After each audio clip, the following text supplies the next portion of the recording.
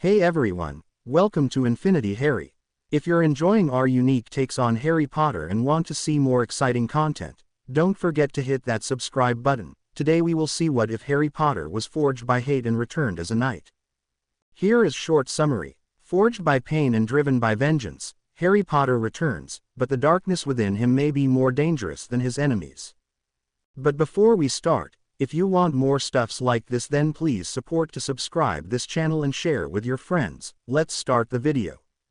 Fleur Delacour was fuming. The bee-owned haired witch stomped through the manor halls, her Vila aura flaring visibly. The argument with her mother had left them both mentally exhausted, and Fleur had stormed out in anger after neither would budge. The older woman had dared to suggest that she stay home for the coming school year, and Fleur had told her mother exactly what she thought of that idea. Stay at home when the Triwizard Tournament was to happen. Not a chance. Her parents did not understand.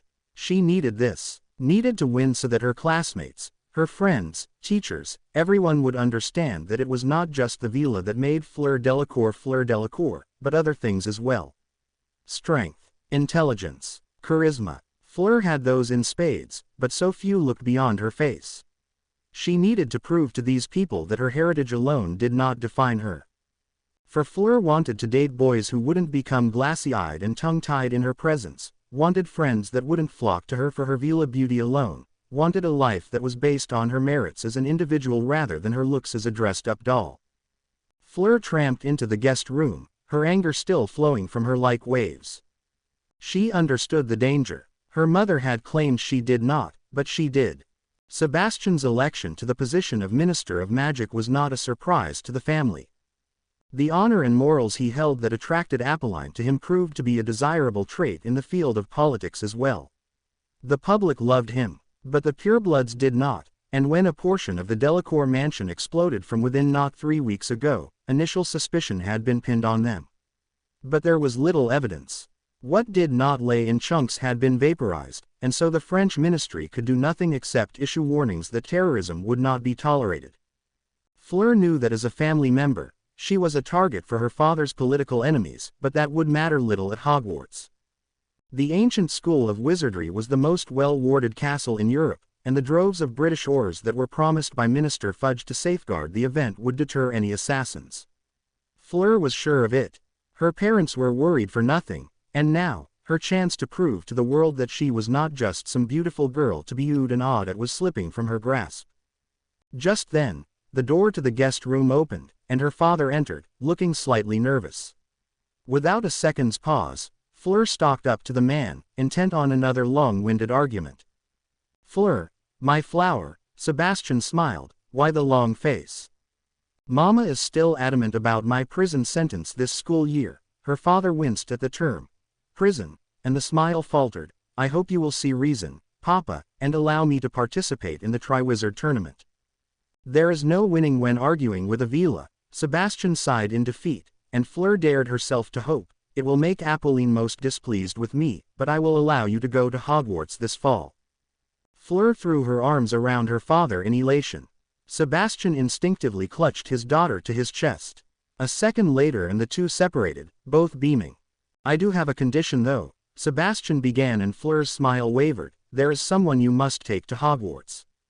The smile disappeared altogether. "Is he a bodyguard?" Sebastian coughed suddenly and looked nervous. "Not at all, my flower. He is a nephew of mine, from a distant family, and has come to France for his schooling. He wishes to see England, and the tournament is a once-in-a-lifetime opportunity for him." "I thought much of our extended family is still in your bad graces," Fleur arched her brow in suspicion. "Ah, well, he is from a part of the family that I like." Sebastian shifted uncomfortably, and caused his daughter to glare at him. "In any case, he's here now. Please treat him well, flower." Her father stepped hastily aside to reveal a boy with emerald green eyes. Blink, pause, blink, damn, the habit comes at the worst of times. "I see proffered hand in front of me. I take it and key the back. Standard greeting procedure for female clients. I apologize, I hear myself say, an old family trait. We seem to lose our focus at the most inopportune times." The coldness in the girl's eyes fade, replaced by a spark of interest. It is nothing. Her accent is heavy, but in an attractive way. Ah, but I am afraid it is something when I have slighted such a beautiful lady. Her cheeks blush. Perhaps we can converse in French. You know French. I ignore the doubt in her voice and am about to reply when Sebastian does it for me. Bayard is multilingual. He knows many tongues, and is quite proficient at all of them. I incline my head in the minister's direction. He seems almost desperate to make a good impression of me to his daughter. A family man. I guess I can respect that. Bayard is a strange name. Fleur replies to her father in French, though her gaze still lingers on me. Then you will have to speak with my mother and father regarding the subject. My fluency in her language seems to surprise her. Now it seems I have slighted you. She smiles at me. Not in the least, Miss Delacour. It seems the two of you are getting along famously. Sebastian beams, but his stance is nervous and full of anxiety. Unfortunately, I must be attending to my wife. The Frenchman strides past me before looking back. I will see you at dinner, Bayard. I watch him disappear from view down a corridor, shouting, Apolline. Apolline, at the top of his lungs. I turn my attention back to the girl I am to protect, and notice her staring at me with a calculating expression. Swiftly, the expression disappears, and it is with an innocent look on her face that Fleur places a hand on my arm. Come, Bayard, I will lead you on a tour of our mansion if you are willing. I do not wish to intrude. Please, Bayard. Her smile has become predatory. It will be a pleasure. Cold green eyes, staring at her, accusing. A tiny finger points at her, demanding an answer. Why? The boy with messy black hair and lightning-shaped scar asks her. Harry, I can explain. Why? The boy asks again, and she could see the pain of betrayal etched across his features. Harry, come back to us, please. Why him and not me? Why love Adam more than me? We didn't mean to. I can explain, Harry. Please come back. Wordlessly, the boy turns and walks away, disappearing into the mist. Lily Potter sat bolt upright in her bed, tears spilling from her eyes. The same dream, over and over again. With a shuddering gasp, the Muggle Studies professor rose, and staggered to her desk. Ignoring the heavy books that lay haphazardly across the table, she collapsed into the chair and buried her face in her hands. Harry would have been 14 this year. A bright, eager boy blossoming into a kind-hearted and noble man. The guilt came, flooding, powerful, like a crashing wave. Lily clutched her chest as she remembered her son the last time she saw him. A skinny frame with wide, caring eyes. The wild black hair that refused to be tamed. The silent way he would regard things. And the sad little smile that would crease his lips when she turned away from him to tend to Adam. Wiping away the tears, Lily stumbled from her seat, and reached for the door. She would talk to Albus. The old headmaster would listen to her. She knew it would do little good to her conscience, but a conversation with Dumbledore would, at the very least, calm her turbulent mind. I see her hand straying near her wand. The slight stiffening of her shoulders. A near unnoticeable change in the speed of her pace. My fingers brush my own wand. No, that will not do. I cannot hex the client I am supposed to protect. So it is no surprise to me that I suddenly find Fleur's wand tickling my chin. Blink. Pause. Blink. I know you are not here just because you are a distant relative. Fleur's tirade forces me to focus. Many of father's relatives spurned him when he wed my mother. My father is a proud man, and he will not accept their apologies after he was betrayed. Betrayed. She does not know what the word truly means. You cannot also be his friend. The attack on our manor has left him suspicious of everyone. He would not have invited you here if he had no reason. The girl is smart, a tad slow on the dueling side though. The grip on her wand is light, and the movements she makes with it is faulty. So that leaves us with two conclusions, Mr. Bayard. And they are, I ask, noticing with interest my surroundings. Family photos and unsmiling busts. Statues too. Look at me when I am speaking to you. Fleur declares haughtily. I am listening, I say as I move closer to regard a photograph of two beaming adults, your parents. When they were young, I presume. We are not talking about my parents. We are talking about you. I am amused by her flustered look. Always keep your opponent off guard. And what is there to talk about regarding me? I find you to be untrustworthy, she snarls. 9.5 inches. Rosewood. Vila hair core. What? Fleur blinks at my sudden statement. Your wand. How did you know? Then she sees me twirling a very familiar instrument between my fingers. A further look at her hand reveals that her wand isn't there. Her eyes narrow dangerously. I offer the wand back, butt end pointed to her. Would an untrustworthy man give you your wand back? I presume that the normal way of communication will not work with you, Mr. Bayard. Fleur glowers at me as she snatches her wand from my palm. My lips are sealed, milady. Then I will have to resort to other means. I have time to ponder that for half a second before her allure hits me at full force. Her long bee-owned hair, lustrous, gleaming, her large eyes, filled with promised pleasures, the gentle swell of her beasts. I feel her delicate fingers brush against my cheek. It causes a shiver to pass down my spine. You will tell me, she has switched back to English now, and the accent works wonders with the allure, everything about you. Her lips look incredibly keyable up close. My name is Bayard, I start and Fleur nods encouragingly, and I do believe we will miss dinner if this is allowed to continue. She looks stunned. I slide away from her grasp, before turning to regard her. Coming. Albus Dumbledore sighed as he watched his Muggle Studies professor leave. The aged headmaster slumped back and pressed his fingers together. The nightmares that haunted Lily Potter was something that likely would last until the end of her days. It was something that no dreamless sleep potion could cure. Magic was a treatment for mental problems, yes, but it could do nothing about guilt. And guilt weighed heavily on the Potter family. Albus shook his head sadly. It had been him who had discovered Harry's disappearance, and that fact alone was enough to strain the relationship between the headmaster and the Potters for several years. The mere thought that a family would willingly fawn over one child while utterly ignoring the other was enough to spark a fiery anger in the old wizard.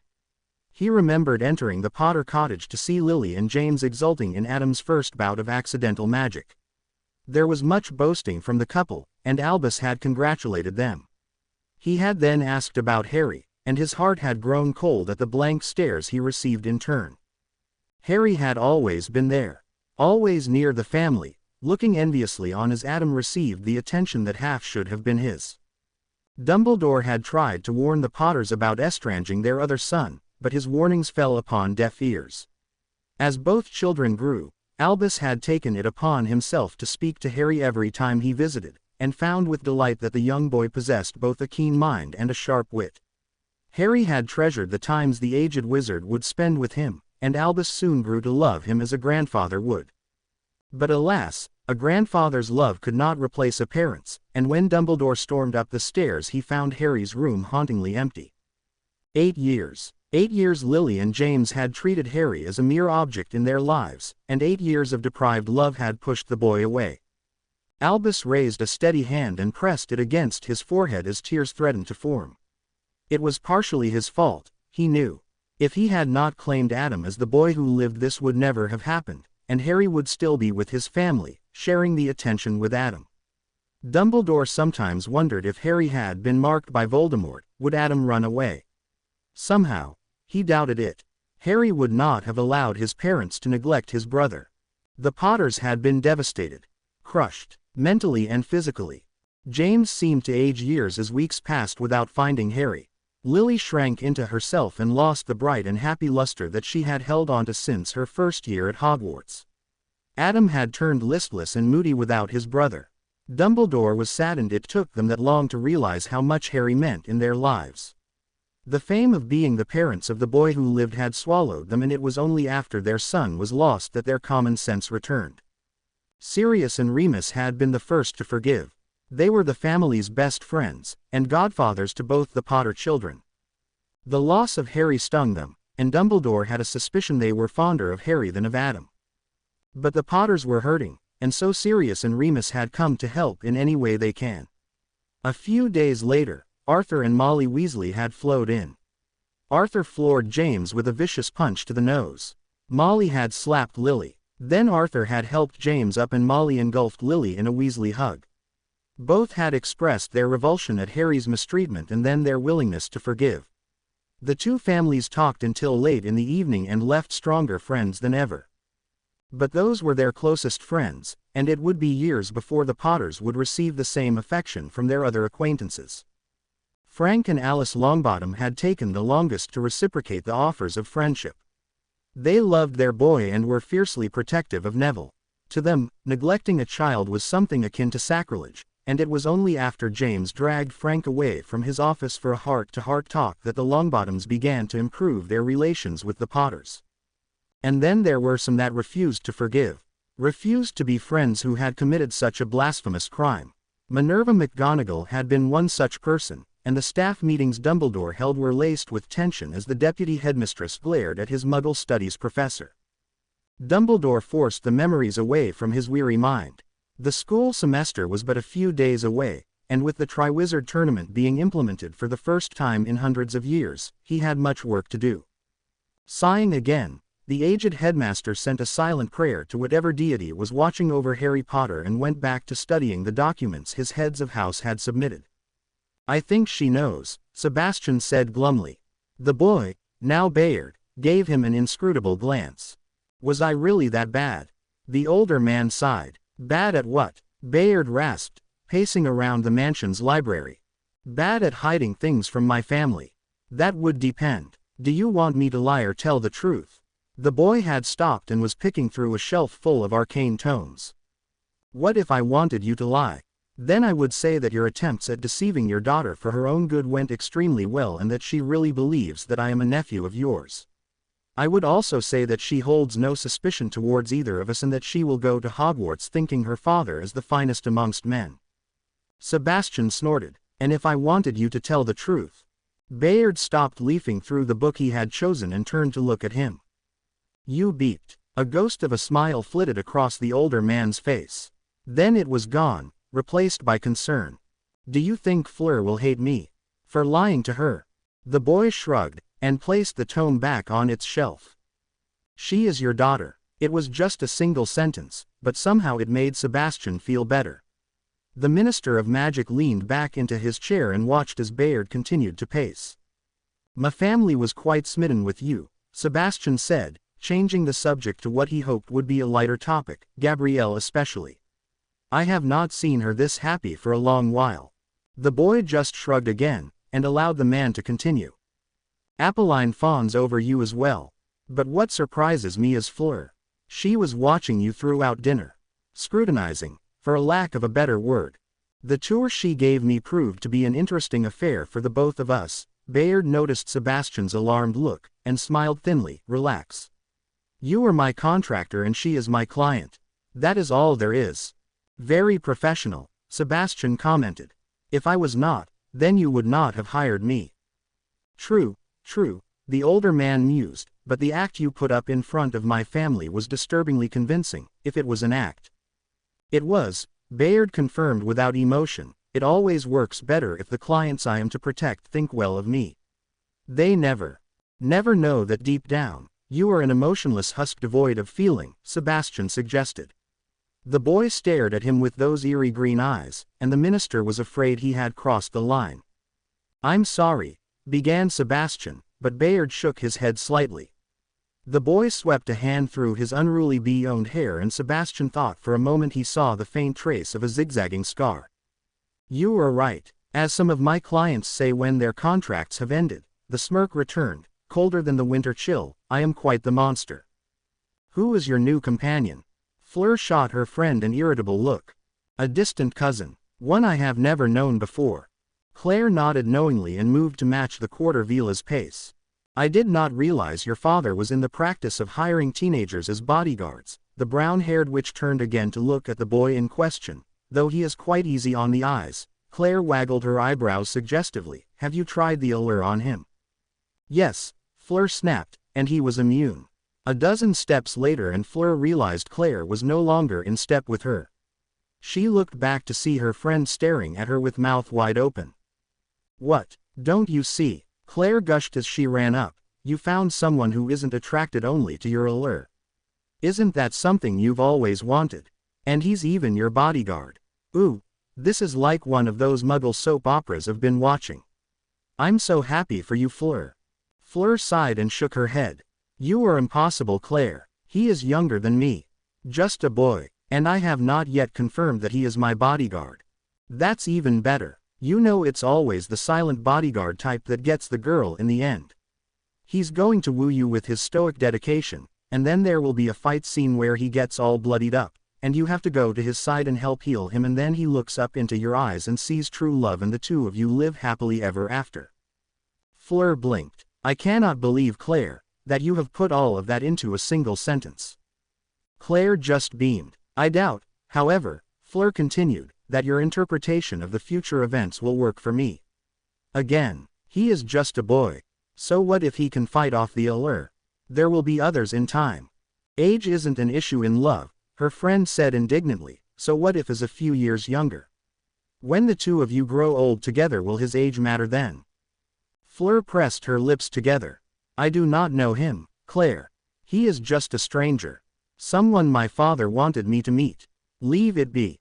Claire sighed. All right then, Fleur, but I think you will be missing out.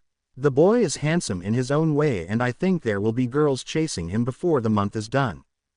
If he plays with so many girls, then I will know he is not the man for me, Fleur declared, ending the discussion forcibly. The two proceeded to talk about other things as they walked the scenic route towards Beauxbaton's Academy of Magic. If it is anything the French value above all else, it is beauty, and Beauxbaton's is a testament to this simple fact. The palace lacks the dour atmosphere of the other European schools of magic with its bright and cheerful backdrop. The path I walk on is a winding road to the front gates, and I would be lying if I said the scene was not breathtaking. Fleur walks in front of me with her friend, chatting amicably away. Blink. Pause. Blink. A large hand encompasses my shoulder and jerks me from my reverie. The instinct to turn and draw my wand is instantaneous. I have to fight it down. Instead, I merely turn my head and gaze up. Madame Maxime, I say cordially. The headmistress of Beauxbaton's looks down at me regally and steers me away from the groups of walking students. I do not protest at this. The strength in the hand that grips on my shoulder deters any thought of struggle. It is unusual, Maxime begins, for a transfer student to be accepted into Beauxbaton's. We are a school that caters to the best young men and women France has to offer. You are decidedly not in either category. I keep silent as we walk, and soon we come to an alcove of trees situated well beyond the ears of students. So imagine my surprise, that a few days ago, I received a letter from Sebastian, with ministry approval no less, for an order to transfer a young wizard called Bayard into my school. Were Sebastian not a dear friend of mine, this order I would have refused. Well, ma'am, I respond, I'm glad that you accepted. The truth, Mr. Bayard, she brushes away my thanks, and glares at me. I would like to know why Sebastian is in such a hurry to have you inducted into Beauxbaton's. There are some instances where lying is a benefit to the client and the contractor. This is not one of them. The attack on the Delacour mansion, I state simply. Maxime's eyes widen at this, before narrowing almost immediately. And he hired a mere boy to protect his daughter. Appearances can be deceiving, ma'am. So they can, the headmistress says as she scrutinizes me, but I still have my doubts. Do you trust Sebastian? My sudden question catches her by surprise. I do. He is an honorable man. One of the few out there. Then you should trust his choice. The hand lifts from my shoulder. I rub the spot absent-mindedly. I trust his choice. I do not trust you. You are not the only one, I reply, thinking of Fleur. Maxime shakes her head resignedly. We will get nowhere with this. Trust issues aside, Mr. Bayard, what are your intentions coming to this school? To protect, I respond curtly. Your intentions to Miss Delacour. To serve, and your intentions should her life be in danger. To die. Madame Maxime regards me with something akin to respect in her eyes. Not many bodyguards possess the same loyalty to their clients as you, Mr. Bayard. Most go on to stab their clients in the back for the promise of more money. Then it appears that Sebastian should be trusted with his decision. The headmistress smiles. Welcome to Beauxbaton's Academy of Magic, Mr. Bayard. Attention, students. Madame Maxime's voice carried loud and strong over the feasting hall, and clattering sounds were heard as hundreds of forks and knives were placed away. The Triwizard Tournament will be a chance for you students to win glory and prestige for Beauxbatons. The professors and I have agreed on a list of competitors. These young men and women have all shown dedication in their studies and exhibited fine moral character. They will be spending the school year at Hogwarts and their schoolwork will mirror the curriculum offered by Headmaster Dumbledore. Professor Ambiu, would you please read from the list? The wizened old man that was Beauxbatons' transfiguration teacher stood from his chair and produced a piece of parchment. Ahem, hem, Ambiu's voice was like crackling paper and caused many of the gathered students to smile. The selection process was long and arduous, for there are many fine ladies and gentlemen in this school. But we are proud to have chosen the lucky 20 that is to accompany the headmistress to Hogwarts. They are. Fleur ignored the names of the others that were being uttered, hoping to hear her own. Ricard Velinois, Fleur Delacour, Claire Rousseval. The two friends happily hugged each other. Fleur was elated to go and compete in the tournament with Claire alongside her. It was something that had exceeded her dreams. And then her gaze rested on Bayard, who was still eating, and the smile that was on her face dimmed. Thank you, Professor Ambiu. Madame Maxime was smiling as the aged wizard returned to his seat. Now, before I let you continue eating, I have another announcement to make. An outstanding student has transferred to Beauxbatons, and the staff and I have decided that he would make a great addition to our tournament team. Please welcome, Mr. Bayard. The applause was lukewarm at best. Most of the students looked confused. Who was Bayard? Fleur didn't blame them. The boy was a stranger, to them and to her. Then a shrill outburst came from the back. No, this is an atrocity. I will not allow it. Fleur groaned as she heard an all too familiar voice rise above the hall. Jean-Claude Montague leapt from his seat, an expression of outrage plastered over his aristocratic features. A foreigner. The young nobleman spat in disgust. A foreigner is to represent Beauxbatons in the tournament. That is a preposterous idea. The student body winced. Jean-Claude was the son of a powerful politician. Pure-blooded. A scion to the old ways. In short, a bigot backed by power and influence. Fleur crossed her arms. Montague had attempted to woo her once. He didn't get past the second sentence before the allure left him a drooling vegetable. Weak-minded and weak-willed. So Fleur had filed him under the would-not-touch with a 9-foot pole section of her mind and left it at that. Unfortunately, the idiot had made out her refusal to be a personal insult, and had maligned her mercilessly over the years. Fleur could only thank the heavens that Montague only had a small following, or otherwise her life at Beauxbatons would be a living hell. I cannot believe I am the only one to affronted that this pissant will be one of the noble few to compete for the glory of our school. More than a few students gasped at the insult, and Fleur gritted her teeth. Amazingly enough, Bayard seemed oblivious to the event that was being played out and continued eating as though nothing was happening. No, I will not allow it. Jean-Claude continued his rant, and his corner full of lackeys nodded fervently in agreement. I will take the place of the foreigner and show the other schools the elegance that comes from being a French pureblood. You will do no such thing, Mr. Montague. Madame Maxime's voice cuts in from the head table. The students to compete in the tournament have already been chosen. Any more from you and I will suspend you from this school. Jean-Claude's face turns red at once, and his next words cause the temperature in the room to fall by several degrees. I will not allow myself to be talked down to by a half-giant harlot. Silence. Dead and utter silence. Fleur was surprised. She had not expected this level of idiocy from Montague, but apparently the bigoted fool had spent the summer reinforcing his pro-blood stance. Madame Maxime slowly stood up, and Jean-Claude swallowed as his headmistress towered over the staff table. Mr. Montague. Maxime's voice is calm and collected, but Fleur could sense the underlying danger behind her tone. You are henceforth expelled from Beauxbatons' Academy of Magic.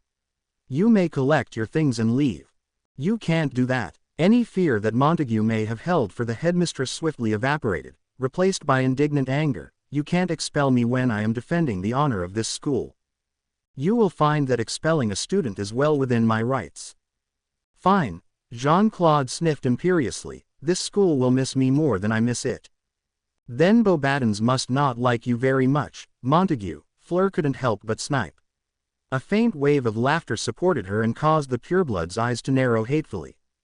Watch your mouth, you vila wench. Fleur moved for her wand, but something, or someone, was much faster. A blur of silver, a dull thud. Jean-Claude Montague slowly looked from Fleur to the dinner knife that now pinned his cloak to the table. "Oh dear," came a voice from Fleur's left, and breaking the silence that had settled, "it appears that my hand slipped." Bayard smiled, his face friendly and apologetic.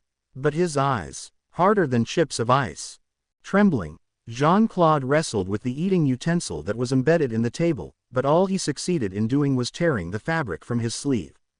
At the same time, Bayard moved from his seat and stood, the friendly expression still on his face.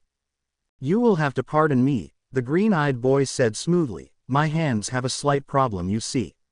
They tend to do unpleasant things to those without intelligence." Jean-Claude puffed up his chest and glared at Bayard, the knife forgotten. "How dare you insult me that way?" "Insult?" Bayard spread his arms wide and adopted a look of innocence. "I am speaking only the truth. After all, Montague, you are very stupid. I am the heir of a noble house. You will show me the respect I am due as a pure-blooded wizard. I do not show respect to inbred fools who cannot keep their mouths shut." "You dare," hissed Jean-Claude, sputtering with rage. "I would like to leave you with a parting thought, Montague." Bayard cocked his head to one side, "but I'm afraid you would have no place to put it." A wave of snickering spread throughout the hall, and the nobleman clenched his wand angrily. Fleur reckoned if the pureblood's face turned any redder, he'd look like a beet. Bayard turned back to his table.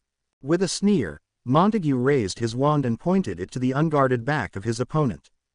"I sense Montague moving. His wand is out. Coward. Mine is already spinning in my palm. So slow. I wheel around, see him still in the motion of casting. An elaborate motion with his wrist and arm. Fancy, meaningless strokes. 11 inches of blackened steel points to him. Wizards, will they never learn? Strike fast and strike hard. Rule number 1. Leave the enemy dead before they can retaliate." His mouth opens to form the words of the incantation. I can see his lips moving, forming syllables that have yet to be said. At least he brushes his teeth. My silent reducto smashes into his chest and flings him back with the force of an onrushing train. My wand is back in its holster before he can land. So damn slow. Montague soars over the table full of his comrades and lands with a wet slapping sound. He slumps down to the floor, unconscious. The silence is glorious. I turn to regard the sea of shocked faces. My own twists upwards into a cruel smirk, the only smile I cannot fake, and the venom in my heart becomes words. Is there no one else? Fleur saw Montague flourishing his wand. Saw his eyes narrowed in hate. She wanted to shout a warning, anything. The words were on her tongue when Bayard moved, and she stared. The boy spun on his heel in one fluid motion, wand spinning in his palm. Time seemed to slow. Montague's incantation had not yet passed from his lips, the pureblood's face still twisted into a savage scowl. Bayard's wand hand lashed out, and an incandescent beam of light spat from the tip. Jean-Claude's body seemed to fold in on itself as the spell connected, and with a thunderclap of noise, was blasted backwards over the heads of his table. Fleur had not even the time to blink. Bayard's smile is still on his face, but the smile has turned feral. Bloodthirsty, almost. The boy's gaze could have frozen fire.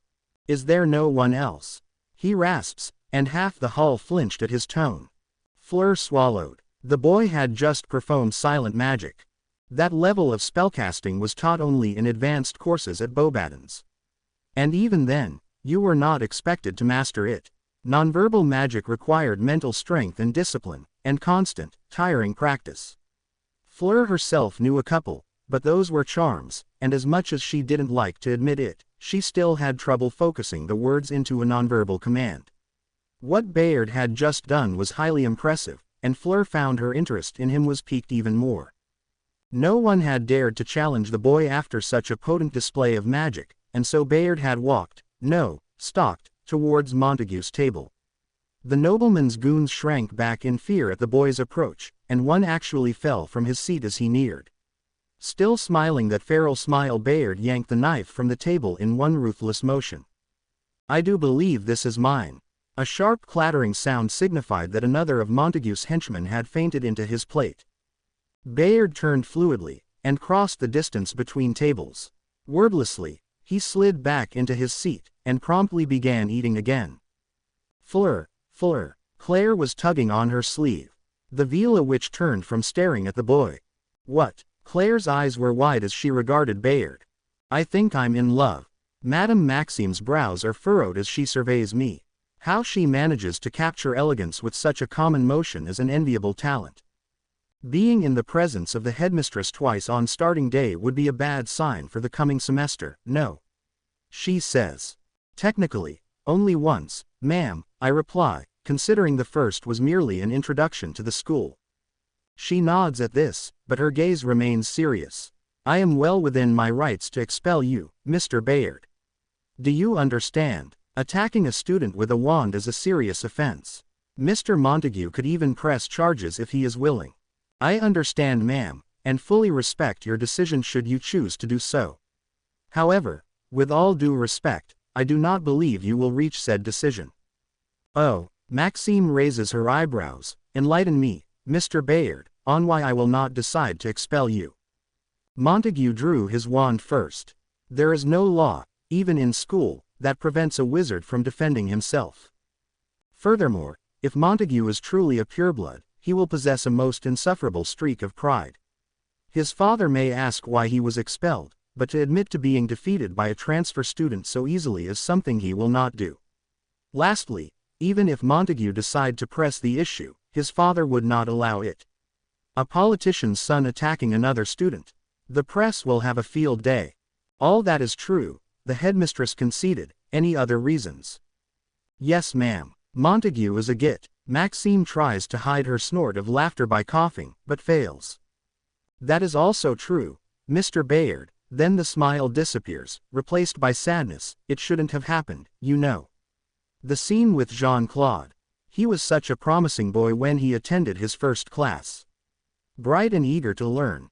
Polite too. But the years he spent in his father's company. They poisoned him. Augustin Montague is a man you would not like to meet in public. His belief in the old ways borders on fanaticism. The old have a duty to teach the young, I respond, but so often they teach the wrong things.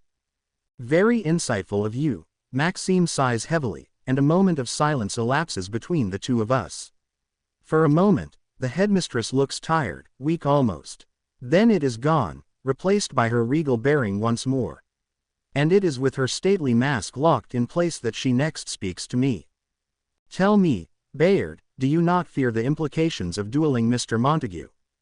No, ma'am. His father has a fair amount of reputation with our ministry.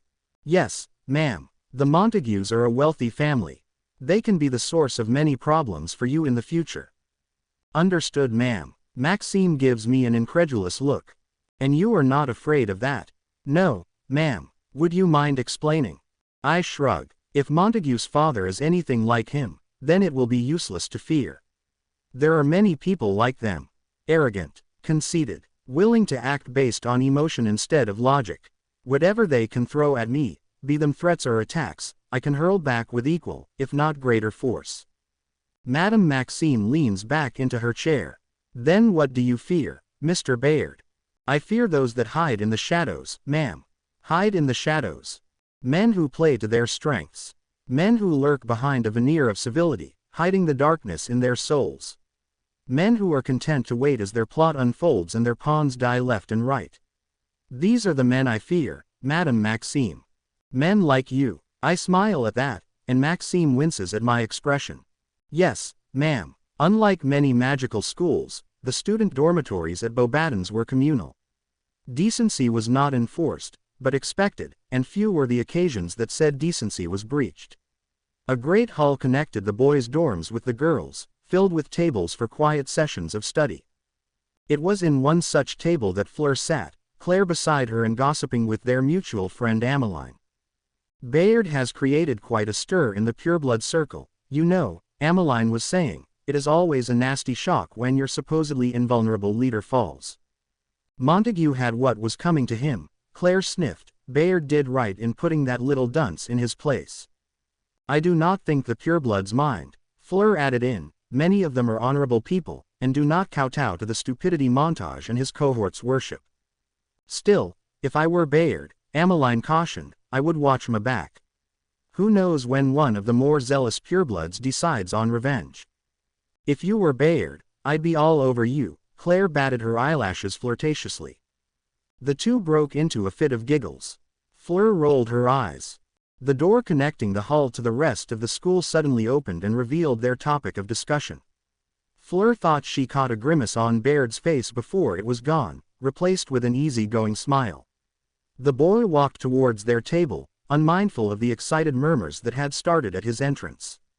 Miss Delacour, he inclined his head towards her, before sliding fluidly in an empty seat at the opposite end of the table. Bayard, Fleur said neutrally, unsure how to respond after the incident with Montague. Her friends, however, held no such lack of enthusiasm, and Fleur inwardly groaned as Claire thrust out her hand towards the boy. I am Claire Rousseval and this is Ameline Dusant, the excitable witch exclaimed. It is a pleasure to meet you, Bayard. Ameline nodded in agreement. To their surprise, the boy just blinked at them. His eyes were glazed, and he seemed to staring off into space. Bayard, Fleur asked hesitantly. The boy blinked again, and his face lost the vacant expression it was holding before. My apologies, ladies, he said smoothly. It appears that twice I have committed the grievance of losing my focus before beautiful girls. First with Miss Delacour, now with you two. My humblest apologies. Bayard finished by keying the back of Claire's offered hand, causing a faint tinge of red to appear on the witch's cheek. He did the same to Ameline and caused the Muggleborn to smile into her hand. You are forgiven, Bayard. Claire gave him a wink, but only if you will tell us what it was like. Like what? Like kicking Montague's ass. The smile was back, full of sincerity. But it did not reach the eyes. Fast and disappointing. Like Montague's attempts at talking up a woman, came a strong voice. A wave of laughter spread, and Fleur looked to the owner of the voice. Aymeric Duranceau strode regally towards their table, his stern features expressionless. The pureblood extended his hand, which Bayard clasped in a firm handshake. It is a delight to meet with the one who knocked Montague from his pedestal. It was not much of a pedestal, Bayard replied frankly. Still, you have kicked his ass. As Miss Rousseval is fond of saying. That is something to be grateful for. Bayard just smiled at that. Fleur was distinctively aware that a crowd was forming, regarding the transfer student with eager curiosity. What was the spell you used? Reducto, Aymeric asked. It was. The pureblood frowned at that. I may be mistaken, but Reducto is a blasting curse, is it not? I recall it being used to blast things into tiny pieces. And unfortunately when I last saw Montague being dragged from the feasting hall, he was still in one piece. You are not mistaken, Bayard responded smoothly, but the power behind the Reducto, like many other spells, can be altered to suit the caster's needs. Aymeric raised an eyebrow at that. That is something I was not aware of. Bayard nodded at the confession before continuing. Reducto was first used during the time of the Roman Empire. In England actually, Hadrian's Wall to be exact. The Roman war mages called it, foehammer. Dead useful in clearing barbarians from the ramparts. Then, the curse was at its barest form, and could only physically push. Later generations of wizards improved it to the Reducto we use today. Aymeric stroked his chin thoughtfully. If there is a lower level of this spell, then I assume there is a higher level as well. A low-level Reducto will hurl you 20 feet, Bayard gestured. A medium-level one will shatter every bone in your body and liquefy your organs. The boy smirked at the ocean of winces following his statement. A high-level Reducto will pulp you into a fine paste. Provided of course your body parts don't fly off from the immense pressure. Why didn't you use a high-leveled one on Montague? Asked a second year in the crowd. I didn't want to leave a bloody soup on the hall floor. Bad taste, you know, especially on my first day here. The crowd laughed, but Fleur had the impression Bayard was only half joking. It was Aymeric that brought the laughter to an end. You performed the spell silently. I did, Bayard confirmed. Reducto is a curse that is difficult to use without the incantation. Most silent spells I have seen used are charms. Correct again, the boy smiled disarmingly. So then how did you do it? It shouldn't be possible at your level, begging your pardon. Bayard winked at the pureblood. Would you believe it if I said from hours and hours of practice? No, Imeric admitted, not really. Ah, well then, from hours and hours of practice. Even Fleur had to laugh at that. Imeric smiled before continuing on. You mentioned altering the level of a spell. How does that work exactly? Baird's countenance changed, the smile gone, supplanted by a serious expression. Magic is like a flowing river, he explained, forever changing. Rippling like a tide in a pond. What they teach you here is how to harness its power in its natural state. Some spells are raw and powerful because the magics that sustain them are raw and powerful. Others are weak because the magic entwined within them is merely a stream compared to an ocean. What they don't teach you is how to change the strength into weakness and the weakness into strength. A sailor may teach you how to sail the seas, but he cannot instruct you on changing the depth of the ocean. And that is possible, asked a girl with glasses and braided hair, changing the depth of the ocean. The smile came back, in full force. The boy took out his wand, and Fleur noticed the practiced ease at which the wand hand moved. Observe, Bayard whispered and pointed his wand at her, incendio. A collected gasp arose, accompanied by more than a few screams. Fleur tensed, expecting a jet of searing flame to come howling for her. The shielding charm was halfway to her lips when she realized no jet of flame was incoming. A bright orange ember danced on Baird's wand tip, aglow with warmth. The cinder was in constant motion, rippling hypnotically, enticing the onlookers with its welcoming heat. Fleur swallowed. Claire and Emmeline was staring at the flame and then to Bayard, and then back to the flame. Imeric looked stunned. Of course, the boy said, his words the now sole voice in the hall, when you are sufficiently attuned with the flow of magic, material conduits like wands become a commodity instead of a necessity. The flame disappeared, and the wand was put down. Bayard held out his hand and whispered incendio again. Fire came, bright and warm. But instead of on the wand, the ember danced on the boy's fingertip. How, stuttered Imeric, his usually stoic expression gone. The boy continued on as though if he never heard, and made the cinder crawl around his hand like a fiery spider. It scuttled and skulked, leapt and danced, like it had a life of its own. A snap of his fingers, and the flame disappeared again. Bayard winked at them all and then stuck out his tongue. There the ember burned bright once more, in a swaying, undulating motion that seemed to taunt them with the impossibility of it all.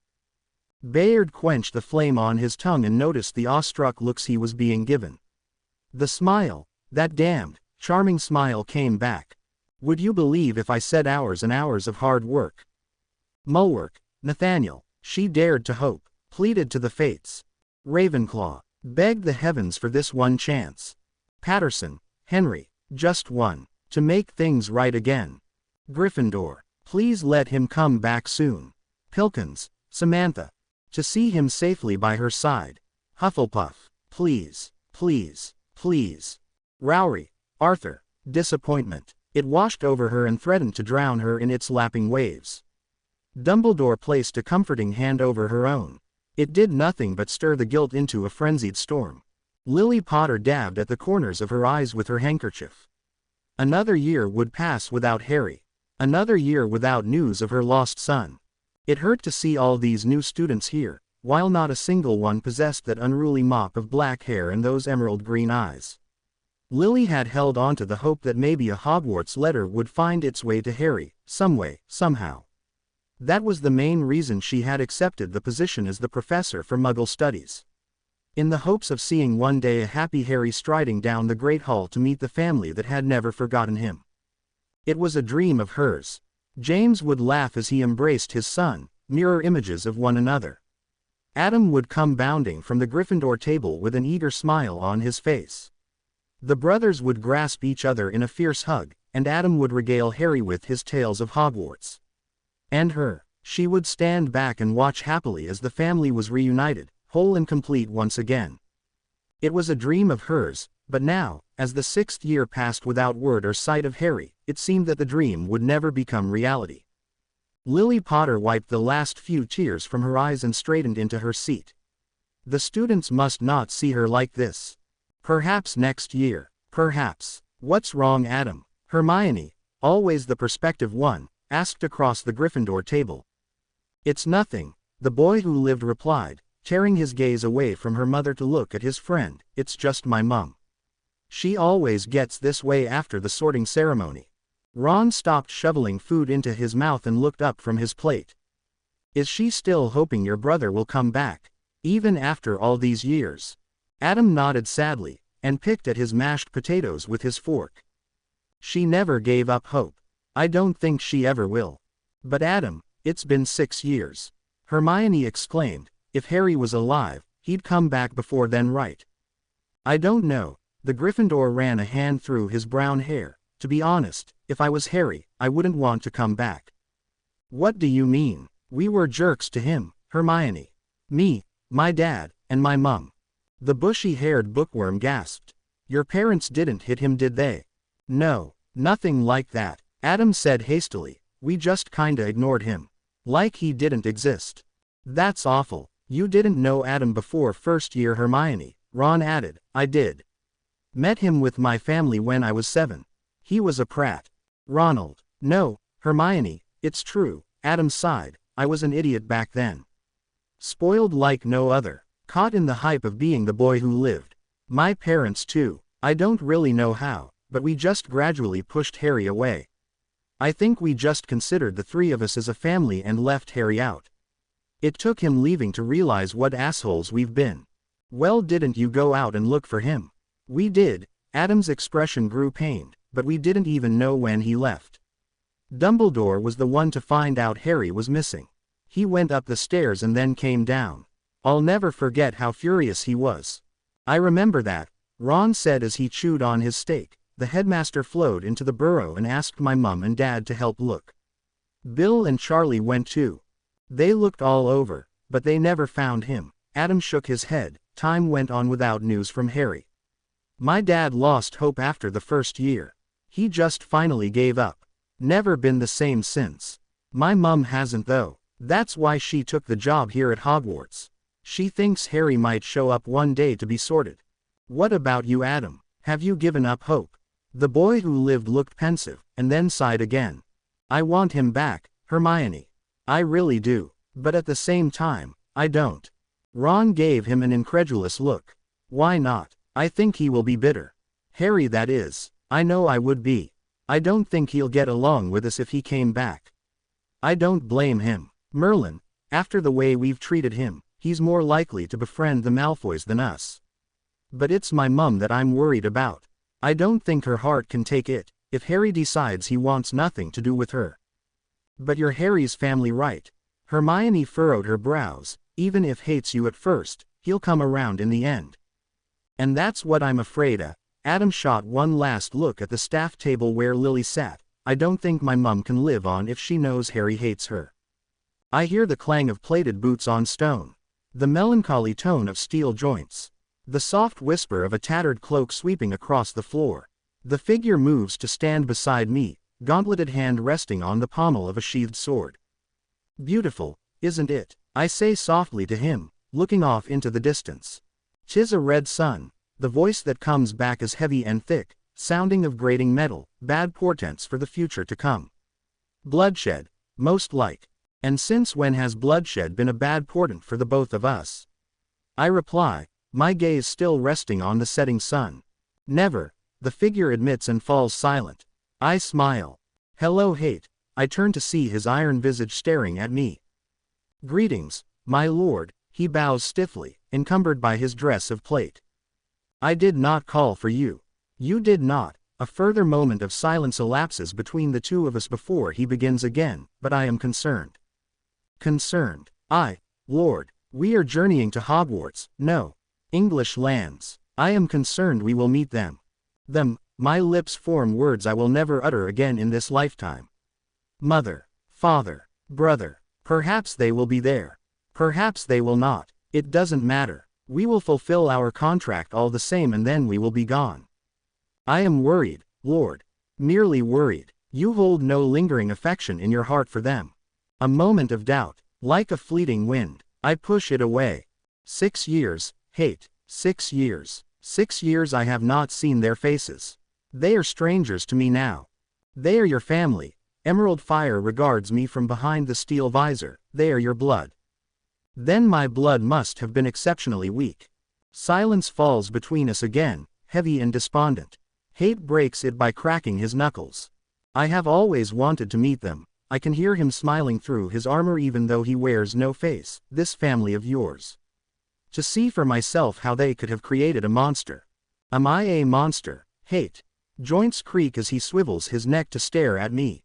You have to be to create me. I chuckle at that. Another sound. Distant but getting closer. Footsteps. Someone comes. Hate growls. Indeed. Whenever you need me, my lord, he reminds me. I will call for you. He nods and fades, disappearing back into the shadows. I force a pleasant smile onto my face. Fleur was surprised to see Bayard in her favorite spot. The highest tower in Bobaton's palace was used to house the student cells as well as provided the nicest view of the immense school grounds. The quarter villa often came to this spot for the solitude it provided, to enjoy a few minutes of peace before returning to her quarters. But now the boy was here, looking at her with that damnable grin. You left the commons in an uproar, you know, she said, more to start the conversation than anything else. Oh dear, Bayard looked innocent. Should I go back and repair the damage? No, all the students are in bed by now, except the senior years. I do expect you will have much to explain tomorrow morning though. Fair enough, was the reply. Fleur moved to join the boy near the tower's railing. I did not expect you to be a connoisseur of scenery, Bayard. I'm not, the boy admitted, I just like to stand in really high places. Fleur rose an elegant eyebrow. I find that hard to believe. Bird's eye view of things. I can keep a clear track of everything and anything below me. The scenery is just an added bonus. That is a strange way of thinking. I'm not exactly normal, Bayard grinned lopsidedly. Fleur frowned, and then turned back to watching the setting sun. Do you think there really will be a danger, she said after a while, in me attending the tournament? If you were anybody else, probably not, the boy said cheerfully, but you're the Minster of Magic's daughter. Men seeking leverage with your father will target you.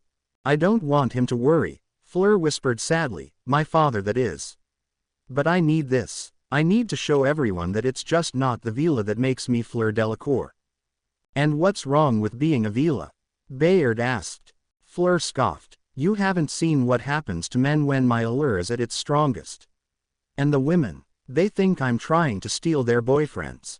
The boy nodded sympathetically. If it helps any, I'll be around.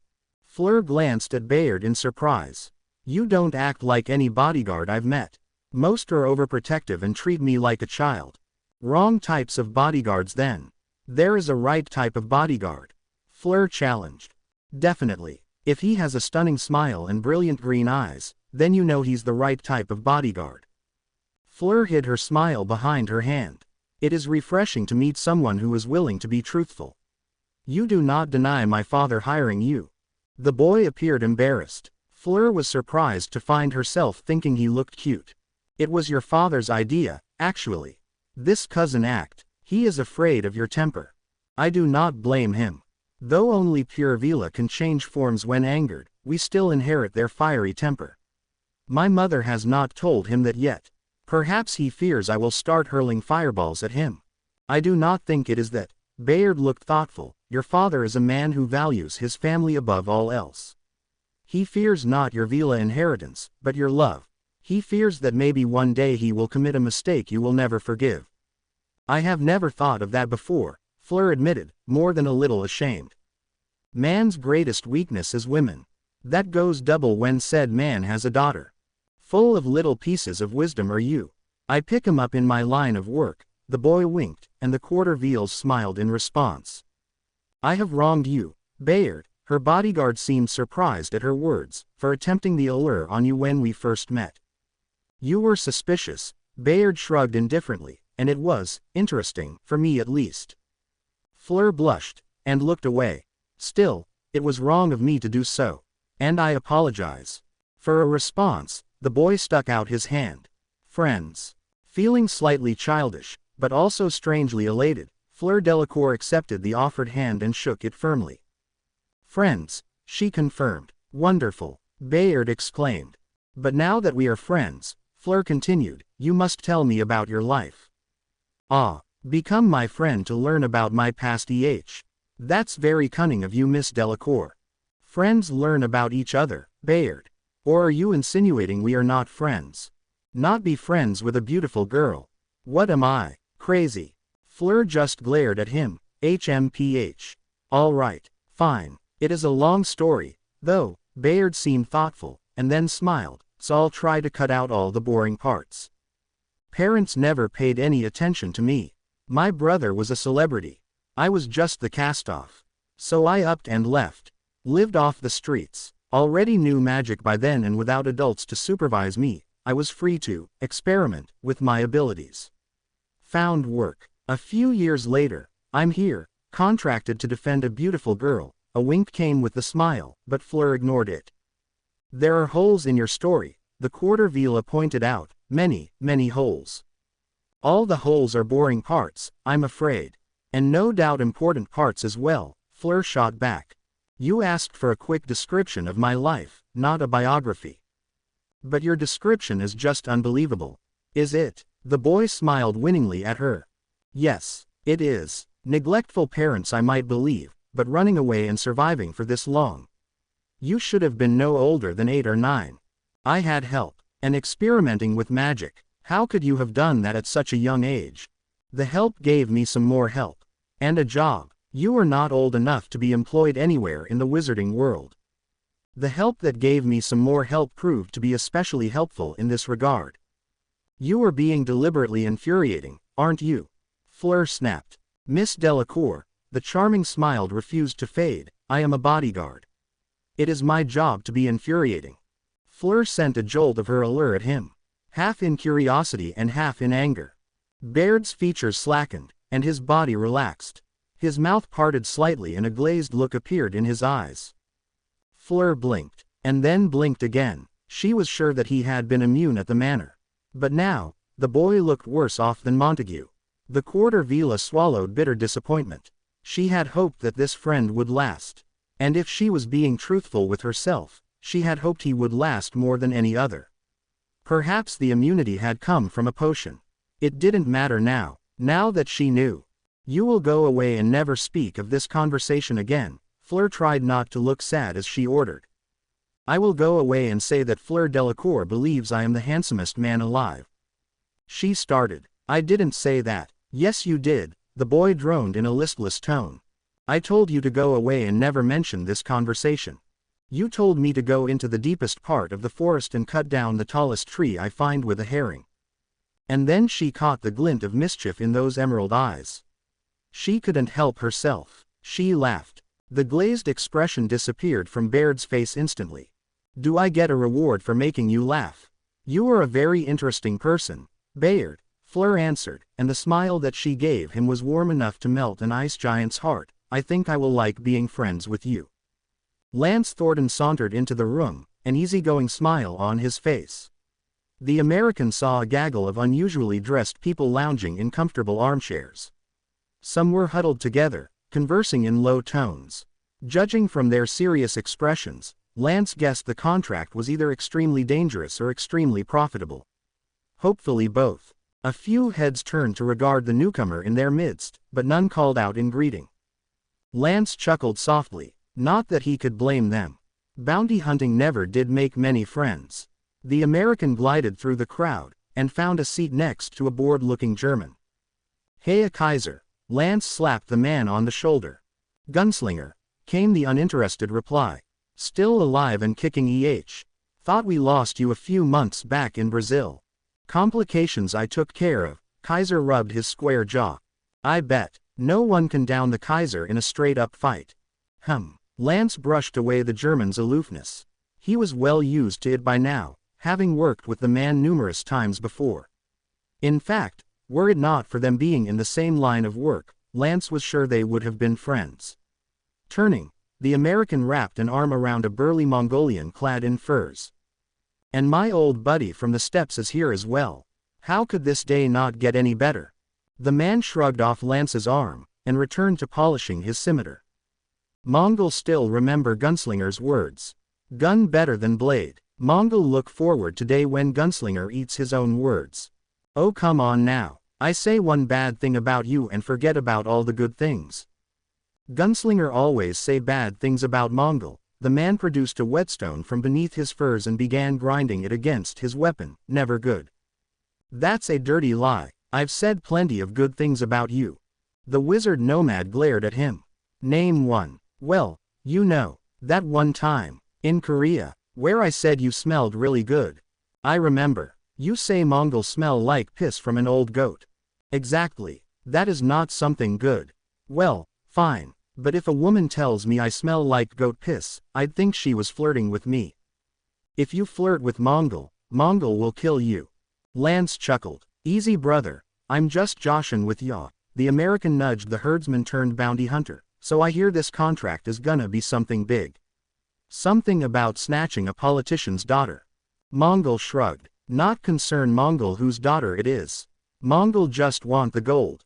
Amen, brother, amen. The doors swung open again, and a trio of men stepped in, wearing stately dress robes. Lance whistled. They looked to be pureblood politicians, judging from their expensive garments and the way they carried themselves. The American wanted to laugh as one of the men, a middle-aged man with striking blue eyes, sniffed imperiously as he traversed through the throng of lounging bounty hunters. The three men sat down behind the room's only table, and the youngest, a ministry drudge if Lance guessed right, spoke in a heavy French accent. Greetings ladies and gentlemen, it is an honor to have you here. Get to the point Frenchie, Lance called out, we ain't here on paid leave. A chorus of assent from the group of mercenaries supported the American. The Frenchman looked momentarily flustered, but regained his earlier flair and spoke again. Yes, of course, it is good to see that so many are willing to get straight to the point. The pureblood cleared his throat and tapped his wand on the table. Instantly, a picture of a beautiful girl with long, blonde hair shimmered into existence, hovering over the bounty hunters. More than a few cat calls were heard as the men gave voice to their appreciation. Lance whistled again. The girl was stunningly beautiful. Ziz, the flunky began, is Fleur Delacour. Beloved daughter to the French Prime Minister of Magic. It is our hope that someone amongst you can bring Z's girl to us, into our possession. In return, you will be paid a most handsome amount for your troubles. Why? Kaiser asked, still looking bored, why do you want her? Besides you three wanting to get laid. All three men turned red as their audience laughed. It is not that. The middle-aged Frenchman spat. The noble house of Montague will never resort to such perversity. We need her because of her father. So you want to get lucky with her father? Lance retorted. All right then, but I think asking the man himself would be a better option than hiring us to ask him out for you. The laughs came harder now, and Lance winced as Mongol punched him in the arm softly. No, you misunderstand. The girl's father is married to a half-blood aberration. It is a shame against our noble traditions. He must be made to realize that it is blood that makes us strong. The reforms he will push through our ministry will bring the downfall of our culture. That must not be allowed. He must be controlled, and if that means taking his daughter for leverage, then so be it. The room quieted, and a significant portion of the mercenary throng stared at the three Frenchmen with expressions of disgust. It was Lance that put their thoughts into a single word. Bigots. Montague, from the noble house of Montague, Lance surmised, glared at him. Excuse me, you heard me, the American drawled. The three of you are bigots. He raised his hand to stop Montague from what was no doubt the beginning of an outraged rant. However, we're in the business of doing things no one else will do. So if it's a politician's daughter you want all trussed up, then I'll make sure she's all wrapped up with a pretty red bow for ya.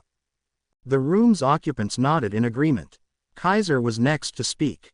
Does the girl have anyone guarding him? Yes, Montague snapped, a boy. The minister has no doubt lost his mind in hiring a boy to guard his precious daughter, but that makes it all the easier for us to capture her. Wait, Lance called out, the boy. Emerald eyes, messy hair, scar on the forehead. Montague looked affronted at the American's interruption. Yes, the pureblood sneered, that is an adequate description of him. Oh, you should have said that sooner. Lance stood up and stretched, well I'm outta here. Thanks but no thanks. Catch you all later. But you have not even heard the reward we are offering, the younger Frenchman exclaimed in surprise. I don't need to. Green eyes. Messy hair. F******** that. It's Templar. Now I'm a gambling man in a gambler's profession, but there ain't nothing on this good old earth you can offer me to face Templar. Templar? Montague asked, confusion etched on his pale face. Some of the bounty hunters looked just as confused, but most were voicing agreement at Lance's words. Who is that? The boy who was guarding your target, retorted Kaiser, still lounging on the armchair. Gunslinger is right. Not good business for us. Can't get the reward if we're dead. Templar. Gunslinger. The trio of Frenchmen looked even more confused. Most bounty hunters have a call name, Lance said in his talking to an idiot tone, and was delighted when the stuffy purebloods growled back at him, I'm Gunslinger. The German gentleman that just spoke is Kaiser. The big black guy back there, he jerked his thumb towards a broad-chested African with a grim face, is Zulu. That beautiful lady smoking a cigarette, Valkyrie. There's the old Chinese man, Foxfire. You've got Mongol playing around with his scimitar. Amazon and her damn voodoo hijinks. And a whole butt-load of others. And how does these affect the contract? Lance laughed. See, Montague, we all know each other. We might not all be friends, a few snorted and the American smiled, but we damn well respect each other. And Templar, well, you can be damned sure we respect him. He is just a boy, said a cultured voice. A black-haired beauty stood up, hand on the hilt of a katana, and it is dishonorable to fear a boy. Japanese bitch knows nothing, snapped Foxfire. The old wizard tapped his gnarled staff on the floor, still think it 15th century. Power not lie in age. Power lie in strength. The woman's eyes narrowed. For all your posturing, at least I do not fear a boy. A wave of chuckles spread throughout the room. Templar is not just a boy, Zulu spoke up, his tone gravelly and hard, you don't mess with him. You are new to this work, girl, Kaiser shrugged carelessly, don't dwell on things you don't understand. Well, I've old like to know what dis Templar is all about, a thick-set Russian crossed his arms stubbornly. He can't be that special, the ministry flunky added irresolutely. Oh, he's just like us. At first glance, Lance grinned, chatting and joking before the job. Has a cunning sense of humor and a wit sharper than a knife. Just another bounty hunter looking forward to his reward. But then the time comes, you see. And his eyes get all cold and hard. And that easy-going grin he's been wearing all this time. Well, that's gone too, and you might as well be staring at stone. The wards are down, you all go in, and the Templars there, at the front, casting spells faster than you can blink. No stunners, no body binds, just straight-out killing, high-powered reductos, defindos toward the vitals. Any spell that can kill, the Templar will use it. And that look he gets on his face when he's killing. Well, I've seen it before, and if there was a hell on this world, the kid's gaze can freeze it. That is impossible, Montague scoffed, though he looked distinctly uneasy, he is just a boy. If only, Lance rolled his eyes, the kid's a fiend in dueling, but I reckon me, Kaiser, and Mongol can take him down together. Both men nodded at him, but didn't look pleased at the prospect, but that's the thing. When you hire Templar, he comes in a 2-for-1 package. A 2-for-1 package. The Japanese woman glowered, what does that mean? There's a reason we call him Templar, Lance winked. The boy and his knight, Kaiser said respectfully. A knight, the younger Frenchman jeered, you mean one of those muggles that wears those ridiculous armor costumes? How can you be afraid of that? It was Zulu that answered. Just as the boy is more than a boy, the knight is more than a knight. It is something unnatural. He a demon of old, stuck in tin can. Want to get out to eat our souls, Foxfire nodded at the wisdom in his own words. A noble warrior of the Holy Roman Empire, who lost his life on the battlefield, Kaiser looked serious, even though his posture remained slack, now returned to do his duty once more. A man who lost his lover to the arms of another, Valkyrie amended, tracing the faint scar on her cheek, and possessed a suit of armor so he can have his revenge. Lance saw the lost expressions that some in the room were wearing and grinned again. See, we don't exactly know who the knight is. Hell, we don't even know what the knight is. All we know is its devotion to the boy. If the job is hard, the kid will have the knight by his side, and you know that shit is gonna hit the fan. It's this big, hulking suit of armor you see, with a big ol' sword to boot. And if you think this is just some poorly pieced together work of magic, well, you're dead wrong. The damn thing moves almost as fast as the kid, and that big sword of his you can't even see if he swings at you. They work as a team, Kaiser explained further. The knight shields the boy from harm. Has a kite shield that deflects spells. We think it may be enchanted. Meanwhile, the boy's blasting from range, taking down targets that the knight can't reach with his sword. Quite a lethal pair. But that's not the best part. Oh no, definitely not. Lance grinned again. The kid has a face as hard as stone. The knight doesn't have a face. If you glance into that helm he wears, you see two orbs of fire glaring back at you, but nothing else. It's creepy as F***. A demon of old, Foxfire repeated, come to buy bargain goods from Walmart and steal our souls. Superstitious talk, the Russian snorted, I am sure it is all nothing. You believe what you want to believe, Lance shrugged, but you can offer me a coven of Vila and all the gold in the world and I still wouldn't face Templar. Do you fear death that much? The woman with the katana hissed, are you that much of a coward? Lance's smile dropped. Listen here, girl, the American's voice had lost all traces of pleasantness, we are in the profession of death. Hunting down dark wizards, killing magical beasts that can lay waste to an entire city. That is what we do, and that is what we excel at. Everyone here is no stranger to death. We expect it. It can come for you around any corner, and you come to grips very quickly with the fact that the next breath you take may be your last. I have seen death, seen it come for my friends and my enemies. Watched it take them away peacefully and watched it drag them away kicking and screaming. None of us here fear death. But just 'cause we don't fear death doesn't mean we go seeking it. And that's exactly what's gonna happen if we face Templar. We go in, he eviscerates us, we die. Shit, that's not something I want happening to me in a long while. To fight Templar is like fighting the hordes of the Great Khan, Mongol spoke up. To defend invites overwhelming attack. To attack invites impenetrable defense. You alone will go in with your pride and you will come back without your head. The kid's got morals though, Valkyrie smirked, won't kill women or children.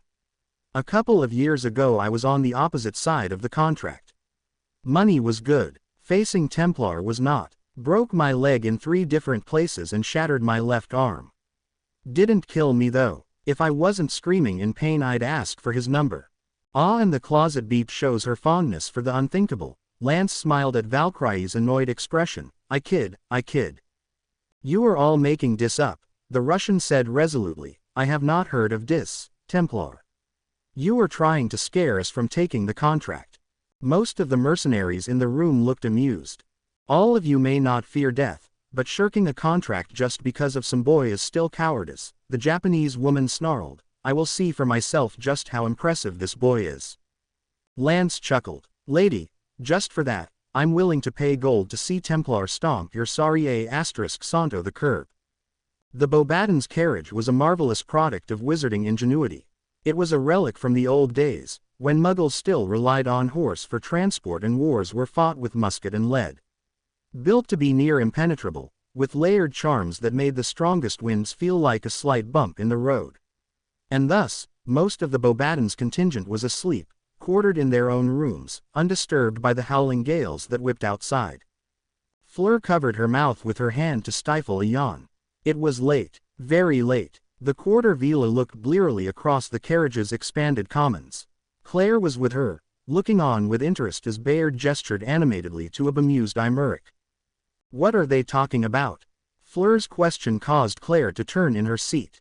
Spell theory. They've been talking for hours, the French witch shook her head, mostly Bayard though. He's trying to explain it to Imeric, but from the snippets I've been hearing, it's quite complicated. How long till we arrive at Hogwarts? Not in a few hours, I'm afraid. Claire chuckled at her friend's dark mutterings, and nudged the quarter villa. So Fleur, any other thoughts regarding Bayard? Fleur shook her head gracefully. He is too young for me. Claire pursued her lips. You know, I hear quite a few girls have asked him out already.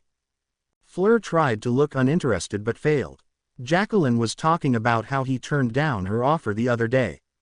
I have never seen a girl so exhilarated and disappointed at the same time. He is too young for me, Fleur said again, more firmly this time. But not for Jacqueline. She's only a year behind you, Fleur. It is the principle of the matter. And besides, Bayard has been a very good friend to me these past few days. I do not want to lose that. He is also my bodyguard. There is nothing that can happen between us. You never know, Fleur. It might happen. Better to try now and then discover that there is something only to find he is already in the arms of another witch. Fleur was surprised she felt the tiniest stab of jealousy. It shouldn't be there. Bayard was a bodyguard. He would be gone in a year. Forgotten as an interesting man, but just that in Fleur Delacour's life. But still, the jealousy was there, a complexity that Fleur was not sure she could understand. Claire smiled knowingly at her friend's troubled expression. I do not think we will be a suitable match, Fleur said after a moment of thought. You will never know until you try. I do not even know what he is like. He's charming, likable, attractive, and funny. Now you know what he is like. Why are you pushing me towards him, Claire?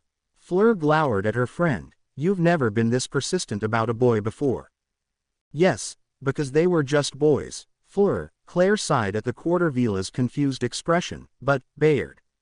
He is more than that. There is something more to him. I don't know what it is, but I can feel it. He's just not just another pretty face. Beauxbatons has plenty of those. He is different. Different does not always mean good, Fleur pointed out. No, it doesn't, but so far, in Bayard's case, different does mean good. He is immune to your allure. He doesn't gawk and gape at you. You can be happy, sad, or even angry at him and he'll return those emotions, not just look at you with drool hanging from his mouth. Being smart, funny, and attractive is just the icing on the cake. There are others who can fight off the allure. I've met them before, Fleur argued. But completely. There are boys in Beauxbatons who can also fight off some of your allure, Imeric being one. Claire gestured to the handsome pureblood still in conversation with Bayard, but they become like any other if you pour all your strength into it. I sent all my allure at him when he was at the mansion, the Quarter Villa admitted. He shrugged it off and told me we would be late to dinner. There, Claire declared triumphantly, he's the perfect match for you. It's not just the allure. Fleur shook her head. You can't just say we're a match because he's immune to the allure. There has to be something else. Love, Claire asked. Fleur nodded. Something like that. But love doesn't just appear like that, Fleur, her friend explained patiently. It just doesn't magically link two people together. Most love is gradual, slow. You just can't suddenly find it. And you think I will find love in Bayard? The Quarter Villa asked, almost challengingly. Claire gave her a sympathetic look. No, I don't. But he's a good starting place as any. Lily Potter turned to see her husband running towards her, a goofy grin plastered over his face. James, the Muggle Studies professor wondered, what are you doing here? The red-robed wizard clasped his wife in a loving embrace before speaking again. Triwizard Tournament, love. The minister dispatched 2 full squads of Aurors to guard the event. Sirius is here too. James waved towards his longtime friend, who gave a cheery grin in return. The man bounded up, sporting an equally red robe, though his was not nearly as neat and tidy looking as James's. 2 Auror captains at the same place. We're sure to attract the ladies. Sirius threw an arm around James. Sorry Sirius, but I'm already taken. James waggled his eyebrows at his wife, who smiled faintly. Concerned, James looked down at the red-haired witch. Is something wrong, Lils?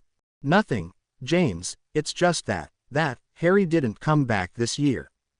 At once, the Auror captain's face seemed to age, and his body stiffened as though struck. Sirius moved his grip until his hand rested firmly on James's shoulder, providing support. It's all right, Lils, James whispered encouragingly, even though grief was apparent on his face. He'll come back someday. He has to. He's our Harry. Oh James, Lily sobbed, we failed him, didn't we? We did, but we can make up for it. The Auror captain's eyes seemed to gleam with zeal. I know we can, Lils. If he comes back, We'll treat him right, like he should have been treated. Like our son. But what if he never comes back, James? He'll have to, James said sadly. He's our son, Lils. Somehow, he'll come back, and everything will be right again. What if he hates us? What if he wants nothing to do with us? Then we'll wait, Lily. We'll be here waiting for him until he's ready to accept us. The redhead nodded, and placed her head on her husband's shoulder. James, Lily, Sirius started hesitantly, and the couple turned to look at their friend. We should get going. The Bobaddons and Durmstrang delegates are almost here. I need to be there with Sirius to guard the foreigners. James detached himself from his wife's embrace. Stay safe, Lils. Don't think about him too much. Lily smiled through her tears. Be careful, James. I'll be there with you after I collect myself. Lily Potter was running for the Great Hall. She needed to be there for the welcoming of the Bobaddons and Durmstrang students. From the applause she had heard earlier, it was apparent that the delegates from one of the schools had already arrived. The Muggle Studies professor cursed her moment of weakness. The pained look James had given her after she mentioned Harry was heartbreaking, and it wore heavily on her conscience. Another round of applause, closer this time, and Lily's run became a full pelt sprint. She could just imagine the disapproving glare the deputy headmistress would send her. She rounded the corner, saw the light blue uniforms of Bobaddon's students seating themselves at the Ravenclaw table, and skid to a halt, nearly running over a student in the process. Gathering her wits about her, Lily smiled apologetically at the boy, who was wearing Bobaddon's robes. I'm so sorry. The boy peered back at her with emerald orbs, so eerily familiar, and Lily's apology died in her mouth, replaced with a single word. Harry, emotions. How I detest them. Harry, is that you? The woman whispers again. I turn to see identical green eyes peering at me. The long strands of red hair. She looks older now, worn. Memories surface, threatening to cloud my mind. No, not again, never again. My glamours hold, my face twists upwards into a confused smile. I steady my voice. I am sorry, ma'am, if I had not so much practice, I am sure my tone would have wavered, but I believe you are looking for someone else. No, you look like him. The woman's grasp on my sleeve is like steel, so like him. Ma'am, it is so hard to keep this smile, so damn hard, I must protest. You are looking for someone else. She does not let go, and I see her eyes hold unshed tears. Lily, another voice from the past, another memory clawing at my sanity. Lily. What's wrong? My hand shakes, hidden in its sleeve, itching for the wand holstered by my side. The man has rushed over to the woman's side and is peering from her to me with a bewildered expression on his weathered face. What's wrong, Lily? James. He looks just like him. Just like our Harry. The man turns to me, and his eyes widen behind his glasses. Harry, he whispers. My teeth clench. I sense hate, wanting to be called, begging to be called. I am not Harry. It is hard not to snarl, but I accomplish it anyways. My name is Bayard. A student of Bobaddon's. Reality seems to crash on the man. He holds his wife away, who now truly is crying. Come on, Lils. It can't be Harry. The kid has bee-owned hair. He might look like him, but it's not our Harry. I nearly burst out laughing at this rich irony. I know it's him, James. I just know it's him. The woman is saying, but her shoulders are slumped, defeated. It's all right, Lily. It's all right. The man says softly to the woman, comforting her. He then turns to me with an remorseful look. I'm very sorry, Bayard was it. I nod and he continues, it's just that you look like our lost son, and my wife thought he had come back. I school my expression into one of concern. You must have loved him very much. My sarcasm is like acid, but it goes unnoticed, just as I expected it would. We did. The man smiles sadly, but we realized it too late. They turn and leave. I gaze at their backs. For heaven's sake, Ron, Hermione sighed in exasperation, you stare at that girl like she was an angel straight from heaven. Wazot, was Ron's less than intelligent reply.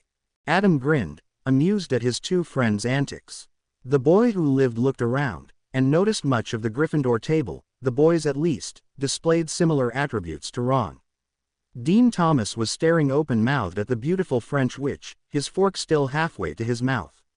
Seamus Finnegan's eyes were nearly popping out of his skull. Even the Weasley twins were gazing at the girl with awe.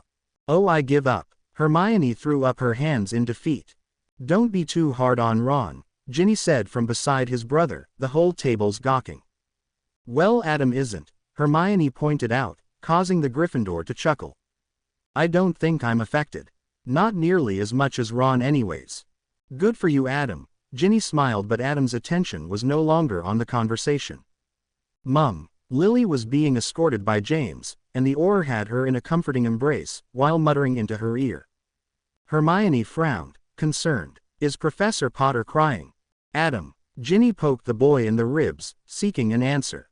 "I dunno," Adam replied lamely. "She usually only gets this way when the term starts. I don't have a clue why she's depressed now, especially with Dad here." "Do you think it has to do with Harry?" The boy who lived shrugged helplessly, and watched as his parents settled at the staff table, Lily hiding her face in James's chest. A sudden storm of whispers brought Adam back to reality, and the Gryffindor turned to see a boy in a Beauxbatons uniform walking towards the Ravenclaw table. "Oh, for heaven's sake," Hermione exclaimed, her gaze now on the female population of the Gryffindor table. "Not again." Adam took a quick look around and noticed with no small amount of trepidation that most girls were staring at the newcomer with an almost maniacal gleam in their eyes. The boy who lived snorted into his cup when he saw Lavender Brown displaying the same expression as Ron as the Beauxbatons boy strode past. "First the boys, and now the girls," Hermione said in exasperation. "I don't know what the big deal is. He's just a normal boy." Adam was forced to disagree. The boy in question was not the most handsome, and if Adam was being vain, he would consider himself better looking. No, it was not in the looks department that seemed to make the female population of Hogwarts suddenly develop blushes on their cheeks. It was the way the boy carried himself. Confident, powerful, dominating. The boy didn't simply walk. He stalked, like a predator, alluring and intimidating in a single form. "Sweet Merlin," blurted out Katie Bell from 3 seats down, "you think they're a male Vila?" This, of course, caused a gale of excited whispers and giggling to overtake the Gryffindor table. Hermione just rolled her eyes. "Adam, look." Ginny was pulling on his sleeve and pointing a slender finger in the direction of the Slytherin table. Adam did look, and couldn't help but let out a loud guffaw. Malfoy's face had held a superior sneer ever since Victor Krum had joined the Slytherins. Now, it was white in fury as Pansy Parkinson stopped fawning over him and proceeded to gape at the newcomer. Adam grinned. He would have to shake the boy's hand just for making Malfoy look like that. "What kept you?" Fleur snapped in French. She was annoyed. Very much so. The entire Ravenclaw table, the boys at least, were staring at her in wide-eyed wonder. Bayard slid smoothly in the seat she saved him, and smiled back before replying back in English. "Complications. Apparently I have a passing resemblance to that woman's long-lost son." The boy nodded his head in the direction of a red-haired witch seated at the staff table. Fleur just glared at him, as though blaming him for the attention she was getting. "Professor Potter," a pretty witch with curly brown hair asked. "She's our Muggle Studies professor. She's really good, but sometimes she gets depressed. There's a story to it, you know," an Asian girl that sat across from Fleur added. "Has to do with the boy who lived's twin." "A fascinating story, I'm sure." Bayard waggled his eyebrows, "but before this story continues, I must ask for the pleasure of knowing your names."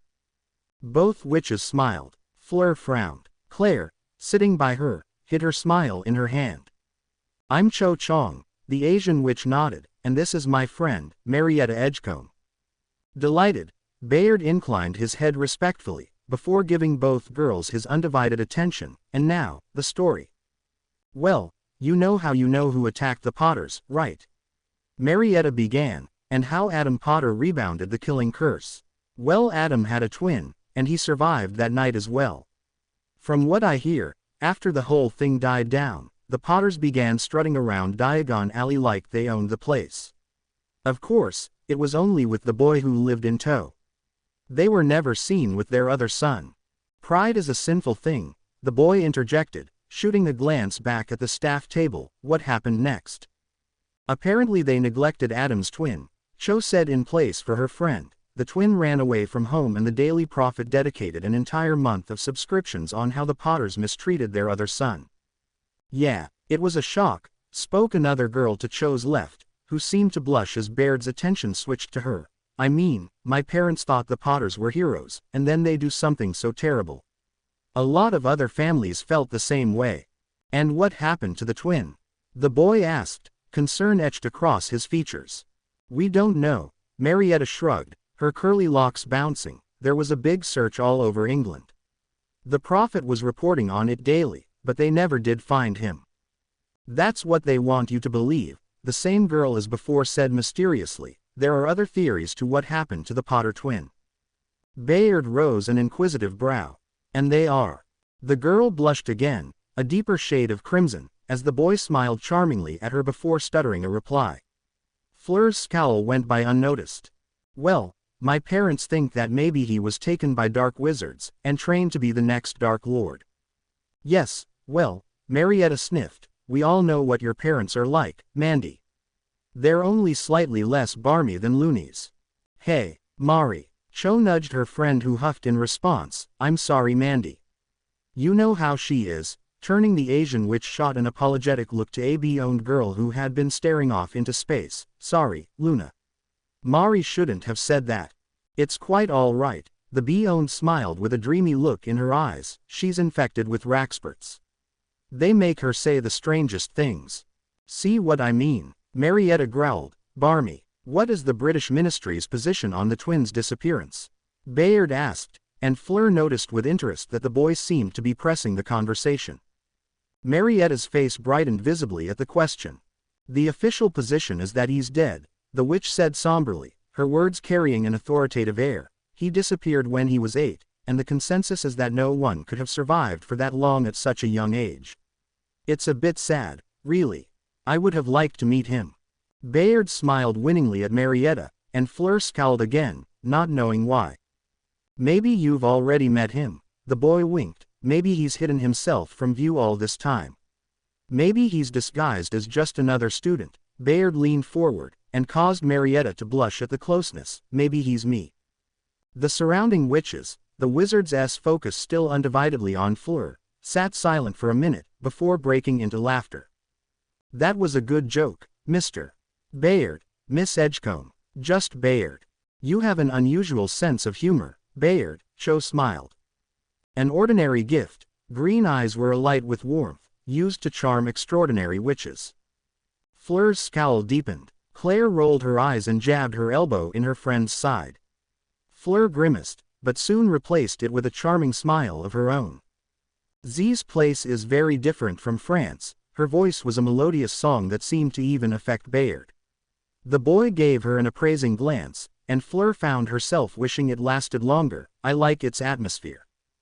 Hogwarts is the best place in Europe to get a magical education, a Ravenclaw boy, an older student, boasted to her, before offering her his hand. Roger Davies by the way. A pleasure to meet you. Fleur sent him a jolt of her allure in response. The boy's eyes became blank and his face creased into a foolish grin. Nice to meet you, Roger. Fleur took the hand, and willed the boy away. The Ravenclaw immediately focused on his own plate, the foolish grin still in place. The girl next to Roger glowered at her, which Fleur matched with a stony gaze. Claire sent Fleur a knowing look. So did Bayard, which surprised her. Her bodyguard winked before launching himself back into the conversation, steering the Ravenclaw's attention away from the quarter villa. It was an oddly compassionate gesture. Claire gave her another look, one that seemed to say, told you so. Fleur ignored it. Time would tell. Albus Dumbledore narrowed his eyes as he watched the bee-haired, green-eyed boy sitting at the Ravenclaw table. He was a handsome enough lad, with a boisterous, lively air. The Ravenclaw girls had noticed too, and those not conversing with him were talking and giggling to each other while shooting the boy shy glances. But that was not interested Albus Dumbledore. The headmaster watched with a mixture of fascination and horror as a tendril of dark substance lifted from the boy's body, drifting lazily. The tendril was quickly joined by another, and then another. Dumbledore frowned. His wizarding sight allowed him to see the magical cores of all his students, as well as their auras. It was a gift, and an extremely rare one. Few knew about it, and Albus preferred it that way. Normally, a magical being's core was a shining, lustrous orb, filled with hidden potential. But the boys, Dumbledore couldn't see it, not completely. The dark substance covered it like a cloak, but Albus could catch glimpses of raw, pulsating power that ached to be released. And the dark substance itself, like shadows, ghosting through the air, rippling and swaying in a protective shield around the boy. It was not dark magic. Albus was sure of it. There was no hidden residue that the killing curse or the Cruciatus curse would have left. It almost felt like an emotion. Feeling, detached from the boy and guarding him from harm. The headmaster blinked, and noticed that Marietta Edgecombe was blushing under the boy's charming gaze. Again Dumbledore scrutinized the boy. He owned hair an unruly tangle, giving him a roguish, attractive appearance. Green eyes alight with laughter. A faint, pinkish scar, almost hidden, embedded across the forehead. Wait, messy hair, green eyes, scar on the forehead. At once Dumbledore was assailed with the image of a skinny boy with a sad, knowing smile. Sweet Merlin could it be? Inwardly, Dumbledore drew up a picture of what Harry would have looked like if he was still alive. Then he compared it to the boy who was making half the Ravenclaw table laugh at his antics. The hair was a different shade of color. This boy's cheeks were a tad too high. But those features can be changed with a well-conjured glamour charm. Everything else. Albus shot a look across the staff table, towards where Lily Potter was listlessly quartering the contents of her dinner plate and rearranging them into smaller and smaller portions. The Muggle Studies professor was staring at the boy as well, though there was no spark of recognition in her eyes. She thought the boy resembled Harry, looked like him so much, but wasn't him at the same time. It was the very definition of ironic, the headmaster thought. The urge was there, to stand bolt upright and announce to the world that Harry James Potter was alive and well. That the boy who sat laughing and joking with the Ravenclaw table had come to Hogwarts at last. Dumbledore repressed it. He knew that the glamours were there for a reason. If Harry ever decided to forgive them, then he would do it on his own time. Albus doubted such an occasion was now. The aged headmaster watched as Harry said something to the Beauxbatons witch beside him, who smiled back alluringly in response, but seemed to give death glares to the surrounding Ravenclaw girls. My Harry. The headmaster's eyes twinkled. Avila, your father will be proud. It is night. The Beauxbatons' carriage has at last grown quiet. I pace outside, and wait for the lights to dim. A minute after, and nothing remains but the moonlight from a clear, dark sky. And then the shadows move, twisting, convulsing, flowing with a life of their own. They coalesce, becoming solid, joining together to become a man-sized figure. The head emerges, horns sprouting from a cross-visored helm.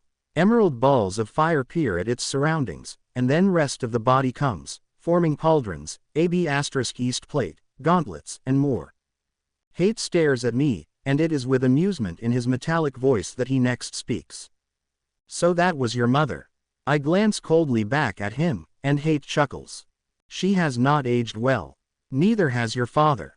I suppose not, I reply. My brother's needs must be wearing them down. Perhaps, but I think it is something else. The black-clad knight articulates the joints in his gloves, shattering the silence with steel-ringed cracks. They look guilty. Hate turns to look at me again, I can see it in their eyes. Guilt rightfully earned, the statement comes at a low snarl, and I am surprised at the vehemence in my tone. The hate is flaring within you, the hulking figure observes, their presence has affected you.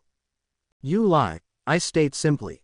Do I? Hate strides slowly towards the lake, the moonlight creating a shimmering mirror of still water. Never forget that it was you who forged me from your emotions all those years ago. I can feel your anger, your hate, your sorrow, swelling deep within your soul. They are most beautiful. You lie, I say again as I follow him. The knight stares down at me, with something akin to sympathy. It is normal to feel such emotions, he rasps, after all. They are still your family. I have felt nothing for a long time, Hate. I won't start feeling now. He inclines his head, bowing out of the argument. On to more pleasant things then, my lord. His sword comes loose from its sheath, a gleaming, polished thing of blackened steel. My lips part into a smirk and the wand I clasp in my hand transforms, flowing like molten silver, strengthening and lengthening into a blade. What is the record? 5 minutes and 26 seconds, Hate declares. 5 minutes and 27 seconds, then. Today. I sense him smile behind his helm. I would like to see you try. Anase Takahashi slowly moved the cloth down the blade of her katana, cleaning the weapon with methodical slowness. The act of cleansing the weapon was like cleansing one's soul, a deliberate, careful process that had been passed down from generation and generation of the Tempest Moon clan. Her father had purified his weapon in the hidden spring of her village before marching to war, and her grandfather before that had dedicated a day and night to the sanctity of the sword. Some would call this fanaticism. Anase called it respect. The black-haired witch blinked as movement came behind her. Her hand instinctively clutched the hilt, but relaxed as it turned out to be just another drunken henchman the Russian had hired. The man gave a loud belch, smelling of fire whiskey, before collapsing to the ground in a drunken stupor. Anase sneered. These men were a rabble. A despicable, filthy lot whose sole motivation was greed. They were dishonorable, and as the code of the samurai dictated, dishonor was to be cleansed by the sword. Anase had felt a physical need to stab one when he had commented crudely on her beauty. The need had intensified as she met the rest of the Russians' wretched coven. Anase wondered what her clan would think if they learned the noble daughter of Izuko Takahashi was consorting with thugs and villains. The thought was a sobering one, but it did not despair her. The assignment had been taken. The contract negotiated. Honor now demanded that she fulfill her duty to her employer, and if that meant working with uncouth scum, then she would swallow her revulsion. This was her first foray outside of her mountain village, and she wanted desperately to make her impression on the mercenary world, even if that meant grouping with the Russian. Her face turned dark as footsteps signaled the approach of the source of her thoughts. A grunt came from behind her, and Anase turned from her blade to see Sergei Vinnikov glaring at her. "You will rest." His voice was as thick as his body, and the man's beady eyes traveled up and down the witch's slender frame with barely concealed lust. "Tomorrow will bring Vork. Frenchman will come and they will grab the girl.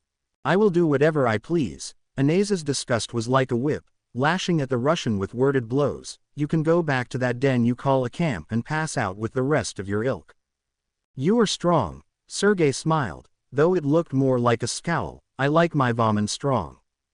"Don't even think about it," the woman sneered, and displayed her gleaming blade. The Russian growled out something incoherent, and backed away a few steps. Then, he sneered back, his voice a repulsive snarl. "I came to warn you. Tomorrow they get the girl. She is pretty. Contract says to bring her damaged if possible. They will damage her." Anase's eyes widened at the mercenary's statement. She had expected to kill, to slay in this profession. But what the Russian implied, it caused her skin to crawl.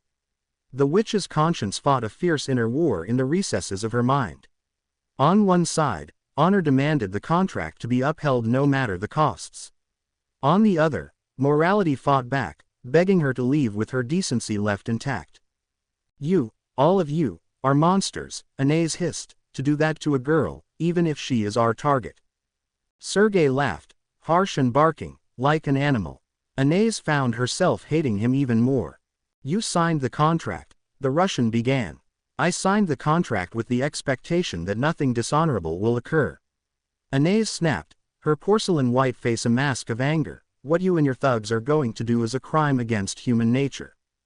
Contract is explicit." Sergei shot back, and crossed his thick arms over his burly chest. "They take the girl. But Frenchmen vant her damaged for her father to see. Vant her father to fear. They damage her to make her compliant." "Compliant," the witch spat, incredulous. "Foul, degenerate dogs. Foul, degenerate dogs you are working with," the Russian leered. "You go against contract. You lose your magic. There was no such clause when I signed."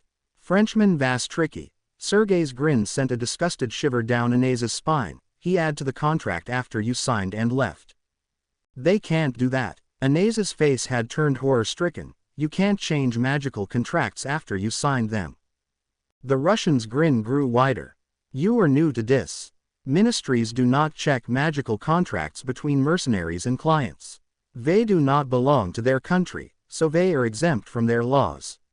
They do not care. But it is not honorable too. This time it was the Russian who interrupted her. Honorable. You expect honor in this line of work. We go to kidnap girl from her school and leave her at the hands of her family's worst enemies and you think of honor. Sergei looked amused. You are new to this. I tell you now, first thing a mercenary loses is honor. They do anything for gold. Kill, burn, beat. The Russian shrugged noncommittally. I used to care when I was new. But that was many years ago.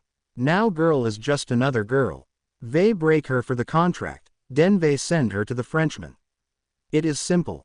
Anais was speechless. Sergei regarded her for a few more seconds before turning on his heel. They break her here tomorrow, the bounty hunter said over his shoulder. If you do not want to hear her screams, cast a silencing charm on your ears. It will help. The witch stared at the back of the retreating Russian, her thoughts a turmoiled mess. She turned to see Hogwarts School of Witchcraft and Wizardry looming in the distance, and prayed to her ancestors what she was about to help do would not damn her soul. Fleur Delacour had been in Hogwarts for only 2 days, and already she yearned for home. It was not the climate or the atmosphere. No, a little cold would not stop the daughter of Sebastian Delacour. It wasn't the paltry selection of food either. Breakfast, lunch, and dinner consisted of the same basic ingredients. Meat, vegetables, fruit, pumpkin juice. The English seemed to have little imagination with their meals. But all that was tolerable. What was not were the stairs. The quarter villa scowled as a Hogwarts 6th year walked headlong into a wall, all the while staring at her. The boy gave a goofy grin as he realized she was looking at him and Fleur hurriedly turned her attention elsewhere, lest the 6th year think she had some ulterior motive. Nearly every boy she had encountered so far in her rush to get to classes had turned slack-jawed in her presence. It was ridiculous. Claire strode confidently by her friend's side with a bemused Imeric tagging along slightly behind. You should not blame them, Fleur. Claire spoke up as they navigated past the fallen 6th year. They are not used to your allure. Fleur's response was a string of dark mutterings about Englishmen, pigs, and a gutter. Imeric coughed to hide his laughter. Come now, Fleur, the pureblood said after he recovered. Many boys gave you the same looks when you first attended Beauxbatons. Yes, but unlike the students at Hogwarts, they had a semblance of self-control. Fleur spat as the trio rounded a corner. Still angry over this morning? Claire asked sympathetically. This morning. Angry was not a word to describe it. As she had sat down in the great hall to eat, a blonde-haired boy leading 2 students with a resemblance to trolls had slinked over from the Slytherin table and had without invitation, sat across from her. The boy, whose name Fleur did not want to remember, had spent a good 15 minutes rambling about his family's high standings in British magical society, a topic that the quarter villa couldn't give 2 nuts about.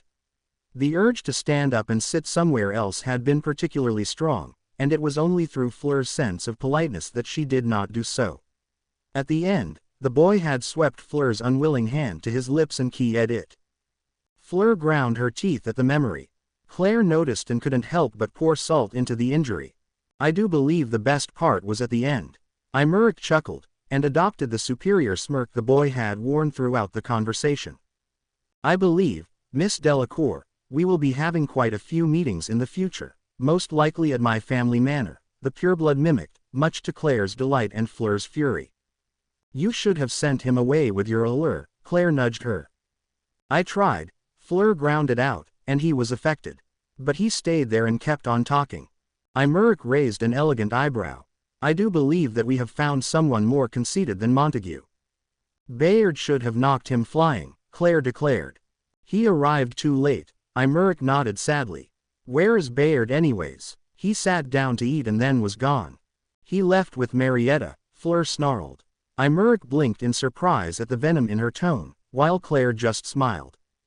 And did this, Marietta, do something to insult you? The pureblood asked hesitantly. Yes, she did, Claire answered for her. She took Bayard away. What does that have to do with anything? Imeric's face had turned confused. Claire was about to reply when Fleur cut her off. Nothing, Imeric. Don't listen to Claire's gossip. The quarter Vila struggled with her anger. Her bodyguard had said a hurried goodbye before the Hogwarts witch ensnared his arm and led him out of the Great Hall. The jealousy had returned then, stronger than before, and that bothered Fleur. Bayard was an anomaly, an inconsistency in her life that she could not figure out. He was charming, smart, and good-looking, and Fleur had no doubt in her mind he would grow up to be a fine man. But he was also a bodyguard, a boy her father hired to ensure her safety. Their relationship was and could only be strictly professional. Any compassion he showed her was because he was paid to do so, and that rankled badly with the quarter Vila. If she one day did begin to like him, or even love him, she would never be sure if the emotions he returned were real. Not as her bodyguard at least. And then there was his age. Claire had been right. Age should not matter, but Fleur could not help but think differently. Bayard was mature, more so than some men she had encountered, but he was still only 14, while she had already entered the first steps of womanhood. Women didn't like boys. It was wrong, and no matter how Fleur tried, she could only see Bayard as that. A boy, not a man. Still, she felt like she was missing something. Like a lost opportunity, and it was driving her crazy. I stare into the face of someone I hate, and the only thing I can do is smile. The boy smiles back, handsome, rugged, the picture perfect of his parents. Our parents. He wears James's face, softened by Lily's features. Years ago, I would have torn at him with my fingers. Now, I speak to him as though he were a friend. Hello, I greet, and clasp his hand with my own. You must be Adam Potter. Yeah, I am. His voice has not changed. I can still feel the innate superiority in it, though it has been lessened by age. Just wanted to say hi to the only foreign student in our year. My eyes flicker to the witch and wizard that stands with him. The witch possesses an inquisitive countenance and clutches a textbook close to her chest. The wizard is lanky and tall, but his features are that of a boy, with an almost obnoxious shade of red hair. Charmed, I force myself to say. You don't have an accent. The witch says excitedly, as though I am some foreign specimen to be examined. How can that be? The other Beauxbatons students have accents. I have been to many countries. A half lie, Miss Granger. Hermione Granger. The witch nods happily. So you must be a transfer student to the academy then. Yes, another half lie. You are most observant, Miss Granger.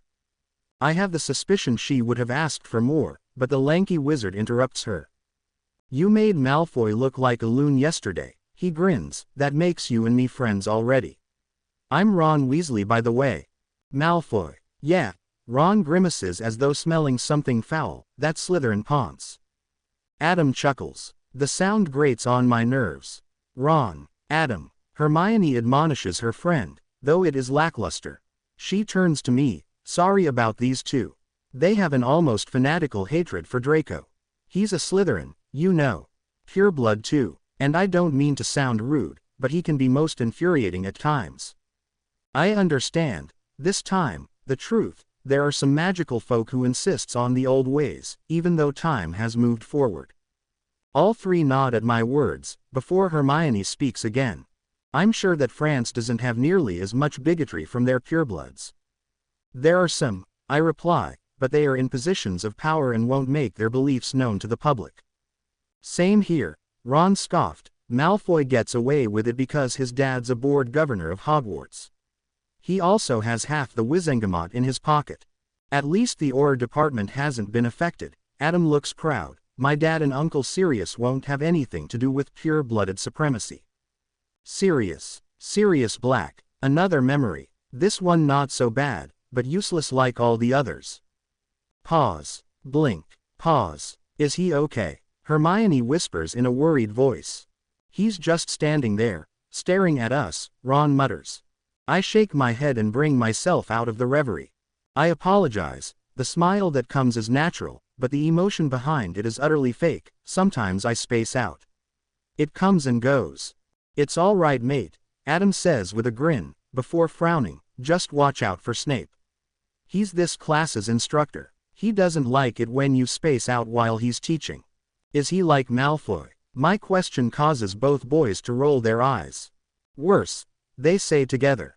He's not that bad, Hermione says, though her tone lacks conviction.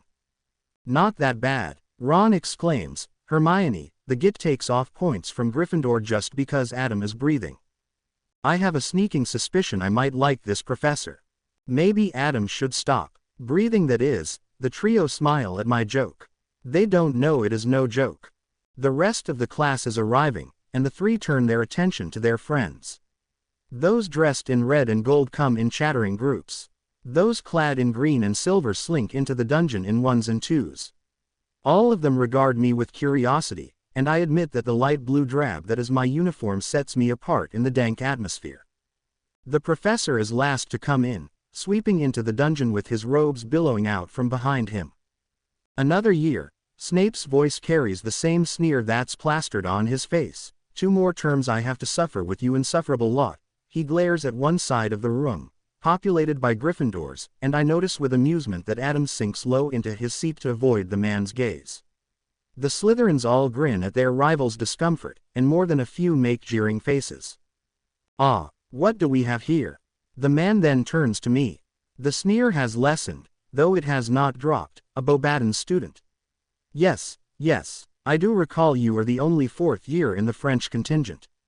Yes, sir, I reply, for the lack of anything else to say. See, that is called respect, ladies and gentlemen. Even when smiling, Snape's sneer does not disappear. He glares again at the Gryffindor side of the dungeon, a trait some of you would do well to learn. The Slytherins snicker. Your name. The man has stalked closer to me now, and as he nears, I see his hair clinging to his skull as though it was greased. Bayard, sir. Just Bayard. Well, Mr. Bayard. Snape halts in front of my desk, and peers down at me. I admit that I am unaware of the potions regimen offered at Beauxbaton's. Perhaps a little test is in order. To see where you stand. I make myself look nervous. If you think it is necessary, sir. Oh, I think it is very necessary. An almost predatory gleam has appeared in his eyes, and I almost sympathize with the Gryffindors for having weathered this man's teaching. Almost. Quick, Mr. Bayard, the class jumps a little. Tell me what possible effect a pint of dragon blood can have on your cauldron if it is poured in too late. From the corner of my eye, I see Hermione's hand shoot up. I ignore it and drag the relevant information from the depths of my mind. It can cause an explosion, sir. Hermione lowers her hand with a disappointed look. Dragon blood is highly volatile. Unbelievably so. If the right amount is added in at the right interval, then it can greatly enhance the effects of the potion. Otherwise, you may have to pick yourself back together from the dungeon floor. A faint wave of laughter. Snape's lips twitch. I can't tell if he's angry or pleased. An adequate answer. Mr. Bayard. The man paces by me, hands clasped behind his back. And what would your impressions be if a brewer tries to offer you a potion laced with strips of crocodile heart, pufferfish eyes, and substantial amounts of aconite? Hermione's hand once again shoots for the sky. If Snape gives any indication he noticed, he certainly doesn't show it. If the brewer is a woman, sir, I would feel flattered that she thinks I am worthy to be doused with an infatuation potion. If the brewer is a man, then I believe running for my life is the best option. Another wave of laughter. I see Adam giving me a thumbs up, and Ron smiling brightly at me. They look so normal, so ordinary, living the life I was denied. I feel hate, begging, pleading. I ignore him and turn my attention back to the professor. Adequate. Again, Mr. Bayard. Perhaps Beauxbaton's has a tolerable potions curriculum after all. Are you ready for the last question?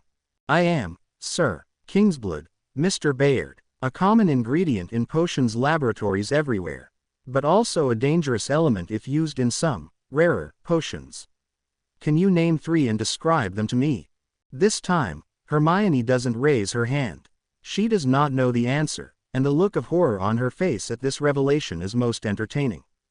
Blood serum, sir, used to clear the veins and arteries of the human body of a particularly nasty strain of poison.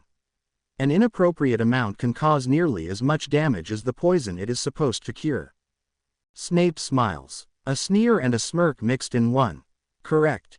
Troll's breath is another, sir. When drunk, it imbues the drinker with the ability to spit highly toxic saliva. Its use is currently banned in 36 countries. Correct again, Mr. Bayard. The final one would be the bombarding elixir, sir. It consists of heavy doses of ground kingsblood along with many other volatile ingredients. Its use was first documented by the Ottoman Empire when they hurled it in vast amounts against the magically warded walls of Constantinople to devastating effect. Very good, Mr. Bayard, Snape drawls. 15 points to Slytherin for answering all 3 questions and a further 5 for answering them correctly. The green and silver dressed side flash me grins of approval. The red and gold side looks at me in horror. But he's not even in Slytherin. Ron cries out in outrage. 5 points from Gryffindor for your cheek, Mr. Weasley, Snape sneers, and for your information, he's not in Gryffindor either. Ron sputters in anger and would surely have said something he would later regret if Hermione hadn't pulled him down. Snape glares at the Gryffindor side to ensure they are properly cowed, before turning to me with a faintly pleased expression. You are quite skilled at potions, Mr. Bayard. Only in theory, sir. I school my expression into one of modesty. Knowledge is easy to obtain. Practice, not so much. Well said. The man stares at me in mild approval. Perhaps you would like to sit with the students who can actually brew. Snape gestures to the Slytherin side. Instead of clumsy oafs who can't tell the difference between a cauldron and their right foot, the Gryffindors all look incensed, but the glare the professor shoots them is enough to keep them silent. I shrug. Wherever you want me, sir. Very good. Snape sneers before turning. Miss Davis, a pretty witch with bright blue eyes, looks up in surprise. I see that Miss Greengrass is absent from my class. Yes, sir, the girl replies demurely. Daphne is still on her vacation. She comes back tonight. Then Mr. Bayard will be your temporary partner for today. Get to it. Understood, sir. I nod, and walk towards the girl in the empty seat at her table. That's slimy. No good. Toad-key-ing git. Ron. No, Hermione. Don't stop me. That bastard took off 50 points. For one bloody class. Adam grimaced as he listened to his best friend's rant. The boy who lived had thought he had weathered through the worst Snape could possibly throw at him. Today proved that wrong. The greasy professor had taken off another 5 points from Gryffindor when he had asked a question. Then 10 more when Ron protested. Another 5 went away when Neville accidentally chopped his lacewing flies into quarters instead of thirds, followed by 5 more when Dean Thomas knocked over a vial of ground caterpillars. The last 10 was taken when Adam had gotten up to leave. Something about knowing your manners in front of a professor, which Adam was pretty sure was Snape talk for, I hate you and everything about you. And that's not even the worst part. Ron continued, outraged. The git gave the snakes 60 points. For doing nothing. He gave Malfoy 5 for looking attentive. It was true. Crabbe and Goyle had received points for the same reason. Blaise Zabini had earned 10 for arranging his vials precisely, and Theodore Nott was given 5 for pouring in crocodile blood with flair. Adam felt frustration well up from within him. If this continued, Gryffindor would be in negatives before the first term ended. And don't get me started on that Bayard kid, Ron snarled. He earned another 20 points for Slytherin alone. And he was with Davis. Davis isn't even good at potions. But somehow they turn up a perfect mixture together. Stupid. Bloody git. Ronald. Hermione exclaimed. You can't say that about him. He didn't have a choice. Sure he did. He could have sat with any one of us. But instead he sat with the snakes. That's not being fair to him, Ron. Adam chided gently. Snape made him go sit with Davis. I don't think he would have otherwise. Besides, he seems like an alright kid. But he earned Slytherin points. You wouldn't be complaining if he was earning Gryffindor points, Hermione pointed out. Of course not. Gryffindor deserves the points, Ron retorted. Both Adam and Hermione rolled their eyes. Best friend. Ron may be, but towards a subject he was passionate about, and he was downright stubborn. I wonder where Bayard learned about the Kingsblood potions, Hermione mused. Blood serum sounds kind of tame, but Troll's breath and the bombarding elixir. Those sound like they would hurt. Probably got it from some dark wizards, Ron growled out, taught him how to brew the slimy stuff. He does seem knowledgeable, Adam admitted, while ignoring Ron's darker and darker mutterings. Maybe he learned as he traveled. Didn't he say he was a transfer student? Maybe he can teach us some of the things he learned. Hermione's eyes were gleaming at the thought. I'm not going to learn anything from a snake, Ron staunchly vowed. He's not a Slytherin, Ron. Hermione looked back at the scowling redhead in agitation. Don't forget he's from Beauxbatons. You know, the same school that which you were ogling at yesterday goes to. At once, Ron's face turned red, and Adam laughed at his friend's embarrassed expression.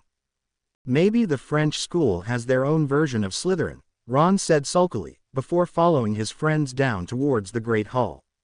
Luna, is it? Emerald Eyes regards her with sympathy. She knows it is false. The Ravenclaw allows herself to be helped up. The boy bends down to pick up her books, spilled from her bag by her own housemates. She just stands there, gazing up into the churning shadows that swirled around the boy. Hello, Luna said dreamily, are you a Raxpert? The shadows seemed surprised. They whipped about the boy in a frenzy, excited, and forced those emerald eyes to regard her again. You can see me. The voice that entered her mind was like metal, a thick, grating sound that caused her to flinch mentally. I can, Luna replied happily. You don't look like much though. The shadows seemed to shrug. How it did without shoulders, Luna didn't know. My form is decided by my lord. I am his shield, his blade. What he needs, I will become. Luna nodded gravely at that. She turned to the boy, who had been regarding her with curiosity all this time. She took the books and slipped them back into her bag, and then faced him again, a serious expression on her delicate features. Without warning, she curtsied. Lord Raxpert, Luna inclined her head to the boy in acknowledgement. The boy snorted, not in derision, as much of her classmates would do, but in amusement. And then he stared at her. Luna admitted that any other girl would find his attention welcome. After all, he was a very handsome boy. Very few can see hate. The boy's eyes bored into her, cold and calculating, though his face was still pleasant. In fact, you are the first one besides me. Hate is a strange name for a Raxpert, Luna began. I didn't think they had names, but it's something I've considered. Not like Crumplehorn Snurkax, of course. Snurkax all have names. They're very smart creatures. The voice in her head laughed, harsh and booming. I like this one, my lord. Can we keep her? And what possible use can she be to us? Luna cocked her head at the boy's question. I can help you keep the Nargles away, she suggested. Exactly. She can help keep the Nargles away. And what exactly is a Nargle? The boy asked. Luna drew back in horror. The boy didn't know. Nargles are devious little things, Luna lectured. They steal things from you when you're not looking. I had my shoes taken away from them many times. At this, the boy's eyes flashed, though Luna didn't know why, and sometimes my homework too. This year I made sure to wear extra protection against Nargles, and so far, nothing has been stolen. I'm pretty sure that they'll steal something from me later though. Nargles always do. And these Nargles, the boy peered at her, do they resemble humans? Maybe certain people you know. Housemates perhaps. Luna shrugged. I've never given it any thought, she admitted. They're just Nargles. The boy stood back, and examined her. His features were still locked in a charming mask, but his eyes held an inner fire in them, as though his mind was locked in a furious struggle over something. Then, those emerald orbs cleared, and the boy stepped towards her, decision seemingly made. Luna, the smile was utterly fake, but she detected a faint trace of emotion lingering behind. Would you like to sit with me for dinner? Morning brought much oddity to the Ravenclaw table, and much consternation to Fleur. Luna, the girl whom Bayard had insisted sit next to him for dinner and now breakfast, had made a butterbeer cork necklace for the quarter vila. It was a simple, artless trinket, and Fleur thought it looked rather crude. But she couldn't refuse it, could she? That would seem rude and heartless of her. It didn't help that both Bayard and Luna were staring at her with serious expressions. It will help keep the Nargles away, Luna said dreamily as she held up her gift for all to behold. The nearest students, all from Hogwarts, snickered and Fleur glared at them angrily. The girl was eccentric, odd even, and Fleur had a feeling she had been ostracized by her classmates before. Thank you, she said, not knowing what else to say, and accepted the necklace with as much grace as she could muster. She placed it on the table and was about to continue her breakfast when she noticed that Bayard and Luna were still staring at her. "What? You're supposed to wear it," Luna spoke, her voice a sing-song chirp. "It can't keep the nargles away if you don't wear it." Fleur didn't want to wear it. "You should wear the necklace, Miss Delacour." Bayard smiled, and Luna nodded sagely by his side. "Nargles are quite hazardous to your health, from what Luna tells me." Luna. Her bodyguard had used the girl's first name, when every other person he met he addressed by their title and last names. Even Fleur, he still called Miss Delacour. And that grated on her nerves. That her bodyguard, hers, was on a first-name basis with another girl and not her. Fleur thought the feeling was very childish, but couldn't deny it was still there. "I don't see you wearing one," she snapped at her protector. The boy raised an eyebrow. He reached into his robes, and allowed Fleur a glimpse of his BPD neck. There, butterbeer corks shined. Fleur muttered underneath her breath, and Bayard smiled at her in return. As though if sensing her predicament, the gates to the great hall suddenly blasted open, and Fleur, along with much of the student population, craned their necks to see the commotion. The two British oar captains, James and Sirius, if the quarter villa remembered correctly, were arguing heatedly with another figure, clad in silver battle robes. The uniform of the French Magical Law Department. At their heels were two more figures, one slim and dainty, the other broad-chested and lumbering, both wearing the same silver robes. The procession stopped at the Ravenclaw table, and Fleur realized with alarm that the reason for their argument was her. "You do not have jurisdiction on English soil." James swept a hand through his hair agitatedly, and Sirius growled in agreement beside him. "It is not your jurisdiction that we need," the lead French oar replied, and turned to Fleur. He was a handsome, regal man with shining black eyes. "Miss Delacour, you must come with us. Something horrible has happened." "What?" The quarter villa rose, a sudden feeling of panic overtaking her. "What has happened?" "Your father," the oar said sadly. "There was another attack on the manor. Your family was Z's time. The ministry fears for your Zafati, and has sent Uz to retrieve you." She heard the faint murmurings of sympathy around her, but paid them no heed. "My father," she swallowed. "Is he all right?" "Yes, thankfully. But the rest of your family, the youngest?" "Non," Fleur breathed. "Gabrielle, you have to come with us at once, Miss Delacour." Fleur nodded numbly, and rose from her seat. The oar raised a hand to take her arm. "You know," Baird's voice broke the silence, "if you wanted to kidnap her, you could have at least done better with the disguises." All eyes turned to stare at the boy. "Kidnap?" The oar looked confused. "You are mistaken." "Yes, kidnap." Bayard twirled a fork in his fingers, a thin smile on his face. "You really didn't think no one would recognize this farce you call your plan, did you?" "I would be affronted, Zir, and would challenge your claims if time was not a necessity. We are Z personnel of the Z French Ministry. Z Magical Department of Law Enforcement." "Yes, oars," the boy nodded back, "and judging by your uniform, you are an oar captain." "What does that have to do with anything?" "In England, oar captains command squads of 20. In France, they command squads of 15. Why have you brought only 3? The oar tensed. James and Sirius frowned, and then realization dawned upon their faces. Their wands were out in a flash, and pointed to the lead oar. Fleur took a step back in fear. The oar's face had gone from businesslike to hateful, and before anyone could move a finger, the man lunged and grasped tight her arm. Fleur felt the familiar tug of an activating portkey and gasped as the world swirled around her. Sergei Vinikov watched the Japanese woman disappear in a flash. The witch had activated her own portkey as soon as the Frenchmen vanished with their target. "Uptight bitch." The Russian fondled the chain attached to the pendant that was his own portkey, grinning at the stunned faces arrayed before him. The British oars were well trained, disciplined even, but they were utterly unimaginative. It had taken some forged documents, all provided by the ministry lackey, and the oars had let them through. The bounty hunter stole a look at the boy that was supposed to be Templar, hoping for his expression to be equally as shocked as the rest of the hall. He was to be disappointed. The boy's smile was still on his face. The Russian squirmed uneasily as he realized the smile was directed towards him.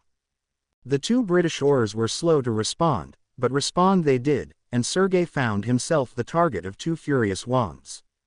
The Russian shrugged off the discomfort from the boy, and grinned back at the Englishman.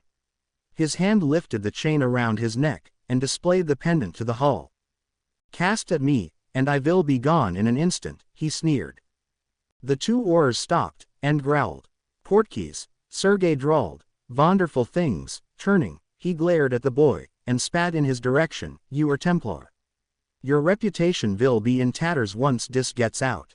The boy's smile grew. He stood up. The Russian's hand immediately hovered over the pendant. "Sit down. I am in control here." The boy didn't sit down and merely cocked his head to one side.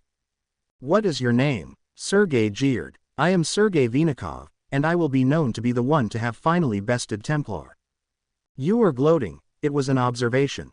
"Templar's words, that is." "Of course I am. I have won." In retrospect, Sergei shouldn't have blinked. Things wouldn't have changed, but at least he could have seen what was coming. The first thing the Russian felt was pain. Immense, horrendous, stabbing pain. Sergei looked down, where his hands should have hovered around the portkey pendant. Every single one of his fingers had been broken. His wrist hung at an odd angle, snapped. The rest of his arm dangled, listless, bones shattered beyond repair. Sergei screamed. No sound came out. That was the second thing the Russian realized. His windpipe had been crushed. He started choking for air, clawing at his throat with his one good hand. The third and last thing was the boy. He had been a good 20 feet away, and a solid, wooden table had been between him and the bounty hunter.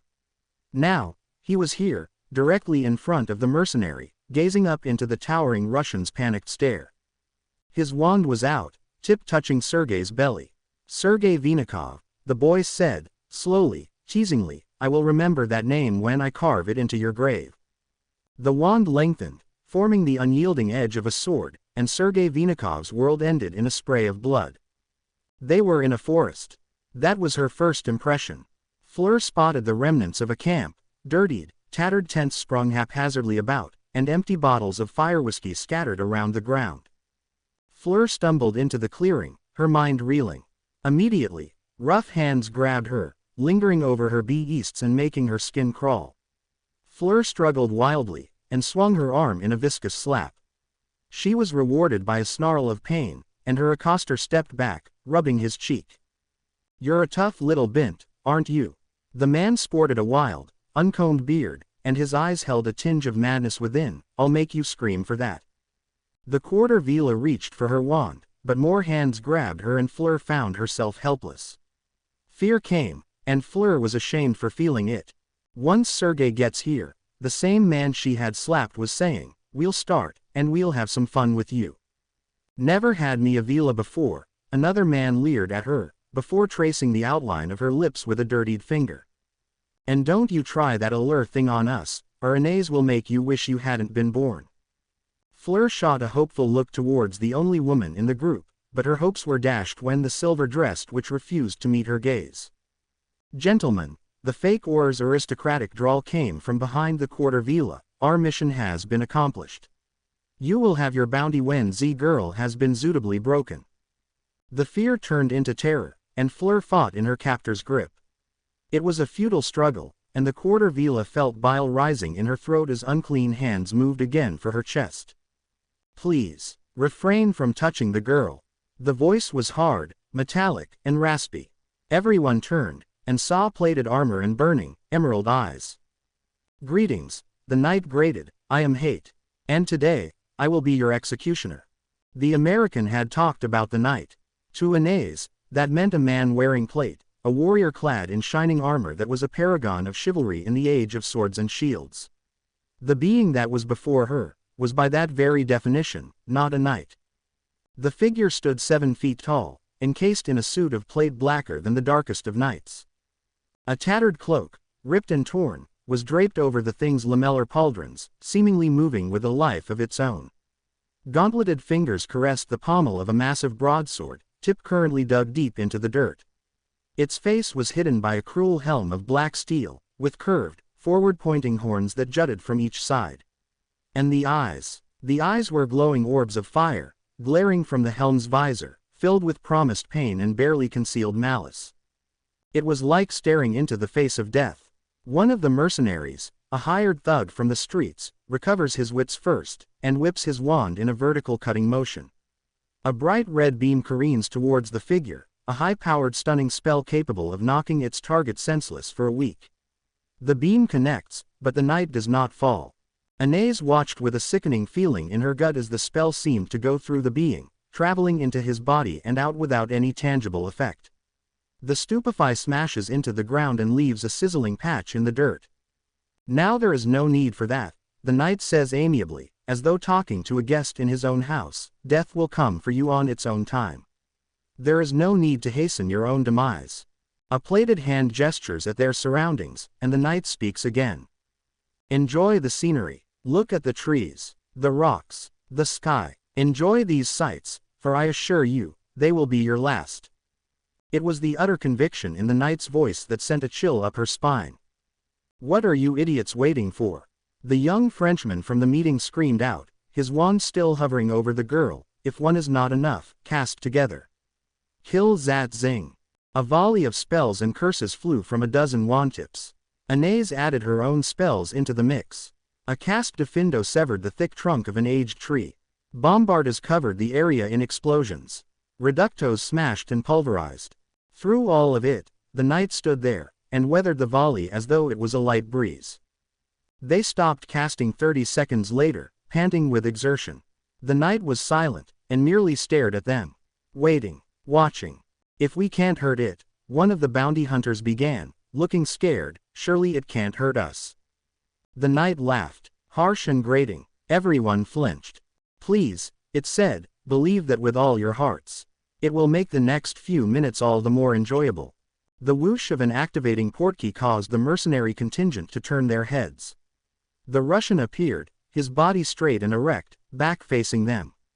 "Sergei," the Frenchman snarled, "what is the meaning of Z's?" The Russian gave no reply, and like the knight, just stood there, his face hidden from view. "What is going on? What happened to Z boy?" "Oh, I assure you," the voice that replied was distinctively not Sergei's, "he's quite safe and sound." The man fell, mouth open, like a marionette with its strings cut, and in his place, the boy with unruly bee-owned hair stood, sword dripping with the Russian's blood. Fleur screamed into her captor's hand. The Frenchman cried out and dragged the girl back.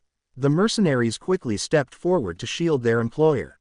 Wands were raised. The boy took no notice of the robed men and directed his attention to Fleur. "Are you all right, Miss Delacour?" The girl shook her head vigorously, though hope shined bright in her eyes. The Frenchman growled, and clutched her tighter. "If you try anything," his wand pressed against Fleur's neck, "I will not hesitate to harm her." The boy, Templar, smiled. It was a cold, haunted smirk. Without emotion, it made him look almost inhuman.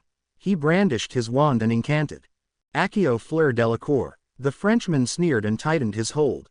"If you think that's such a weak Z-Pel," and then he stopped talking, for Fleur Delacour was suddenly no longer there. "Miss Delacour," Templar spoke mildly to the shaken girl in his arms, "do be careful next time." The girl was about to say something when the boy deposited a shining medallion in her palm.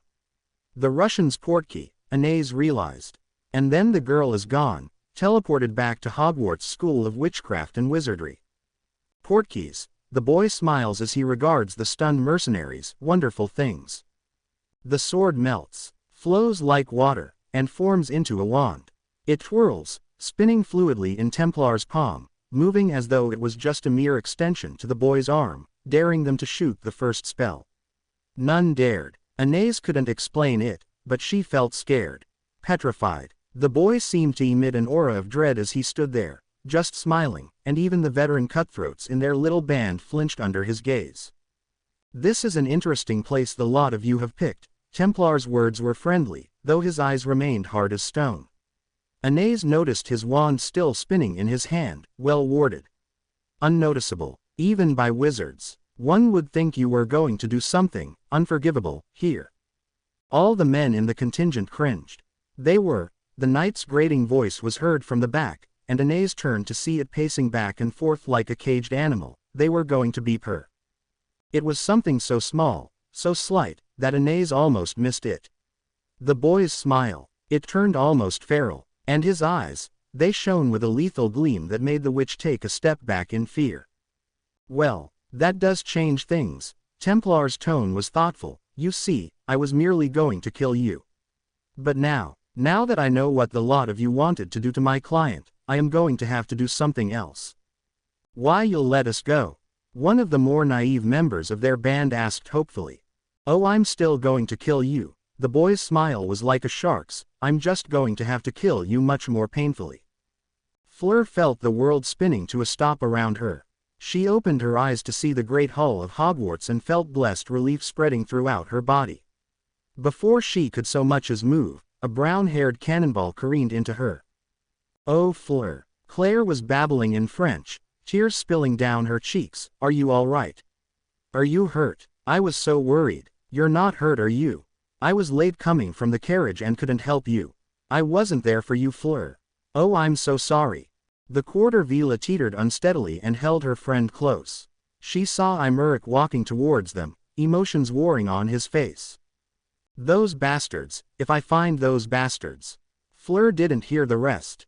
Her headmistress had placed a heavy hand on her shoulder, and she looked up to see concern radiating from Madame Maxime's eyes. Are you all right, Miss Delacour? She saw the rest of the hall staring at her with wide, frightened eyes, saw the squads of Britishers that now had been called into the school, saw the Hogwarts professors regarding her with stern, worried gazes. And then it hit her who just had saved her, and her numbness went away, replaced by fire. Bayard. Fleur gasped out, and grasped tight Maxime's robes. Bayard's still out there. The first wizard to die is a skinny, mustached man with a fat, bulbous nose. There is no warning, no sign, no indication that the fight was supposed to begin. The knight thunders into the group from behind, and separates the man into two screaming halves. Blood spurts, freshly released, and covers the stunned bounty hunters with blotches of crimson. That is enough to shock the mercenaries out of their reverie, and they scatter to avoid the plate-clad monster in their midst. One is not fast enough, and Anais recalled his name as Michael before the sword returns and pins him to the dirt like a wriggling insect. Anais launched a silent diffindo and a powered-up bombarda towards the knight, judging it to be the most lethal combatant of the pair. Just like before, both spells seemed to go through the shadow-wreathed being, the diffindo carving a deep gouge into the ground and the bombarda detonating in a copse of trees even further. The woman snarled, and wheeled to deal with the boy, just in time to see another man go down, a smoking crater in his chest. The boy casted, moving fluidly, never stopping, seemingly unmindful of the bright beams of magic that spat and hissed around him. There was never the shimmering glow of a conjured protega. Templar's defense was movement, a blur of random motions that made him almost impossible to target. Not that the mercenaries were in lack of trying. Their constant barrage of spells was rearranging the forest floor, but none connected with the boy. Templar ducked a borderline dark curse, and slashed his wand towards the ground. A pulsating burst of magic slammed into the earth, and in response, the dirt and loam convulsed as though if alive. Two wizards, one of who had sent the curse, were suddenly accosted by dozens of earthen hands, fingers of hardened soil and stone reaching and grasping. One wizard managed to stumble back into safety. The other was not so lucky, and wailed as the inhuman digits clutched tight to his limbs. They dragged him into the ground, forcing him waist-deep into the churned dirt, before a massive, twisted thing rose from the earth. Swiftly, it formed into a hand, many times larger and heavier than the ones before. Anais watched, stunned, as the hand clutched tight its clay fingers to form a gigantic fist. And then it came down, like a hammer, and pulverized the trapped wizard into a bloody paste. The wizard who had freed himself screamed out something incoherent, and began blasting the earthen fist with his wand. He never saw the armored figure until the sword exploded from his chest. Gurgling blood, the man turned his head to see emerald bale fires staring at him before a steel fist seized him from the ground and lifted him high. The sword freed itself, then it came back, once, twice, 3 times, stabbing into the twitching body with blinding speed. The knight laughed, an eerie, unnatural sound, and flung the dead man away like a ragdoll. Anais shot 3 curses at the armored figure in rapid succession, watching helplessly as they passed through the thing's body as though it was thin air. The knight paid her no heed, and scythed down another mercenary in a spray of blood. A protega shimmered into place by her left and the witch wheeled on her feet to see a scrawny man dueling with Templar. The wizard blasted at the boy with high-powered reductos and hastily aimed bombardas. His opponent danced through the explosions, swerved to avoid a beam at chest level, and jerked his wand towards the protective barrier. The protego shattered like glass, and as its conjurer staggered back from the magical backlash, a thin beam from the boy's wand transfixed the bounty hunter like a hurled spear. The man's skin dissolved. It cackled like burning paper, shriveled, and then seeped away, revealing human anatomy at its barest, bloodiest form. Anais wanted to retch. The man collapsed in a screaming heap, clutching at his raw flesh that seemed to throb and pulse. His death would not be quick. The boy turned, ducking under the sickly green of a killing curse, and incinerated the caster with a jet of bright orange fire. Anais again targeted the boy, launching spells, hexes, even the occasional disarming spell to somehow halt the young killer.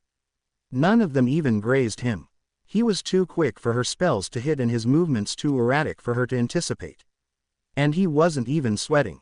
Templar sidestepped a bludgeoning curse, sent 2 severing charms back to back in the span it took for a human to blink, and detached both arms from his target. The bounty hunter screamed, and staggered back, twin arcs of crimson spilling from his shoulders. The boy's reducto smashed into his chest a second later, and a flopping, battered body rolled to a stop at Anais's feet. It was then that Anais knew she was going to die. The knight had hinted on it. Even proclaimed it. She had thought he was bluffing. But now, the American's words rang true. The witch turned on her heel to see men falling back in disarray, casting blindly, futilely. Some were even running away. They couldn't apparate here, not with the wards in place. They didn't get far. A wave from the boy's wand turned the very forest alive, and Anais averted her eyes from the scene of men being ripped to bloody pieces by thorned branches.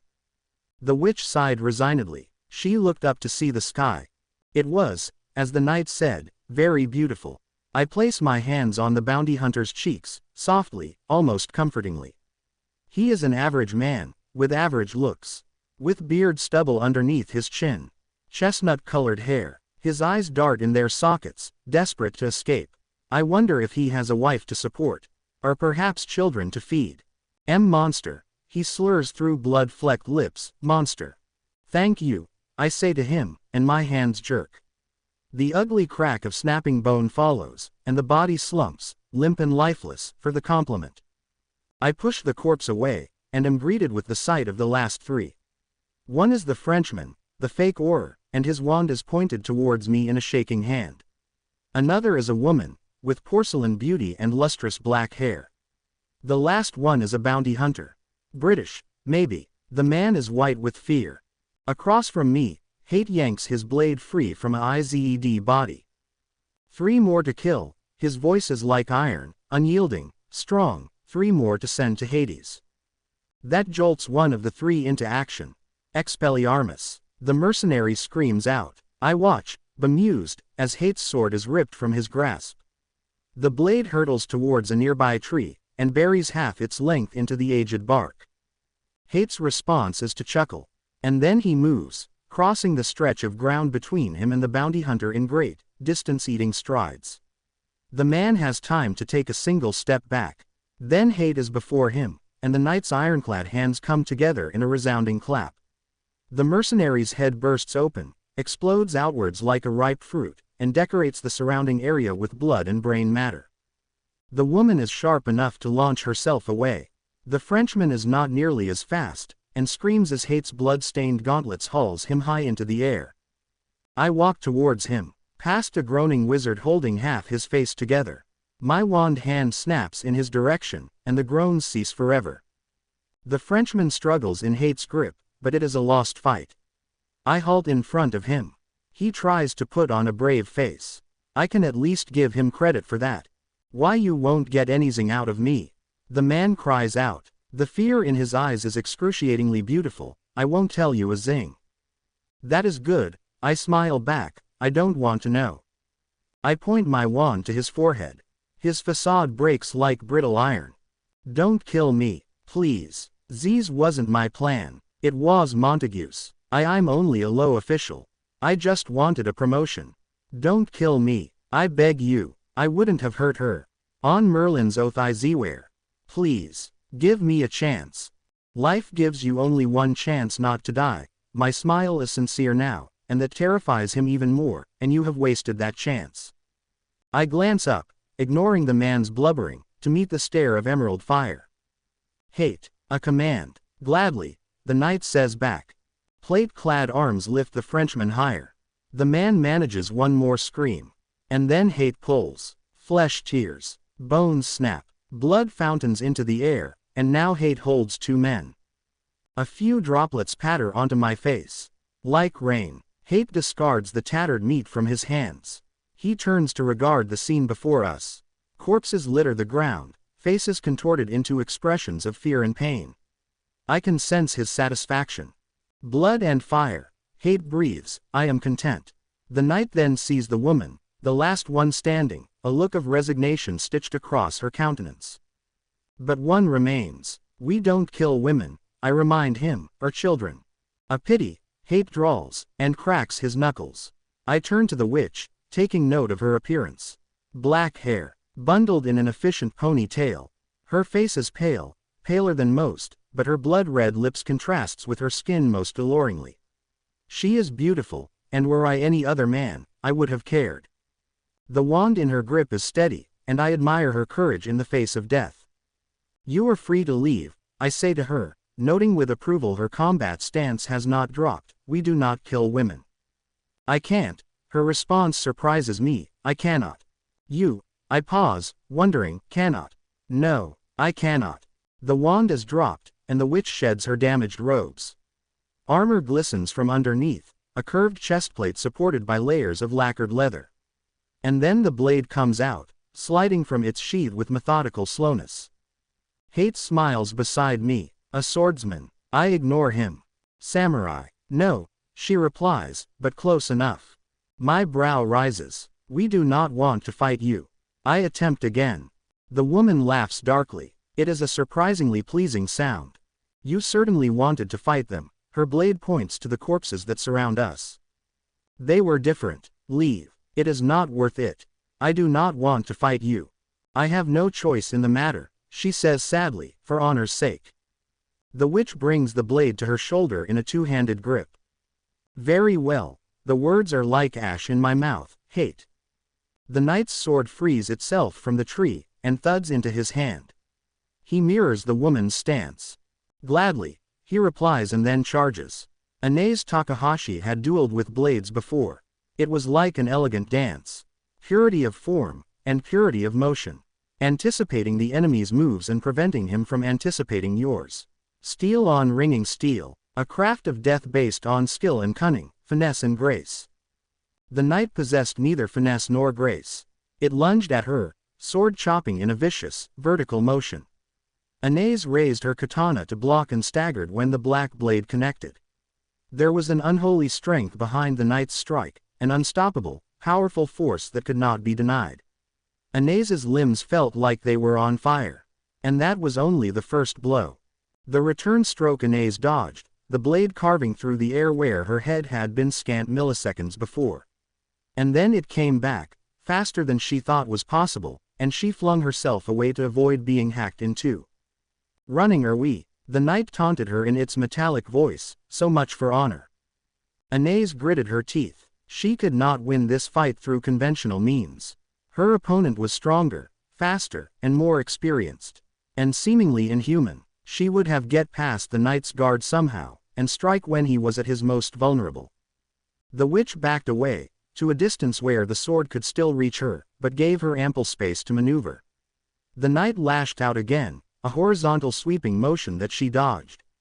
The return swing she blocked, and regretted the decision when her muscles burned from the exertion. This continued, the knight hacking at her with machine-like precision, and her barely managing to keep up. Every swing came inches away from ending her life. Every blow felt like a sledgehammer when her own blade rose to deny. She had lost count of time, but it couldn't have been more than a minute. And that made her feel weak. Useless. To be so vulnerable when the fight had barely begun. The knight swings again, an overhead blow. She dances away, wincing as the blade passed mere centimeters from her shoulder. The sword smashes into the ground, and sticks there, lodged deep into the dirt. Anais tensed. Here was a chance to end this. Her katana rose high and she brought it down on her foe's unguarded back. The knight's response is to laugh. A massive, blackened gauntlet arrests her motion, and the witch's eyes widened as the knight's grip tightened on her arm like steel. The second gauntlet leaves the sword, still embedded in the earth, and hammers into her stomach. Her chestplate, forged by the finest blacksmith in her village, layered by protective wards and charms to be nearly impervious, dense. Anais felt the air leave from her body in an almighty rush, felt her feet losing purchase on the ground. Her vision darkened, blurred. She had the impression of being lifted bodily into the air, and she blinked away the haziness to see the knight's ironclad visage. It was, frankly, a terrifying sight. Burning, hellish orbs stared at her from the cruelly wrought helm, and the blackness hidden beneath seemed to smile at her pain. Still so eager to die, the knight hissed into her face. Anais glared back, at this monster, this demon, and spat in its visor. The knight laughed again, and flung her away, physically hurled her through the air as if she weighed nothing. She landed hard, right at the feet of the boy. The witch thanked her ancestors her hold on her katana had remained strong. Growling, she rose to one knee, ignoring the pain that flared everywhere, and stabbed her blade into the knight's master. She expected blood, and there was blood, her own. Anais stared down in shock at the blade that emerged from her right shoulder, dripping with crimson ichor. Her katana was hovering over the boy's robed chest, the tip tantalizingly close to piercing his skin. And then pain overwhelmed her, forcing her to the ground. "You will not harm my lord," the knight hissed from above her. Unlike before, its voice was tainted by wrath, and Anais inwardly rejoiced at doing something, however small, to annoy it. As though if sensing her thoughts, the knight twisted his sword, and she screamed as the pain increased tenfold. "You are losing your touch, hate." Templar spoke mildly, seemingly unfazed at how close he had come to death. "She almost killed me." "Apologies, my lord." To Anais's surprise, the knight's tone had changed. It sounded almost remorseful, a mere slip of the hand. "I assure you, it will not happen again." The boy gave no notice he had heard his companion's apology. Instead, he leaned down, squatted on his haunches and gave her a curious look. If he was just a boy, then the expression would have been innocent. Cute even. On Templar's face, it resembled a cold leer. "Why are you trying so hard?" the boy asked, and Anais nearly choked on laughter at the insane question. "I gave you your life. You should have just walked away." The knight's sword pierced her to the ground, pinning her like some trapped animal. She could only look up, and even that caused her pain. "The contract," she spat, not surprised that blood came with the spittle. "The magical contract. You signed a magical contract." Templar blinked at her, "as a mercenary." "Yes," the witch ground out, "now stop questioning me and kill me." The boy ignored her request, and stared at her. "No contract between a client and a mercenary is bound by magic," Templar said slowly, as though if pondering something. "Otherwise, there would be very few of us left. The only magic that goes into it is the ink. And that is only when the client is particularly affluent." That stunned her, shocked her. The pain that had been like 1,000 knives before now became a dull throb as her mind worked hard to understand this revelation. But the Frenchman would have written down the contract on regular parchment. "No magic." "Did you swear a magical binding oath to them?" "No, but then you would have suffered no penalties for abandoning the contract." The pain from the knight's sword became a pinprick compared to the pain of betrayal. "The Russian," Anais gritted her teeth, "the Russian said I would lose my magic if I did not help." Then the Russian was lying. Templar shrugged nonchalantly. "I am not surprised. He was experienced and you were not. He took advantage of you." "What?" Anais struggled briefly, but the blade through her shoulder prevented her from doing much besides glare. "What do you mean?" "You are new to this work, yes?"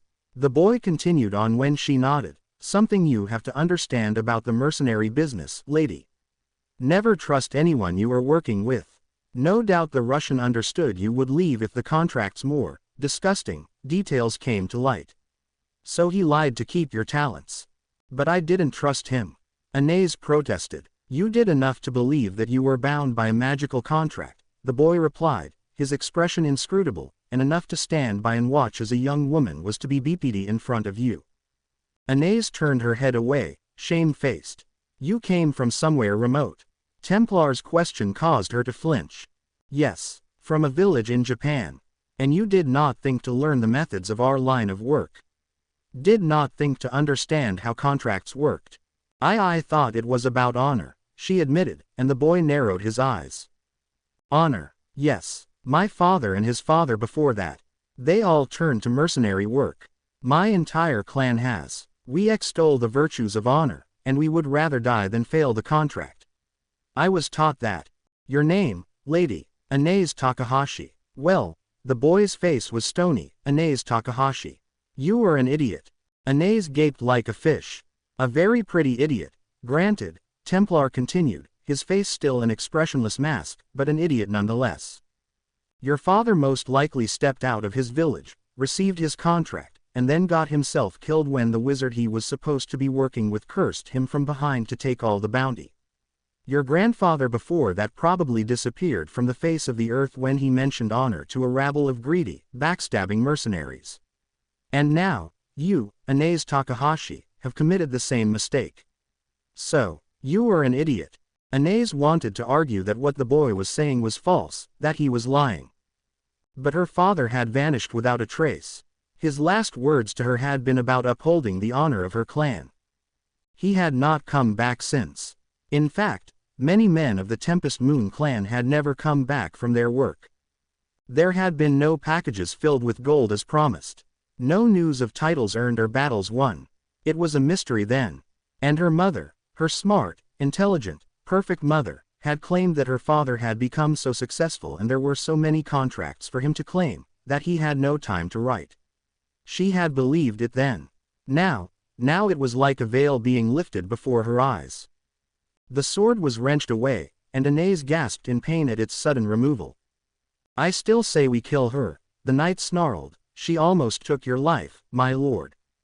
We do not kill women and children, the boy repeated, stern, and besides, she would not have come close if you weren't so eager.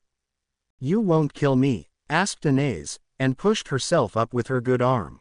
The pain was still there, but it was forgotten. Had to be forgotten for what came next. Why? I won't. My honor, the boy stressed, and Anais winced, forbids it. That was all she needed. Her forehead touched the soil. Her body, battered and wounded, prostrated itself before the boy. Teach me. What? Templar seemed genuinely surprised. The expression didn't match well with his face. Teach me. Teach you what? Everything. About this profession. About honor. I beg of you. She hesitated, and then uttered the words she thought she would never have to say in her lifetime, my lord. The knight laughed. In humor this time. Something funny. Hate. Dark humor, my lord. Black comedy. You would not understand. Emerald eyes turned from the knight to her, and Anais felt as though they were gazing into her very soul. An eternity passed, at least that's what it seemed like to her, with every moment being scrutinized by the boy's uncompromising gaze. She could be useful, my lord, the knight spoke, startling her. She had not expected it of all things to come to her aid. An extra pair of eyes on the girl would be helpful. You were pushing for her death earlier. Hate, Templar replied, what changed your mind? She is skilled somewhat with the blade, as well as wand work. What else needs to be said? I do not need a partner for this job. No, not a partner, but a servant. A South * Avenue, perhaps. One who is unfalteringly loyal to us and no one else. What you are suggesting, Hate, infringes upon my honor. The boy had developed a distasteful look. The knight shrugged. Then make her a soldier. A warrior dedicated to our cause and our cause alone. Force her to bleed our enemies. Templar seemed to ponder this. His eyes flashed, decision seemingly made, and Anais wondered what the fates had in store for her. And then he spoke. Rise. Severus Snape, contrary to popular belief, did not hate children. He certainly disliked them, some more than others, especially the Potter brat and his Weasley sidekick, but to say he hated them would be a grave subversion of the facts. The young heir of Malfoy also rankled on his nerves, sometimes even more so than the boy who lived, but that too was a secret. No, Severus Snape did not hate children. Just detested them. But there were a select few that the potions professor grudgingly approved of, if not for their intelligence, then for their cunning. Daphne Greengrass was one, highly intelligent with a wit to match. Tracy Davis was another, not as intelligent as Greengrass, but cunning in her own sly way. Blaise Zabini was another student worthy of Snape's approval, silent and brooding, but utterly lethal like his mother. These were examples of what ideal Slytherins should be: ambitious, shrewd, patient. And after today, Snape had a sneaking suspicion he would add another student to his list of hidden favorites. Bayard. Just Bayard. No last name to pin him to a family. No long-winded history of a magical family with gold in their coffers. Just a normal, charming boy. Snape almost laughed out loud. He had known the day the boy stepped into his classroom that he would be different. The child hid it well, better than any Slytherin, but Snape had discerned it almost immediately. The boy was a killer. His involvement with the Death Eaters had long ago taught him to distinguish these things from the rest. He could tell from the way the boy moved, how he talked, how his eyes shone with a lethality that lurked just beyond the surface. There was a killer stalking the halls of Hogwarts, and none knew it save Severus Snape. It was an alarming thought, and were it Sprout or Flitwick that was privy to such information, then the boy would have been come under close scrutiny, perhaps even expelled. But Snape was no bumbling fool of a Hufflepuff or excitable wizard of a Ravenclaw. He understood that the act of killing was sometimes unavoidable, and in rare cases, justified. Killers weren't all maniacs, though a significant portion was. And as for Bayard, the boy was certainly no lunatic. There was a professionalism in him, hidden so well that those who hadn't seen death, hadn't killed, would never be able to find. Death Eaters killed for the sake of their own pleasure. The boy killed for the sake of killing. Professional. Snape fought down the urge to laugh out loud again. Yes, he certainly liked Bayard, if not for his abilities, then for his discipline. That, and the boy was currently making life a living hell for both Black and Potter. The potions professor smirked as he glanced around the room. They were in the headmaster's office, with all the heads of house in attendance. There was McGonagall, looking stern as usual. Sprout was wringing her hands nervously as she watched the proceedings. Flitwick was wearing a thoughtful look. And Dumbledore, the old man, was staring at Bayard with an intensity that made Snape recoil. Only once had he seen such a look from the aged wizard, and that was when he had come to the headmaster with Voldemort's plan to attack the Potters. Snape shivered. That was a memory he did not want to recall. Yet, at the same time, he found himself curious. The boy had been quick. Almost too quick for the BPDI to see. Certainly too quick for his fellow students to see. His wand had transformed into a sword, and at the same time, he had grabbed the wizard's portkey. And then he was gone, whisked away along with the man. There had not even been time for the blood to spray. But Snape had seen it, and the potions professor was sure Dumbledore had as well. Which begged the question why. Why Dumbledore allowed Bayard to remain at Hogwarts. The old man was lenient on many things, but killing was not one of them. It was a curious puzzle, and Snape doubted he would solve it by himself. The potions master continued his survey of the room. There was the French witch that had been kidnapped, her face tightly controlled, but thick with emotion. Her headmistress, a giant of a woman with regal features, stood behind her, a large hand over the girl's shoulder. Karakov was here too, though it was probably for nothing good. Igor was a slimy, conniving bastard, and Snape was sure that whatever was repeated here today would soon be in the ears of Durmstrang's potential champions. Of course, these were all the backdrop to the play being performed in front of him, and what a play it was. Bayard stood in the middle of the room, face friendly, eyes alert. James and Sirius paced around him, interrogating the boy to best of their abilities. Which wasn't much. Every question they shot at him was returned with an answer that seemed to be useful, but was in the end, utterly uninformative. Both Auror captains had been at it for 20 minutes, and so far they had gotten the boy to admit his name, age, and his favorite color. Snape snickered. That had derailed the conversation for quite a while. All we want to know, James rubbed his forehead tiredly, is what happened to the others. Miss Delacour tells us there was quite a few. And as I keep telling you, I incapacitated them. The boy replied, and Snape crowed inwardly at Potter's exasperated sigh, all of them. If you incapacitated them, then where are their bodies? Sirius growled from the boy's left, watching him like a guard dog. They should be bound in ropes, or stunned. I incapacitated them in a more permanent manner, Bayard smiled. Snape shuddered. No man, be he child or adult, should ever be able to smile like that. So you admit you killed them? Sirius wheeled on the boy, a triumphant expression on his face. Before Bayard could reply, the French witch leapt to his defense, outrage visible on every line of her body. How dare you slander Bayard like Z's? If it hadn't been for him, Zen, I wouldn't be here. Joe's men said they were going to break me. Snape's features twisted in disgust.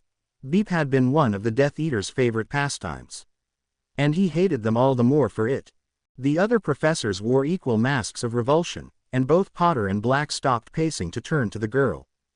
Miss Delacour, James began, I know he saved you, but you have to understand that he may be potentially dangerous. At this, the boy's eyes flashed, and his posture changed ever so slightly. Snape sneered. None had noticed. Save him. Dangerous. Non. The girl was enraged, and slipped habitually into French as she cursed at the oars. Il aime sauver la vie, et je ne l'accepterai pas pour lui d'être calomnié de telle manière. Tell them, Madame Maxime, I can't stand for these. The giant headmistress nodded at her student's words. I cannot believe that your oars will mock and deride Z's boy for saving his charge. Maxime glowered at the two men in question, and Snape chuckled at their expressions. This would be definitely something to save for his pensieve. In France, Bayard would have been honored and praised for his valor. I see that England has no such outlook. That's not true, ma'am. Sirius was speaking now, but the air of Black looked uncomfortable. We appreciate Mr. Bayard's efforts, and thank him for it, but we need to ask him these questions. Is that so? Jen, why has your questioning been more like an interrogation? Maxime turned her glare to the headmaster. I do not understand, Dumbledore, why you allow these to continue. Bayard has been misaligned badly, and I will not stand for Z's miscarriage of justice. Perhaps James and Sirius, Dumbledore said pensively, it would be best to let the matter drop. Bayard has performed exceptionally, this you must admit. And be sure to reward the boy too. Flitwick squeaked. Albus, James sighed, we don't want to do this any more than you do, but we need to know what happened. The band might have connections elsewhere, and that may lead to students being in danger at Hogwarts. A danger that I assure you has been completely neutralized. Bayard glanced up at the two red-robed men. Perhaps if the Aurors assigned to our protection were not remiss in their duties, then this danger would never have materialized. Both men stiffened at the implied insult. Snape's lips twitched. We take our jobs very seriously, Potter lectured solemnly, and the Aurors guarding the tournament are our best. Then pray tell me, how did those three get in? The boy wore an innocent expression, but every word from his mouth was barbed. Two of them couldn't even speak French. Did you even check their credentials? We did. Black's face was pained, and everything looked fine. Looked fine, and it never occurred to you that the documents were forged. That delegating a single Auror under your command to check in with the Ministry's International Division or even the French Embassy for an explanation would have revealed the farce for what it was. Both Sirius and James looked embarrassed. Snape's lips were threatening to form into a full-fledged smile. Now, Dumbledore broke in before the two Aurors could be further humiliated. Sirius and James performed admirably under trying circumstances. I do not doubt for a moment that we are well protected by them. Which is why Miss Delacour was kidnapped from under their very noses, Bayard drawled, well protected indeed. 100 points to Slytherin, Snape mentally crowed. Nevertheless, Dumbledore said mildly, I have the utmost confidence in our Aurors. Just as I have the utmost confidence in you, Mr. Bayard. The boy nodded, and dropped the subject. The potions professor was disappointed. He had hoped for more humiliation for his childhood enemies. I believe, James, the old wizard turned to Potter, eyes twinkling, that our group discussion has come to an end." Snape snorted. Only in Albus Dumbledore's mind could an interrogation remotely match with group discussion. "Yes, of course, Albus." James nodded and turned to leave. Sirius grasped his sleeve tightly and stopped him. "Before we go," Black said smoothly, "perhaps Mr. Bayard would allow us to take a look at his wand. To perform the prior incantato. It is standard ministry procedure after all." Snape rolled his eyes. Aurors weren't allowed to perform wand checks without direct approval from their higher-ups in the ministry. Black's audacity hadn't lessened with age, it seemed. The man was lying, and against well-known regulation at that. McGonagall's nostrils flared, and Snape stepped back from his fellow head of house. The deputy headmistress was a stickler to the rules, and having one violated so badly in front of her was sure to incur her wrath.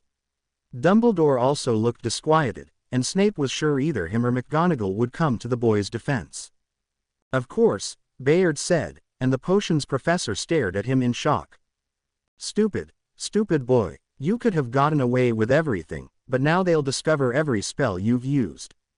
Snape grimaced inwardly as Black snatched the boy's offered wand as though it was gold. Sirius blinked, hesitated, and weighed the blackened stick in his hand. "This is steel." Snape felt his trepidation disappear, replaced by curiosity. Steel was never used for wands. It was an inert object. A horrible medium. Magic couldn't flow through it. At least, that's what his trips to Ollivanders taught him. "Your powers of deduction astounds me," the boy replied dryly. Sirius ignored the jibe, and waved his own wand, incanting the words. "Prior incantato." Nothing came out. "Prior incantato." The heir of Black tried again. Nothing. Snape's brows rose. He had expected a collection of curses and spells to materialize. If not of the dark variety, then certainly everyday charms that no wizard or witch could do without. How very, very curious. Sirius handed the wand back to its owner, a mixture of shame and anger warring on his face. "Perhaps you will believe me now," Bayard stated simply, and pocketed his wand in a smooth, fluid motion. Black glowered at the boy, and then wheeled on his feet, and stormed out of the office. James glanced apologetically around the room and turned to the boy. "I'm sorry about all of this," Potter said awkwardly, "but it was necessary. I'm sure you understand." "Of course," the boy smiled. James nodded, and took one last look around the room before following Black through the door. "Well," Dumbledore clapped his hands together, "that certainly was a wonderful meeting. But alas, all good things must come to an end. Professors, if you would return to your students. I'm sure they would be delighted to know that classes will be cancelled for today." McGonagall nodded stiffly, and left the room, followed by Flitwick and Spout. Snape stared at the boy for a bit longer, then moved for the door, robes billowing behind him. "If it is possible, Madame Maxime, I would like to speak with Bayard in private." The headmistress of Beauxbaton slowly turned to regard him. Dumbledore matched the regal gaze with his own. She had a great deal of respect for him, but not an ounce of trust. Albus didn't blame her, not after what happened today. "If you are willing," Maxime turned to the boy. Emerald eyes stared into his own, and Dumbledore fought the urge to look away. "I will be along shortly," the boy said back. Maxime nodded, and guided the Fleur towards the door. The young witch appeared distinctively unhappy, and stole wistful looks back at her savior. She obviously wanted him for company. Dumbledore's magical sight flared, and the headmaster watched as a shadowy tendril ghosted from the boy and wrapped itself around the girl. It stayed there, settled over her shoulders like an incorporeal cloak, drifting after her as she disappeared through the doorway. Then, the door slammed shut, and silence prevailed in his office. "Harry." The boy's expression remained neutral, unreadable. It was like staring into a marble statue. Then, the face changed, the cheekbones lowered, the scar turned deep, the hair turned black from gold, and suddenly Albus Dumbledore was staring into the eyes of Harry Potter. "It was always a challenge," the boy said, gazing politely back at the headmaster, "to hide my appearance. Everything else can change, but my eyes, and the scar, they refuse to be hidden." Albus pushed himself up from his seat, and made a step towards Harry, his arms spread to embrace the long-lost child. Harry took a step back, and maintained the distance. Albus's heart sank. "It would be best, Headmaster," the youngest Potter said smoothly, "if you refrained from doing that." "Harry," Dumbledore's voice quivered, "you have no idea how sorry I am, how very sorry I am."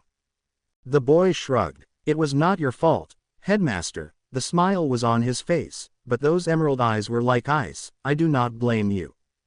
Dumbledore did look away this time. "I have wronged you, my boy," the aged wizard began slowly. "If only I had not proclaimed Adam to be the one that struck down Voldemort." Harry's eyes flashed. "That I would be by their side," the boy finished, and Dumbledore winced at his refusal to use Lily or James's names. "That I would be safe and happy. That I would be with a loving, caring family." "Yes," the headmaster responded sadly. "Spare me your condolences, Headmaster." Albus jerked his gaze back to the boy, surprised at how cruel he sounded. "There is nothing now. Nothing for them, and nothing against them. They have changed, Harry," Dumbledore said, brushing a stray tear from his eyes, "changed for the better. They aren't the same people you remember.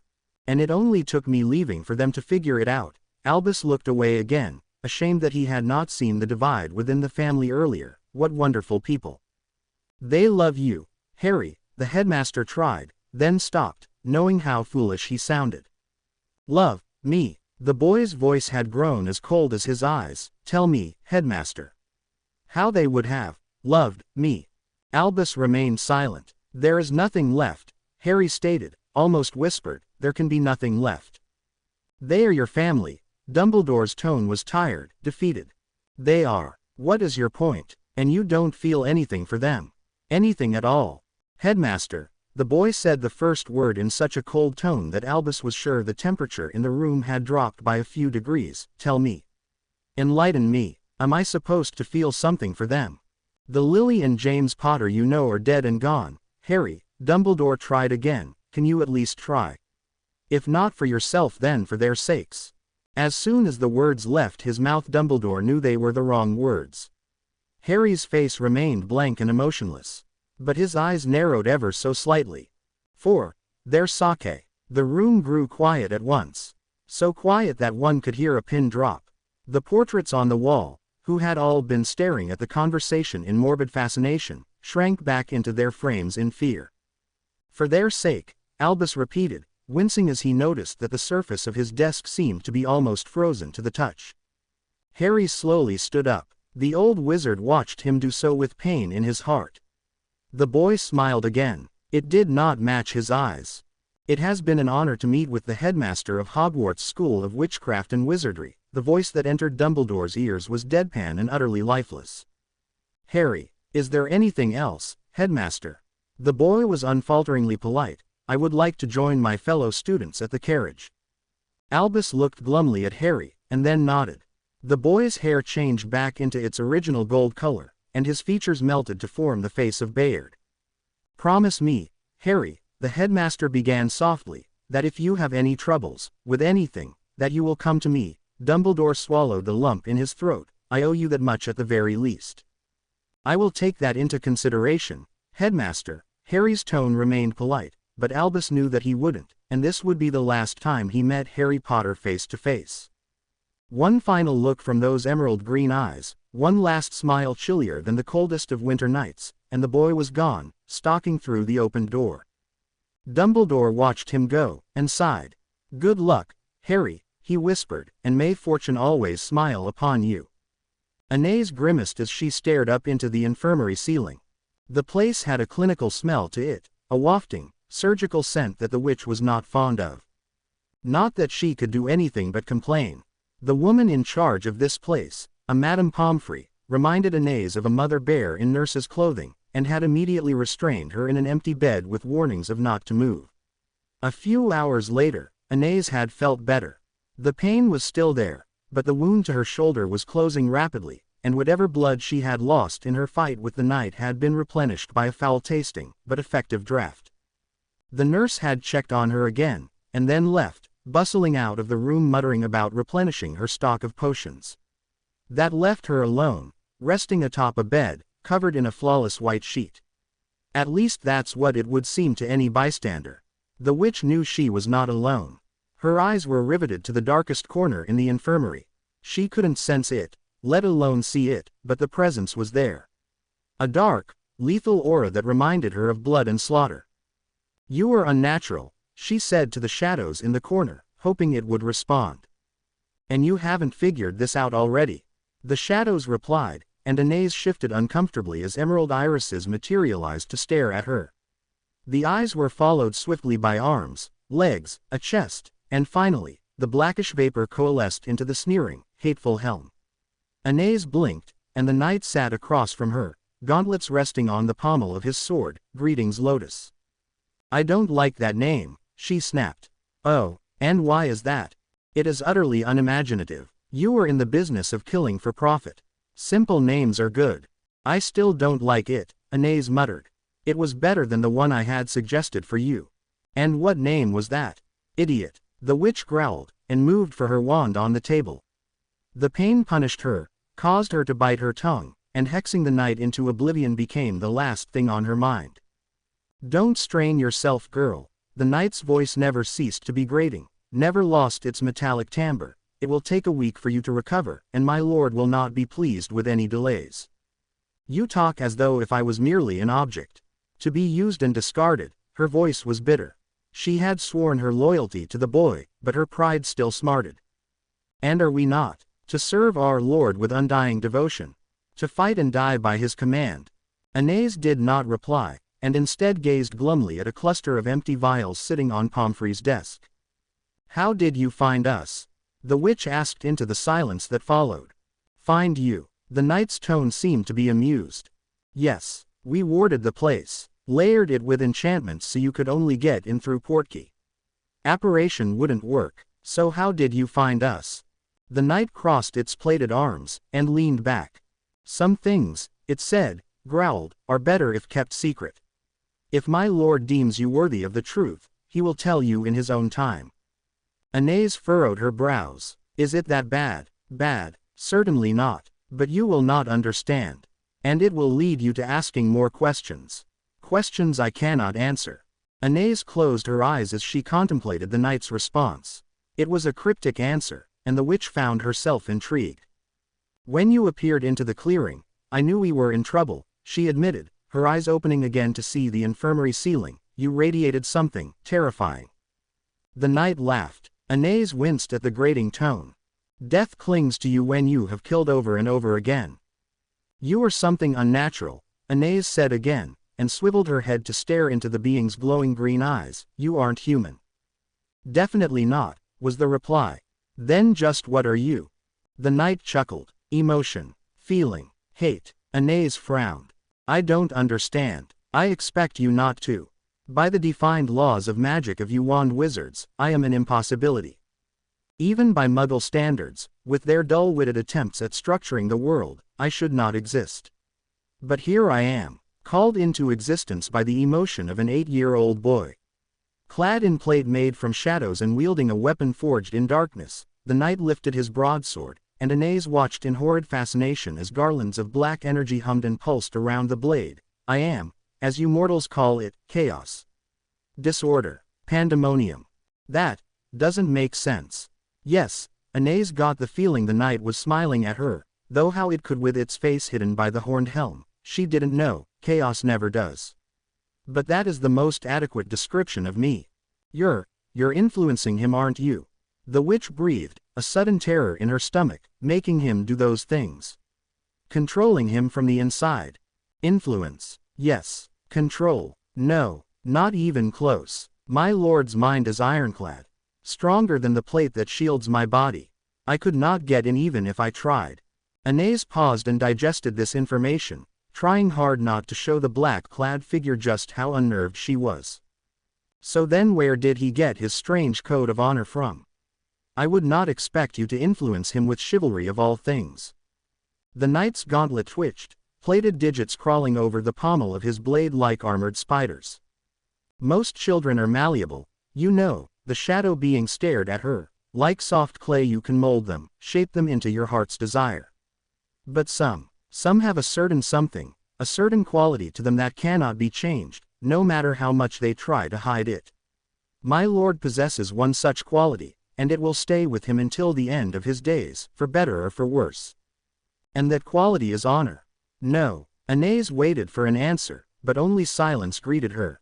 Are you going to tell me? She asked after a few moments. No, the knight smiled back. You're being annoying on purpose, aren't you? The witch growled out, exasperated. Emerald fire danced with amusement behind the sneering helm. What do you know of knights, Anais Takahashi? She found him by the lakeside, perched on an outcrop of rock, watching the setting sun. He rose as she approached, the charming smile and warm eyes affixed to his face. Miss Delacour, Bayard nodded to her. Fleur swallowed the lump in her throat, and moved to stand beside him. Thank you. She hesitated, not knowing what else to say. Your thanks is appreciated, but unnecessary. The boy inclined his head towards her. I am merely doing what the contract bids me to do. Still, it was brave of you to come for me. I was terrified. I was terrified no one would come. Baird's expression changed in an instant, and concern radiated from his face. Miss Delacour, he said softly, I would venture into the very depths of hell for you. Fleur felt her heart beat faster. It was a lie, she knew, for when the year ended and the contract expired, her bodyguard would be gone and with him whatever promises he made to her. Still, the boy's statement calmed her, made her feel better, and the quarter villa wondered why. A moment of silence reigned between the two, a comfortable stillness that Fleur did not want to break. How did you know they weren't oars? She asked after a while. I didn't, Bayard replied cheerfully, his earlier solemnity gone. You didn't, Fleur repeated incredulously. Nope. But I remember you saying that oar captains commanded squads, and the fake oar. The quarter villa shuddered at the memory of the man clutching her with his wand pressed tight against her neck, brought only 2 others with him. They do, the boy chuckled, and turned from her to stare at the lake, but they could have left the rest of the squad at the castle gates. I believe that is the standard procedure of most wizarding ministries when tasked with retrieving important personnel. Fleur was stunned. Bayard noticed her expression and smiled thinly. I'm not omnipotent, Miss Delacour. I didn't know if they were real oars or not. What would have happened if they were real? She breathed. Oars, that is. I supposed I would have embarrassed myself in front of hundreds of students and made a very nasty impression on the employees of the French ministry. How can you say that? Fleur was amazed at the boy's daring. How can you face the rest of the school after? Aren't you afraid they will make fun of you? Your safety is paramount, Miss Delacour. If that means I should weather the students' ridicule for the rest of the year, then so be it. Fleur felt it again, that faint hammering in her heart. She tried to ignore it. So, you just guessed. Yup. The boy grinned at her. We were lucky though. The man was not experienced at bluffing. He was afraid he'd been compromised and made a mess of the situation. And what would have happened if he was experienced at bluffing? Fleur asked, 1,000 different scenarios playing in her head, all of them ending badly for her. Bayard laid a gentle hand on her arm, and the quarter villa instinctively drew closer to him. If you are afraid of what would have happened to you, he spoke quietly, emerald irises peering into her own, don't be. I would have come anyways. I am not omnipotent, but I am the best there is. From any other man, Fleur would have thought he was boasting. But from Bayard, it seemed like the truth, a promise almost, and she let herself be comforted. There will be rumors, she stated, blinking at him, you know that right? Rumors. The boy seemed unconcerned. Yes, some of the students will think the worst of you, for what you did in the Great Hall. I doubt it. Bayard cocked his head to one side, a gesture that Fleur found strangely endearing. I was fast. Unless said students have unnaturally sharp eyes, they would have saw nothing but me being whisked away by the portkey. But that will make the rumors even worse, the quarter villa said softly. I have experienced them before. The mind will make up things in lieu of the facts when there are none. She paused and stared sadly at the boy. Sometimes, I think imagination is a terrible thing for humans to have. The boy shrugged, and brushed a hand through his hair. The rumors are just that. Rumors. If they cannot hurt you, then there is little I have to fear. But they will say that you have done horrendous things to my captors, even though they deserved it. Maybe even killed them. And you will be ignored by the student body. Hated even. They will fear you. And do you fear me, Miss Delacour? The boy regarded her with an innocent smile. No, Fleur said stoically, no. I do not. You are Bayard, my friend. What you did to those scum, whatever you did, they didn't deserve anything less. The others may be afraid, but I am not. You had to do what you had to do. And what if I told you I did kill them? Bayard stepped forward and Fleur stepped back, automatically, eyes wide. And what if I told you that not only did I kill them, but I enjoyed killing them? Would you fear me then, Fleur Delacour? The quarter Vila felt her heart pounding, felt her throat constrict, felt the fear of staring into a potential killer's face. The boy's smile seemed to grow wider. I would, she began, then amended her statement hastily. I would be afraid of you, but I also know you wouldn't harm me. Or anyone in the school. And you know this because you are Bayard. The words left her mouth faster than she could think of them. That made her feel very foolish. Because I am me, the boy repeated, traced every word so slowly that it made Fleur shiver. You are more correct than you think, Miss Delacour. He paused, thoughtful, and looked at her again. Fear is good. Fear is healthy. Fear begets caution and caution begets survival. Always fear, Miss Delacour, but never allow it to claim you. I don't fear you, she whispered. I don't think I ever will. Bayard just smiled at her, and Fleur knew her hidden meaning had wormed past his guard without acknowledgement. But I did feel helpless, she continued, when they captured me. I felt so alone, so abandoned. I couldn't even do anything. It was an unpredictable situation, the boy responded. I do not think anyone else would have found a way out. But you would have, the quarter Vila challenged. Emerald eyes regarded her. Then the boy nodded. I would have. Then teach me. Her bodyguard froze, then turned. I assure you, Miss Delacour, that as long as I am here, you are safe. I have never let a client come to harm, and I won't let you. But what if you aren't here? What happens when your contract expires at the end of the year? Bayard looked thoughtful. I don't ever want to feel that helpless again. Fleur gritted her teeth. I need to be strong. To protect myself and my family. I need to be like you. The boy smiled, but Fleur thought she detected a faint glimmer of sorrow lurking beneath. You don't want to be like me, he said softly. There was a hidden meaning behind those words that she couldn't discern. Just like how hers had passed by him. But Fleur pushed on. Why not? You are strong. You are powerful. You can do wandless magic. Teach me. Strength comes with a price, Bayard replied, power even more so. All these things don't come free. And sometimes, the price is something you don't ever want to give up. Sometimes, it may even cost you your humanity. Fleur swallowed. I will do whatever it takes to protect my family. The boy stared back. He wasn't smiling now. How noble, he stated and turned away. This time the silence was uncomfortable, and Fleur yearned to be away from the stifling stillness. Then the boy turned back, the charming smile back in place, and the quarter Vila felt her worries drain away. I can't teach you everything, Bayard began, but I can teach you the basics. Meet me here in a week. In the morning, gem-green eyes watched her carefully. You won't be able to do what I do, but you will last in a fight. That's all I want, Fleur said gratefully. The boy nodded curtly and turned back to staring at the lake. Fleur had the feeling she had been dismissed, but instead of feeling angry, she felt saddened. Like something was missing. The quarter Vila stepped closer, until her shoulder was nearly touching Bayard's. The sun was still setting, and she watched with the boy as it lowered itself in the distant horizon. Strangely, it felt right. Morning came, and Fleur Delacour began her hunt for the boy. It had been an almost instantaneous thing, after yesterday's events, for her mind to link Bayard as a potential mate. She should have seen it coming. The most important quality every Vila searched for in a man, being immune to the allure, had been known to her ever since he appeared at the manor. The following weeks she saw for herself how the boy acted and how he carried himself in public. Fleur had liked what she saw, but she had been hesitant. He was, after all, only a boy. But last night changed everything. It was not the fact that he saved her life. She would have been grateful, very much so, but that would have been it.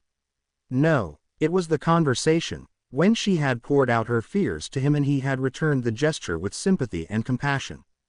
Any sense of him being just a child was gone now, erased utterly by the events that occurred. He was young, certainly, but the impression she had first received at the manor, when she had first seen the unruly bee-owned hair and wide, piercing eyes, was irrevocably gone. Fleur stepped lightly into the great hall. The chatter dimmed slightly, and Fleur realized that many eyes were on her.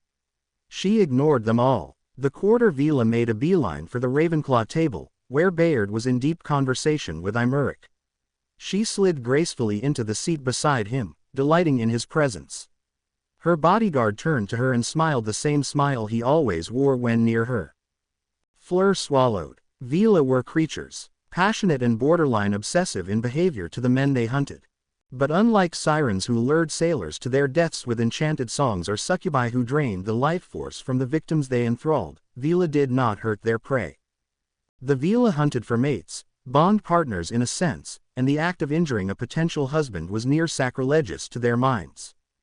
And also, unlike sirens and succubi, who bonded, in many cases forcefully, men to their wills, Vila bonded to their mates. It was a self-sacrificial act, for a Vila when pledging her love to man was in essence giving up her freedom in return for affection. And sometimes, said affection was never returned. The bonding was one way, and though all Vila uniformly possessed otherworldly beauty, there had been instances in the past when a mate would accept the bond, then use the Vila for his own sinister purposes.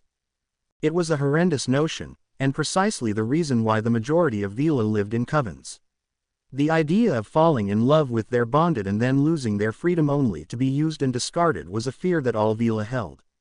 Indeed, most Vila preferred to abstain the presence of men entirely, and rare were the occasions they were seen by the outside world, be it magical or muggle. Fortunately for Fleur, her Vila blood was significantly diluted by her mother's marriage to a normal, albeit powerful wizard. There was no chance she would ever experience the bond. Only pure Vila could. But she had inherited the hunting instincts of her ancestry, and it was driving her, for a lack of a better word, barmy.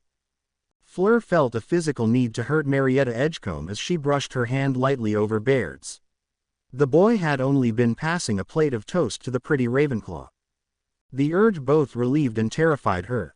Her mother had once sat her in her lap at the tender age of 9, and Apolline had carefully explained to her wide-eyed daughter the differences between Vila and normal human girls. It had been an enlightening experience. Humans were fickle, random. They followed their emotions, allowed feeling to cloud their minds, and thought little of what their actions did to others. This was why human relationships were so very fragile and so commonly broken. Vila were different. They longed for male companionship, mostly of the nature, but they were not promiscuous. Far from it. To a Vila, say was not just for pleasure. It was an expression of love for their bond mate, a sign of their devotion, and for a Vila to engage in copulation before the bond solidified was unheard of. It just didn't happen. It was an irony of the universe, a joke played on the race of man that the most desirable females on the planet were chaste to the point of beyond belief. But chaste did not mean weak. Apolline had made sure to point that out to her daughter. Vila were a powerful species. They had been hunters once, of both food and mates back when mankind still roamed the world in furs. Back then, they had been enemies, and Homo sapiens learned to hide in fear when the winged avians wearing the faces of beautiful women began their night hunt. It was only when man became civilized, that the Vila's instincts became less harmful in nature. But the predatory traits that their ancestors possessed never faded. Fleur glanced away in frustration as Marietta continued to flirt, if rather unsuccessfully at that, with Bayard. This was supposed to happen. It was the first phase of the hunt. Scoping out the prey and its surroundings. Lions did it when they hunted the numerous herbivores of the African Serengeti. Wolves did it when they prowled around potential game. Even bears, hulking, lumbering beasts that they were, scoped out their prey first before going in for the kill. For a Vila, it was nearly the same. But whereas predators sought out the weakness in their prey, Vila sought out the weakness in other predators. Or in other words, girls. To be more specific, human girls. And there certainly were a great many human girls surrounding Bayard. Fleur grimaced inwardly as she noticed just how much of Hogwarts' female population was staring at her bodyguard. A part of her found the change in her mind disconcerting. A day ago and she would have barely frowned. Now, she was counting heads and wondering what it would take to persuade the girls away from what was rightfully hers. But then again, this was to be expected. The hunt demanded that she scrutinize her opposition, find out every flaw and fault for her to exploit, and keep them away from a potential mate. Fleur growled low in her throat. That red-haired female sitting at the Hufflepuff table was literally undressing Bayard with her eyes. And the bee-owned girl with pigtails beside her was even worse. Fleur was glad then she merely possessed a quarter of her ancestry. A pure Vila would have changed into her avian form and started hurling fireballs by now. The quarter Vila turned to her protector. The boy smiled at her. Fleur tried to smile back. She failed miserably. Her cheeks started to heat up. Her mind began to wander. Her face began to slacken into a dreamy expression. Fleur hastily tore her gaze away. She was Fleur Delacour, eldest daughter of the French Minister of Magic. Potential champion of Beauxbatons. Not some love-sick, lust-filled maiden. Miss Delacour. Bayard leaned in closer, worried about her strange behavior. Are you all right? I am fine, she replied quickly, and her bodyguard nodded slowly. It is nothing. But it was something. It was not love, not yet at least, but it was something. Something alluring and intoxicating that made her want to bask in the boy's attention. Hello Fleur, a soft, polite voice said from beside her. The quarter Vila started and turned slowly to see dreamy blue eyes staring at her. Hello Luna, she said back in a painful tone. Of all the girls that surrounded her bodyguard, Luna Lovegood was perhaps the most random. She was an eccentric girl who spoke of things the quarter Vila had never heard of before. Fleur had known her for only a day, but she had already discerned that the girl was not quite right in the head. The girl had been calling Bayard, Lord Raxpert, for heaven's sake. But whereas yesterday's Fleur would have thought her odd and left it at that, this morning's Fleur was evaluating her worth and the threat she presented to her relationship with the boy. It seemed that her predatory instincts refused to allow her even a moment's rest. You are not hurt. Fleur was surprised at the girl's concern, and slightly touched. I am fine, the quarter Vila said graciously. Bayard rescued me in the nick of time. That's good, Luna nodded sagely. Lord Raxpert told me that the Nargles that stole you were most unsatisfactory to his taste. He said he wanted a fight, but the Nargles weren't really up to the challenge. I don't know why though. I've always thought Raxperts were mischievous but I didn't think they'd hurt people. I was wondering if you knew, since you're a Raxpert as well.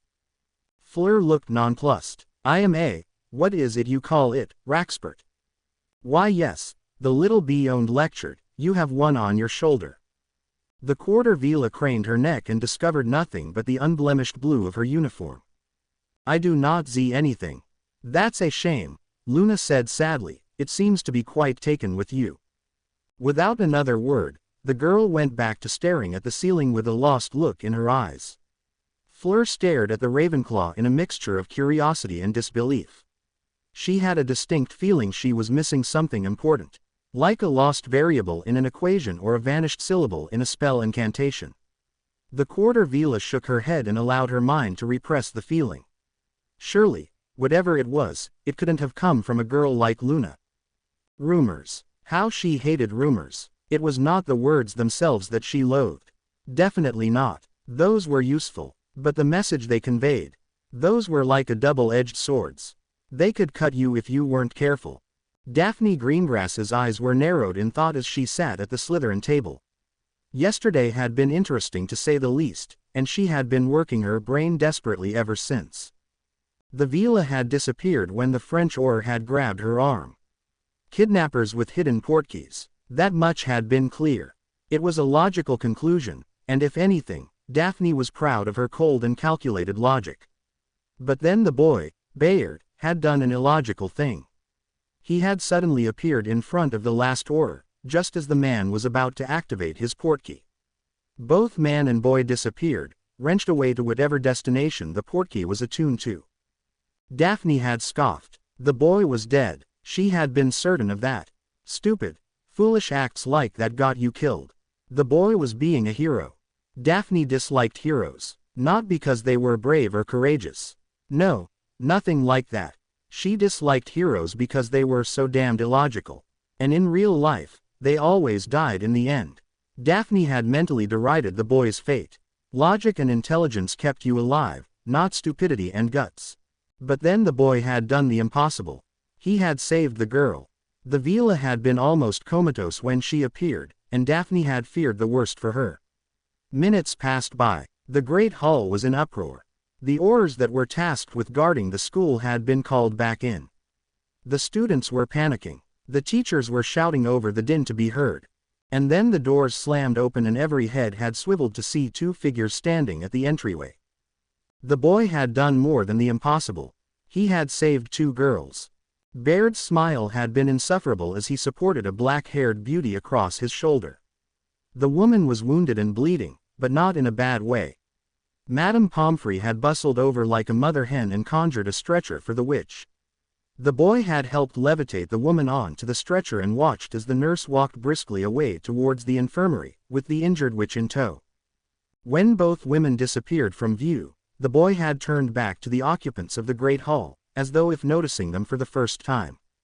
He had smiled a charming smile, and then proceeded to walk back towards the Ravenclaw table, past the Vila who was looking like she had just found the most recent copy of Playwitch, past the giant woman that was the Beauxbatons headmistress who was looking both proud and relieved, past the seats full of students who looked like they had just witnessed the second coming of Merlin. The boy had sat back down in his seat, smiled at everyone around him, and then promptly began to eat. Daphne had counted to 3.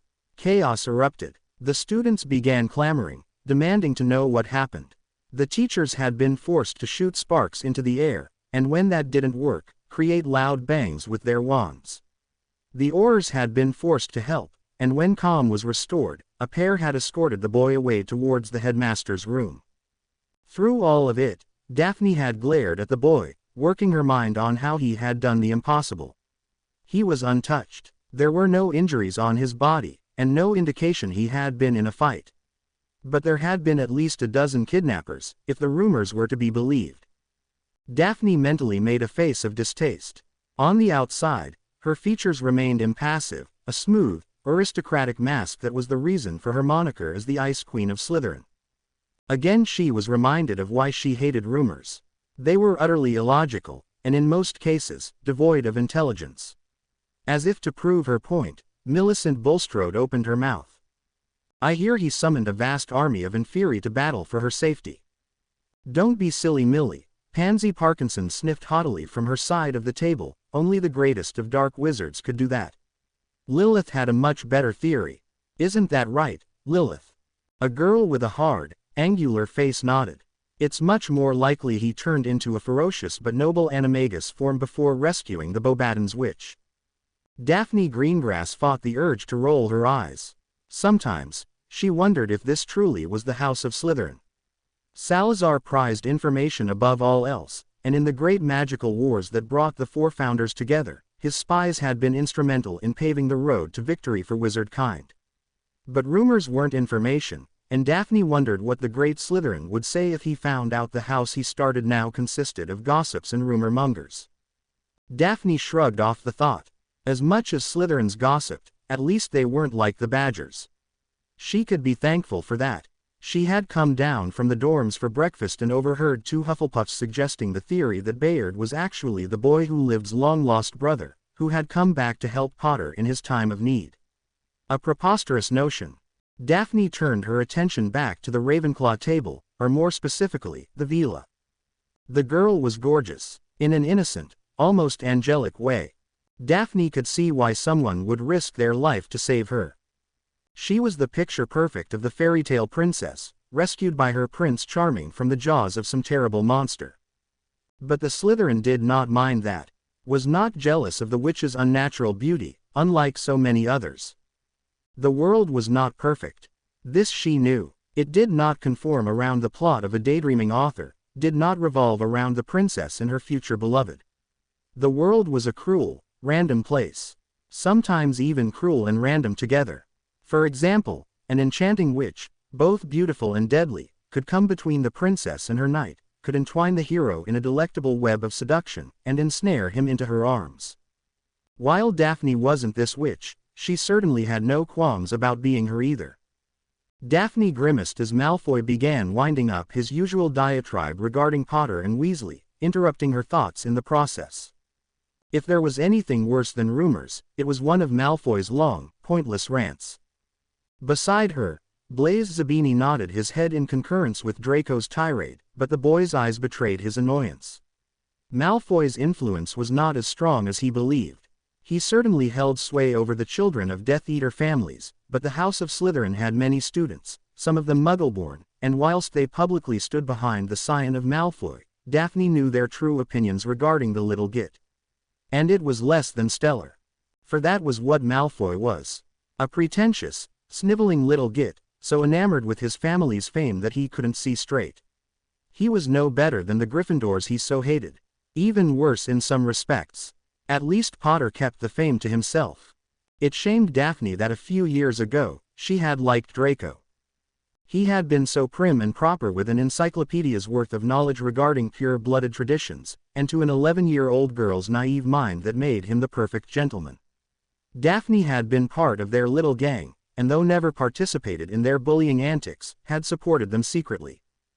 Things changed during second year, when she overheard Malfoy discussing the Chamber of Secrets with his henchmen. The casual way that Draco had disregarded Muggleborns and even suggested that the beast kill them had made Daphne's blood run cold. More than that, it made Daphne think, made her use her mind. And her mind warned her of being involved with the heir of Malfoy. So she had distanced herself from Draco and his gang. Soon she saw the ugly truth that her childish adoration had hidden from her for so long. Daphne Greengrass, the spoiled little girl with delusions of grandeur, had died that year. Replaced by Daphne Greengrass, the ruthlessly logical Ice Queen of Slytherin. In some ways Daphne missed those years of innocence, when she believed everything Draco had told her about purebloods and Muggleborns. But pure-blooded superiority was a myth, a lie in the face of the truth. Daphne blinked away the memories. Malfoy's rant was coming to a close, thank Merlin for that. The Slytherin turned back to watching the boy at the Ravenclaw table. She would crack the rumors that surrounded him, if not for her logic then for herself. He was, after all, a much more attractive alternative to Draco's buffoonish attempts to look superior. Luna was skipping down the deserted corridors. It was a light-hearted activity, if somewhat juvenile, but that suited the bee-owned witch just fine. Of course, skipping also was a lot faster than walking, which meant Luna collided quite forcefully with the boy when she rounded the corner. Enough to send the young wizard on his bottom. Green eyes stared back at her from the floor. "I much preferred it when we met earlier," the boy said dryly, and then rubbed his head. "It didn't hurt nearly as much then." "You mean it didn't hurt at all?" the shadows behind him suggested. "Indeed." Luna hurriedly curtsied. "I really am sorry," she apologized. "I wasn't watching where I was going." "That much is clear," the boy remarked as he picked himself back up. "Hello, Luna." "Hello, Lord Raxpert," Luna beamed back.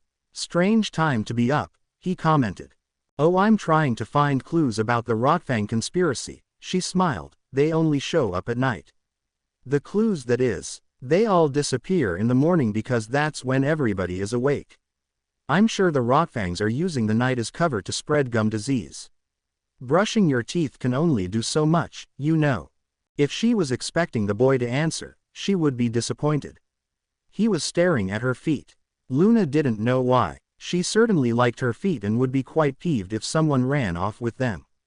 Maybe the boy was one of those feet people she kept hearing about back in her dorms. "What happened to your shoes?"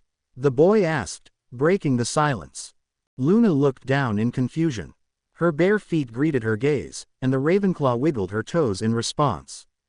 "Nargles, I'm afraid," she replied dreamily, and tuned her attention back to the boy. "It would appear that my repelling charms weren't very effective. But that's to be expected, of course. The Nargles come back every year." Just like last time, something flashed in the boy's eyes, a glimmer of emotion that Luna found to be fascinating. "This is why you should never have children, my lord." Hate's familiar voice rasped in her mind. Forget whatever atrocities adults participate in, whatever crimes they may commit, for they all pale in comparison to the wanton cruelty of youth. I'll keep that in mind, Hate, the boy replied, sounding amused, but looking very less so. Luna was horrified. She had forgotten to say hello to the Raxpert. Hello, Mr. Raxpert, she amended hastily, inclining her head towards the shadowy mass. Greetings, Moon Child. Luna's eyebrows quirked into an expression of curiosity. The boy saw, and shook his head gently. Forgive Hate. He likes to make things unnecessarily complicated. That's all right, she chirped. I don't mind it. It's a much better sounding name than Loony. The boy's jaws clenched. Luna figured the Raxpert must be bothering him. A second later the deep, metallic voice entered her mind again. What did I tell you, my lord? It is children who possess the most cruelty in this universe. They are spiteful, devious little things, full of mindless malice and filled with bitter jealousy. Better to cull them all in blood and fire. You forget, the boy said mildly, that I was once too a child. Ah, but you were different, so very different. You hated the right things, loathed the right people, but never once did you allow your malice to cloud your mind. Never once have you erred because of something so simple as envy. You hate with purpose, my lord, and there is nothing more terrifying in this world than a man whose hate gives him purpose. Through all of the shadow's diatribe the boy stood still, features an expressionless mask. Luna decided he needed some cheering up. I don't think you're terrifying, she said seriously. The boy smiled thinly. That is good to know. A moment of silence passed. Well, it was a moment of silence for the boy. Luna was humming. Her father had taught her the little ditty last year. It was supposed to attract crumple-horned snarkax.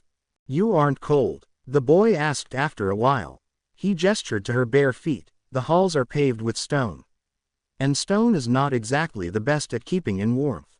Luna realized he was right. It was getting a little chilly. But she delighted in the feel of cool stone on her feet. It was such a pleasant difference from the stuffy heat that both shoes and socks afforded. I'm perfectly fine, Lord Raxpert, she replied truthfully. I like the feeling. Nevertheless, the boy paused, as though if deep in thought. His wand abruptly appeared in his hand, and he pointed it in a random direction. Accio. If Luna was Hermione Granger, then she would have noticed that the boy didn't add the name of the object he wanted to summon after the incantation. If Luna was Hermione Granger, then she would have further noted that the boy hadn't performed the necessary wand movements for the summoning charm to work. If Luna was Hermione Granger, she would have scoffed at the boy's seemingly sloppiness at magic and hastened to correct him. Finally, if Luna was Hermione Granger, she would have cried out loud in surprise when a pair of shoes sped down the hall and zoomed towards the boy.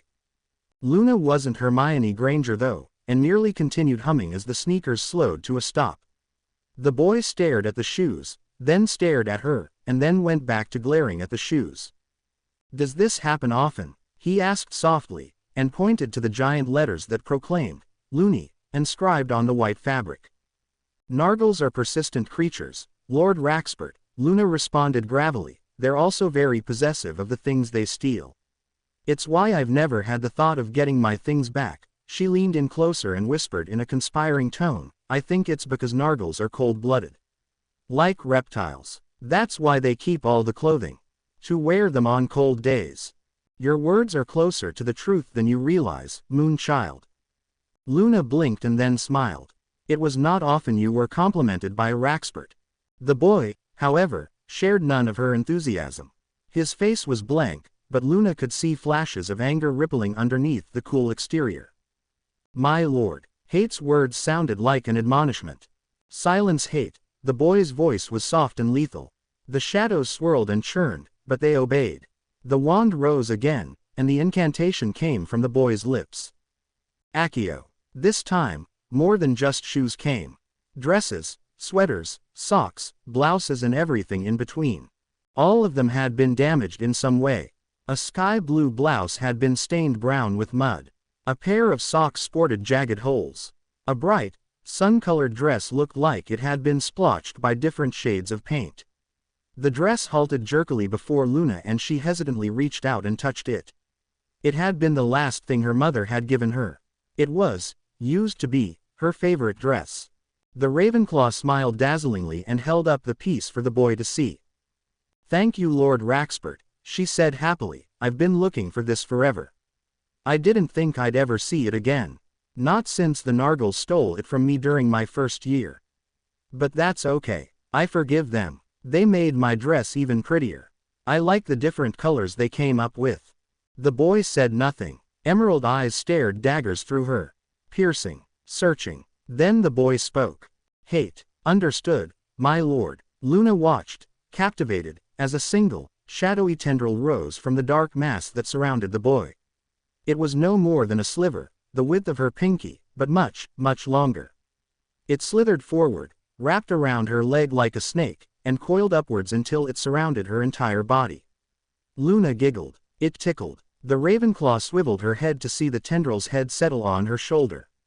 It was almost cute, in a dark, eerie way. "If you find yourself troubled," the boy continued to stare at her, "I will know. Hate will know, and that will be enough." Luna nodded, then patted the snake thing on her shoulder. "It's not a-colored Harumfer, is it?" "A-colored what?" The boy's death stare had not faded, but he sounded bemused. "A-colored Harumfer. They're nasty little things. They dig under your skin and turns it yellow. Soon, you'll be yellow all over, and you'll start thinking you're a giant. The day I turn into a giant piece of fruit is the day Merlin rises from his grave and starts dancing in his underpants." Luna was pleasantly surprised. Not only did the shadows behind the boy say the words, but the tendril wrapped around her seemed to be speaking as well. The Ravenclaw pondered the implications. It came to her at once, and she smiled at the boy. "Thank you, Lord Raxpert," she curtsied, "for bequeathing to me this title." "Title?" The boy looked confused. "What title?" "I am now Lady Raxpert," Luna replied proudly. "Lady Raxpert?" The boy stared at her like she had grown two heads. "Why yes, you had a Raxpert, and the Raxpert called you Lord, so you were Lord Raxpert. But now, you gave me a part of your Raxpert, so that makes me Lady Raxpert." The boy's face hid his laughter, but his eyes gave them away. They were dancing with amusement. "Even you must admit, my lord, that is impeccable logic." Both Hate and the snake thing drawled into her ear. Luna nodded and held out her hand. The boy looked at it and raised a single brow. "I am now Lady Raxpert," the Ravenclaw half explained, half scolded. "You have to key my hand since you were Lord Raxpert." The boy chuckled and then bowed regally. He swept her hand in his own and then allowed his lips to brush her knuckles. Luna felt a strange tingle spread throughout her body. She rather liked the feeling. I watched the strange Beyond skip away, clutching a single dress from the massive assortment that litter the ground. A wave of my hand gathers the clothing into a pile. Another wave deposits them into a conjured trunk that I banish back into my room in the Bobadden's carriage. Perhaps the girl will want them later. Feeling compassionate are we? Hate's voice is a low, rasping drawl. "What, you feel for them, do you not?" The words surprise me. My face masks it rather well. "Clarify the question, Hate." I turn to my companion. "You are not making any sense." The night materializes, its body trailing black smoke. "You hold affection for them. For the one who can see me and the one who we are to protect. You like them." "Lies." Hate laughs, a discordant sound that I have long learned to ignore. "The affection is there, my lord. It lingers in your heart, coiled in a thin strand. Barely a glimmer, but it is there, waiting for its time to strike." "Lies, I say again, you know nothing of how I feel." "I am you," the night growls softly, "I am your hate made manifest. Your loathing forged through shadow and blood. Your revulsion crafted in the fires of war. I am you, my lord, and believe me when I say that I can feel what you feel, love what you love, and hate what you hate. And what I am telling you now is that you feel for those too. You have no proof, is what I say back. There is plenty of proof, my lord, but you delude yourself in thinking otherwise. Is there now? Enlighten me then." The night turns to me, its eyes glowing like green lanterns. "The Vila, you comforted her in her time of need. Made her feel better. That is most unlike you. Our contract works better if she thinks I care. Yes, but you have never committed yourself so fully in someone else's emotion. Was it really a ploy, my lord, to make her trust you? Or was it something else? Something more human? I stay silent this time. The night continues on mercilessly. And now the moon child.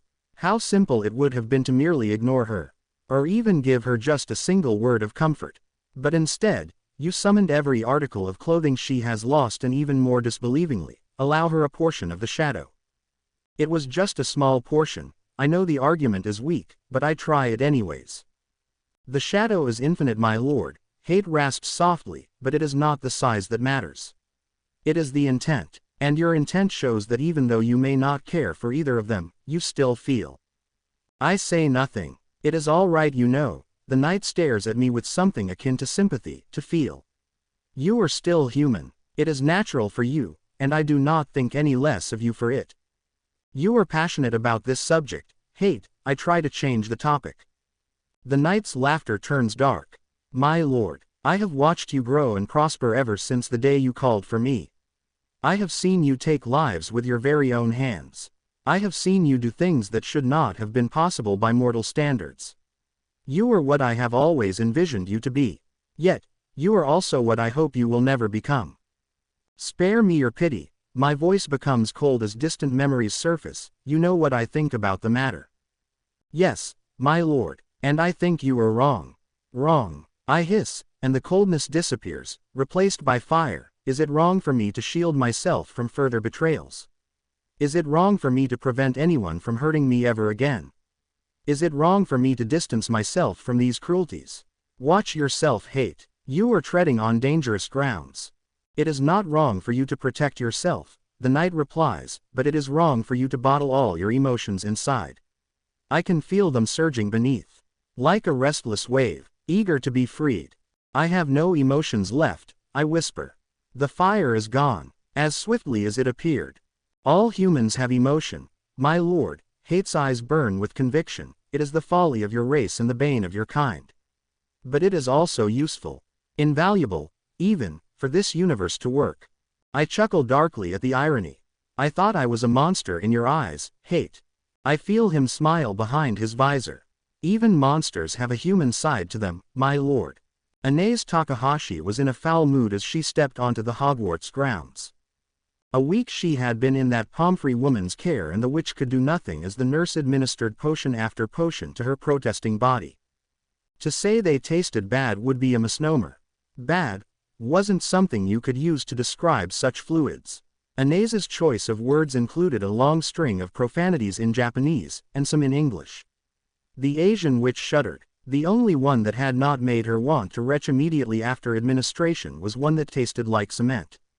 And she didn't even know what cement tasted like for Merlin's sake. Further souring her mood was Templar. Today would mark the day her tutelage under him would begin, and that caused her no small amount of trepidation as well as shame. She was 22, a full-grown woman, and here she was about to be instructed by a boy no older than 14. A trained warrior of the Tempest Moon clan, bowing before a teenager. It was a laughable notion, and had she not seen for herself what the boy was capable of, she would have scoffed herself. Her pride was sorely wounded, but then again was it not pride, blind, arrogant pride that had led her here in the first place? Nevertheless, it galled her, vexed her to no end that her future lay in the hands of a boy. Anais strode past the Beauxbatons carriage, where Templar had told her to meet. She stopped, and stared. All thoughts of doubt flew from her mind as her eyes drank in the scene. The knight and the boy were dueling.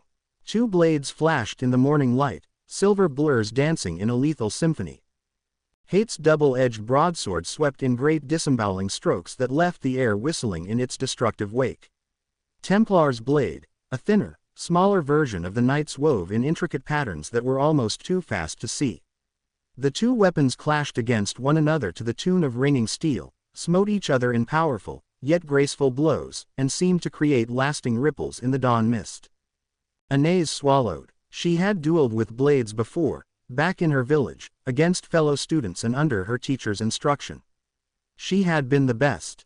Her form was flawless, her bladework even more so. Anais had thought she had seen everything when it came to swordplay. She was wrong. The knight swung hard and his blade cleaved down to split the boy in two. Anais would have rolled away or, in the worst-case scenario, lifted her sword to block. Templar did neither. The boy sidestepped, moved ever so slightly to the left so that the sword passed bare millimeters from his face. His own blade came up, and met the knight's massive weapon. But it was not a block or a parry. Templar moved his blade at an angle, so when both swords collided, his slid. The faint screech of metal skidding over metal entered her ears, and Anais watched, stunned as the boy used his own momentum to propel his sword along the keen edge of the knight's weapon. It was a beautifully thought-out maneuver. Hate was going to have to either lose the grip on his blade or his fingers. The knight laughed and tossed his sword into the air, breaking the connection. It flipped end over end before descending, and Hate caught it in his left hand before sweeping it back towards the boy. Templar's motion had carried him past the knight, and the massive black sword fell towards his unguarded back. The boy stooped, as though if picking something up from the ground, and his blade appeared suddenly over his shoulder, angled a perfect 45 degrees. Again the hiss of steel grating against steel was heard, and Hate's broadsword slid upwards, harmlessly past Templar's head, and into the air. Anais felt overwhelmed. What she was witnessing here was no simple duel. It was no mock match where the winner was the one that scored the most points. There was no resting between bouts, no breaks in between flurries of strikes. This was non-stop combat, continuous, uninterrupted battle, no hesitation, no pause. War in its most primal sense, where man matched his strength against a monster's. Every hissing stroke from Hate's immense weapon was aimed to kill. Every blistering riposte from the boy was deemed to slay. This was swordsmanship as it was meant to be, and Anais felt utterly overcome by it.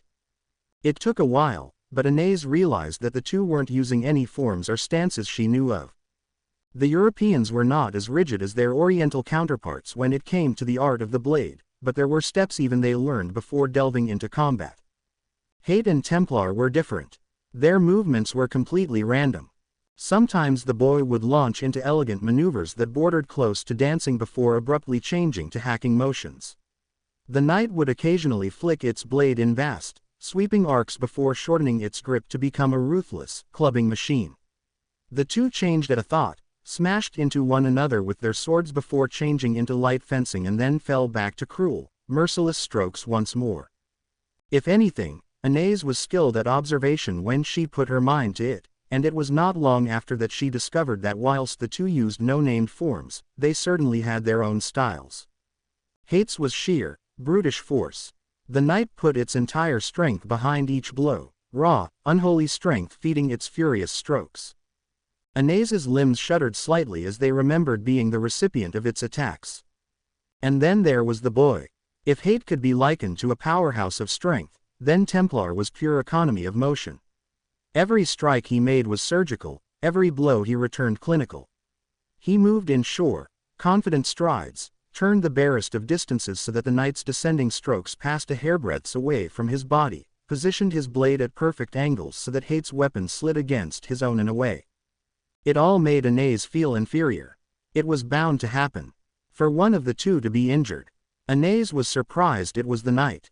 Hate overextended. Its massive broadsword clove down, and the boy sidestepped neatly. The blade smashed into the earth, and sank into the dirt.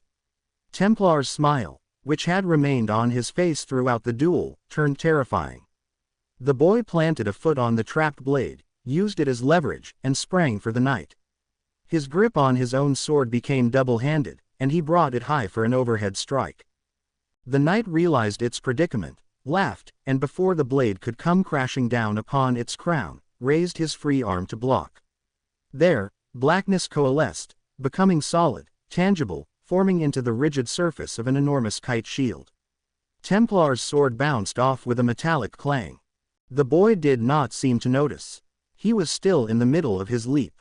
Fast as a cat, swifter than a striking serpent, Templar reached out and grasped one of the horns that adorned the knight's skull. Momentum was on his side, and Anais watched, amazed, as the boy swung himself past Hate's immense shoulders. The hand that was used swiftly attached itself back to the sword hilt, and the boy launched a heavy blow towards the knight. Hate had managed to twist its body halfway, sword still buried into the earth, before the boy's blade swept through its neck.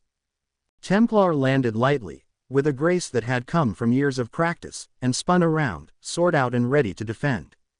He needn't have bothered. The knight's head lolled back, rolled from its shoulders, and fell with a meaty thud on the ground. Its body teetered unsteadily, swayed in an almost drunken manner. A shadowy mist seemed to dissipate from the neck, and Anais stifled a gasp. The boy had just killed his companion.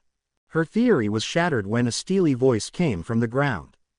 "Very good, my lord." Hate's ironclad visage spoke to the boy from its position on the floor. "You have not managed such a lethal strike for a long while." Anais watched in shock as the knight's headless body bent down and collected the horned helm, all former traces of wavering now gone. She could see the cruel, sneering faceplate and the hellish fire that was the thing's eyes. They hadn't dimmed a bit. "First blood to me," the boy said rather unnecessarily. That was significantly more than first blood, thought Anais faintly. "First blood always goes to you, my lord," the knight drawled slowly, seemingly uncaring of the fact that it now held its own head in its hands, "but remember, it is I who always win in the end." Plated arms rose, and along with it, the cruel helm. Armored digits held the knight's head in place, just above the barren neck. Something shot out from the stump, segmented and gleaming like ivory. It took a moment for Anais to realize it was the thing's spine.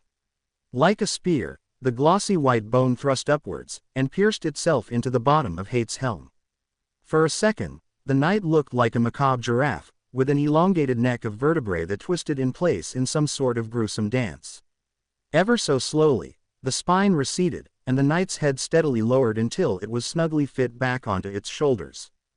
Hate cracked its neck, and the ugly sounds of rearranging bone drifted unwelcomingly into Anais's ears. The witch felt like she was going to be sick. "We have a visitor," the knight said, its fiery eyes flickering towards her. Templar turned around, saw her, and gave a cheery wave, as though if decapitating a 7-foot-tall armored monster and then watching it stick its head back onto its shoulders was a common, everyday occurrence. The witch walked unsteadily towards the two, her hand clutched protectively over the sheath that housed her katana. She stopped in front of the boy, and began to kneel. "Now there's no need for that," Templar said amicably, a bright smile painted on his features. "You swore no oath of fealty to me. There is no need to kneel. You are my master," she returned slowly, hesitantly. "It is a sign of respect for me to do so." The boy shrugged and looked mildly embarrassed. "Well, get up then. Can't learn from me in that position." Anais stood up, apprehension visible on her countenance. "I will be your spellwork instructor." The boy tapped a finger against his chest, "a dueling teacher if you will. Though there really won't be any new spells for me to teach you. It's more of the practical thing, if you know what I mean." She had no idea what he meant. "Since you are somewhat skilled with a sword," Templar continued, "you will need someone who can gauge your abilities and improve them. Hate will do that for you." Anais had a sudden feeling of imminent doom descending on her shoulders. The knight seemed to notice this, which wasn't hard, considering the look of horror on her face. "It will be a pleasure," it leered at her. "You will be expected, of course," the boy smiled, "to last against the both of us, when Hate is done with you." "Last, against the two of you." Anais came close to choking on the words, "after what I've just seen." The boy raised a single eyebrow. "You were referring to what happened to Hate." The witch nodded. The knight chuckled from behind her. "Ah, well, do not be worried," Templar said good-naturedly. "I am sure that with plenty of glue and a touch of spit, your head will attach itself back just as well as Hate's." Anais knew it was a joke. It had to be a joke.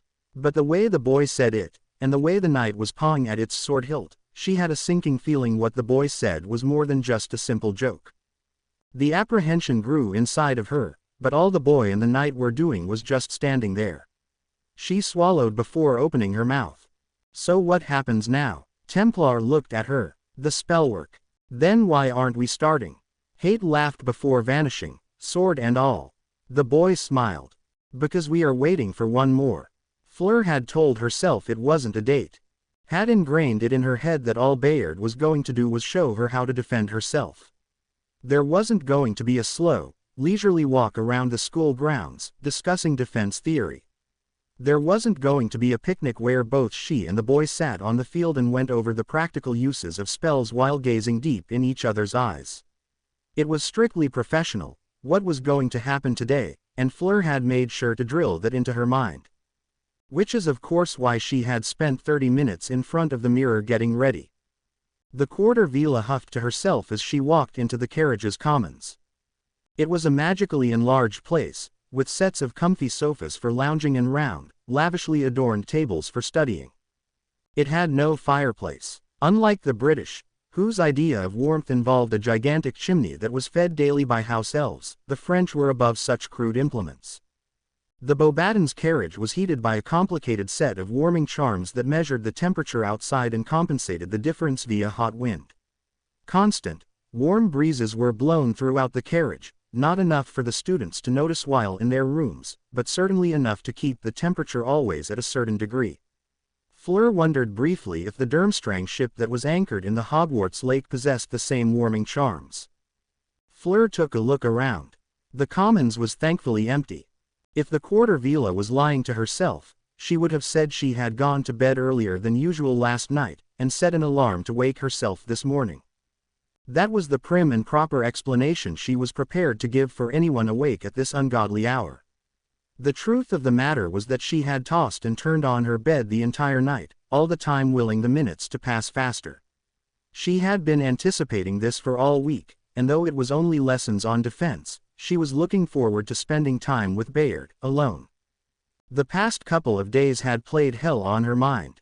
The rumors had been more beneficial to the boy than harmful, and the rounds around the school had painted Bayard as a shining knight of virtue that had rescued a maiden in distress. Which of course, he was. But he was her knight, and no one else's. Her villa instincts had been raging as girls from all different houses came over to fawn over his bravery. And that was only in the mornings, at the Ravenclaw table. Fleur shuddered to think of the amount of attention he was getting in the hallways and classrooms. The only good that came out of this was that the rumors had also painted him as somewhat intimidating, and since Bayard constantly sat next to or was close to her, no other boys had been forthcoming to try to woo her. Fleur pulled back a strand of loose hair. She had foregone for today the usual light blue uniform all Beauxbatons students wore. Combat robes, used for dueling, were clad over her lithe frame. They were tighter than normal clothes, and that suited her just fine as it allowed Bayard a glimpse of the attractive figure underneath. She exited the carriage, and made sure to shut the embellished door as silently as possible. It would not do for her morning tryst to be discovered so close to succeeding, after all.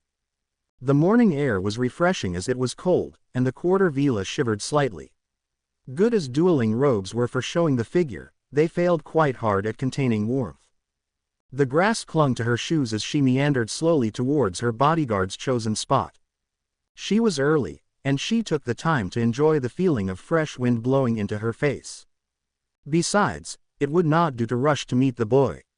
Her father had come from an ancient, pure-blooded family, and though Sebastian abhorred the views adopted by the supremacists, he still had made sure his daughters understood the tradition that came from being in his household. Manners and etiquette was something Sebastian held to the highest regard, and something he expected from both his eldest and youngest. Fleur was the daughter of a lord of a noble house, and thus, she was expected to act the part. It would not do to simply leap and bound towards her, the boy calling his name all the way. She had to act solemnly, lady-like. Her thoughts regarding customs were driven to the back of her mind when she finally caught sight of Bayard. Like her, the boy wasn't wearing his uniform. But unlike her, his choice of attire was not wizardly. He had gone muggle, for the lack of a better term. Black pants and a black shirt hid his body from view, but Fleur did get a good look at his bare arms. They were lean and hard, devoid of the faintest traces of fat. But unlike bodybuilders, whose muscles bulged outwards and were rather unseemly in the quarter villa's opinion, her bodyguard's musculature was more akin to a dancer's or a swimmer's. Strong, but not overly so.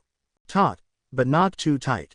Fleur thought she could see scar tissue across both arms. But that did not take away from the boy's image. Indeed, it added to it. Bayard possessed the body of a warrior, of a soldier, and that made him all the more alluring. The smile that had crept onto her face suddenly faltered. The boy was talking to someone. More importantly, that someone was female. A black-haired witch, with porcelain features and dark-colored eyes. The smile disappeared completely, replaced by an expression of utmost fury. Fleur stomped towards her bodyguard, her Vila aura flaring with barely contained ire. "Why is she here?" Fleur spat in English as she approached, to make sure the woman understood. "I have agreed to teach Lotus some tricks of the trade," Bayard replied evenly, and Fleur had to give him credit for not flinching. Vila were beautiful when content.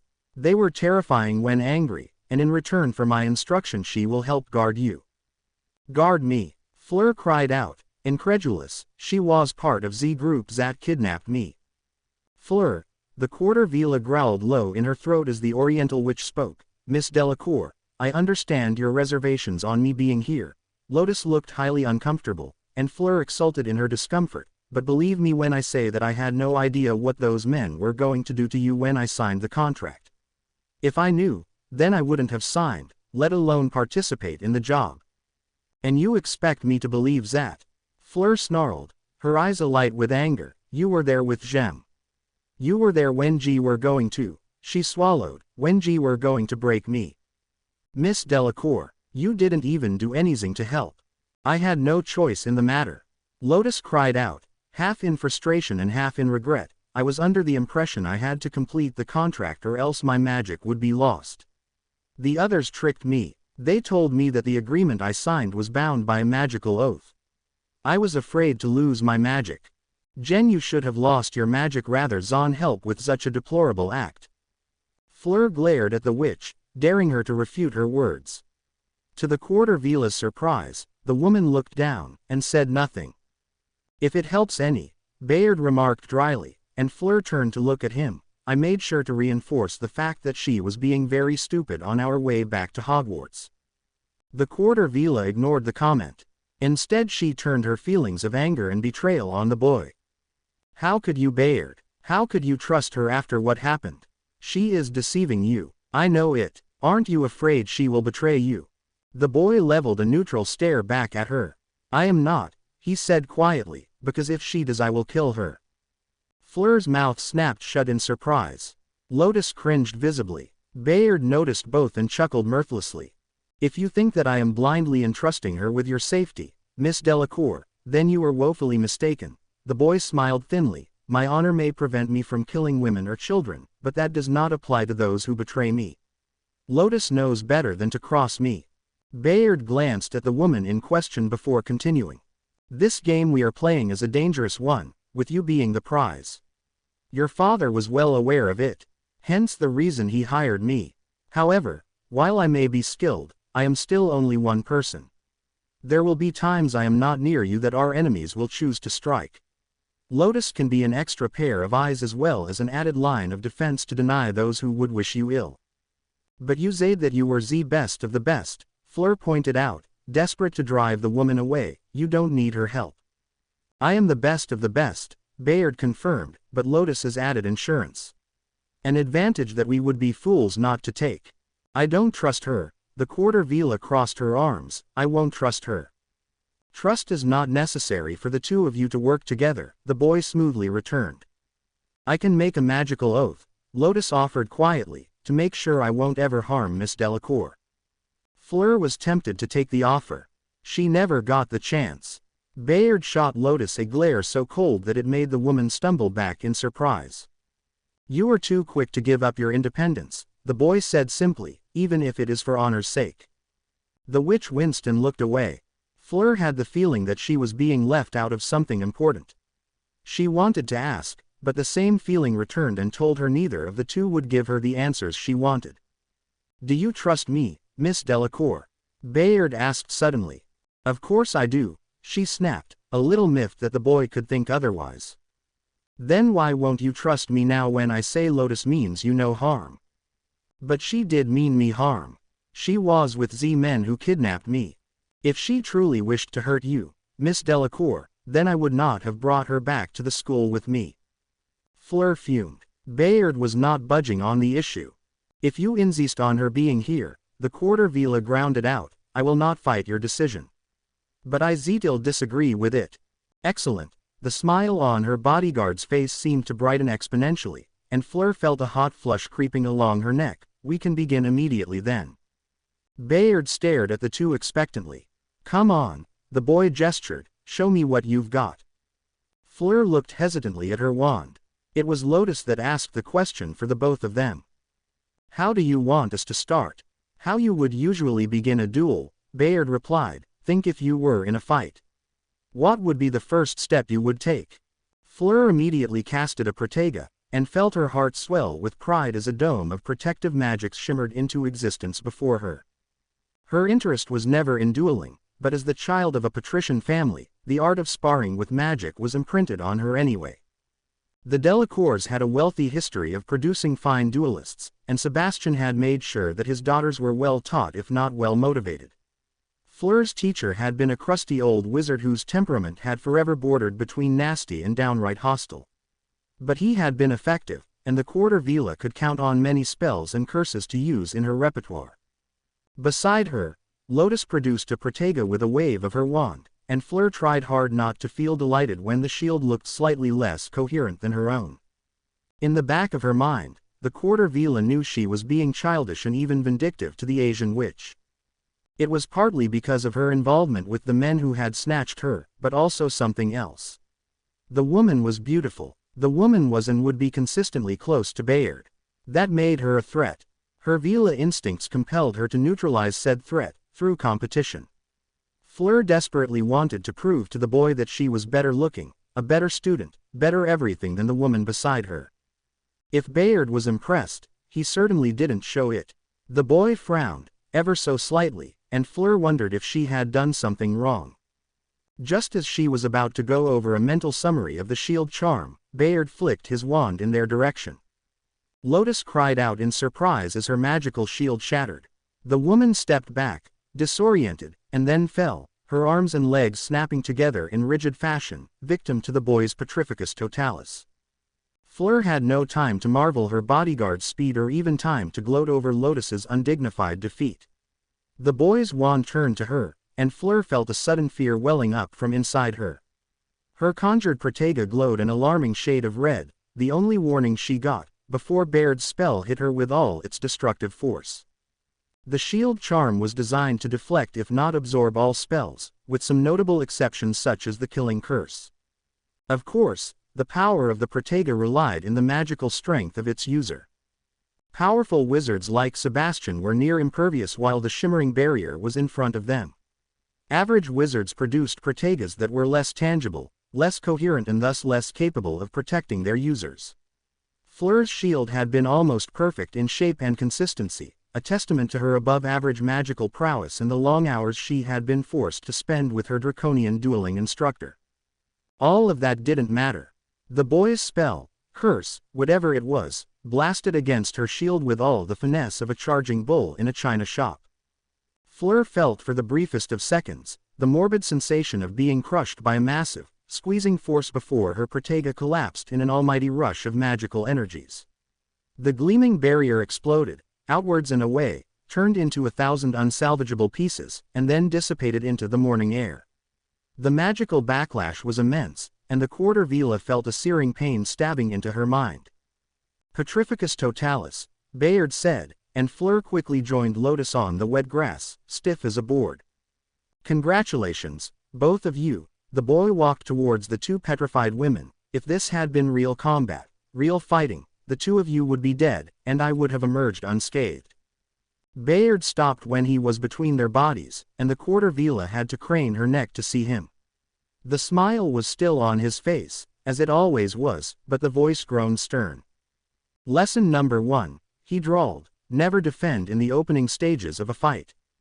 The boy flicked his wand over the two, and Fleur felt an immediate relief in her limbs. She hesitantly stood up, a question on her lips. Once more, it was Lotus that asked it for the both of them. Why? Bayard chuckled. You are trying to win, aren't you? As soon as you go on the defensive, you give your opponent an advantage. Transfigured walls, any form of shield charm. Those are the tools of inexperience. Only men wanting to die defend first, for to do so allows the enemy to dictate the fight on their terms. Never defend. Attack. Attack, attack, attack. Drive your opponent back through weight of spells. Hurl everything you have against him. Force him to act defensively, and you have won already. The boy pointed to his head. It is the mindset, if anything. When you are attacking, you will feel confident, strong, invincible, even. Those feelings will lead to victory. When you are defending, you will feel cautious. That caution will turn to panic, and then to fear. You will make mistakes. You will commit errors. All of that will make losing inevitable. But it is standard dueling procedure to cast a Protega, Fleur protested. But we aren't dueling, are we, Miss Delacour? Her bodyguard replied smoothly. We are fighting for our lives. Fighting for our families. At least that is what you wanted to learn. The Quarter Vila nodded slowly. Then forget whatever you have been taught in terms of dueling. They will get you killed on the battlefield. The boy looked at the both of them in turn. In a fight you will be expected to do the unthinkable to win while using every trick in the book to survive. You will defeat your opponent in the most conniving ways possible. You will force him to his knees through the most dishonorable methods you can think of. You will be an utter bastard to win. You may think badly of yourself at the end of the day, but by tomorrow, you will wake and he will not. That is all there is. But how will we defend ourselves if things go badly? Lotus asked. There will be times when we are put in difficult situations. The best defense against spellwork is to not get hit at all. The boy smiled. Movement is key. Always move. Never stay in one position. Never falter in your motion. Attack while you move and you have the perfect defense already. That is not possible, Fleur stated. Spells travel too quick to be dodged.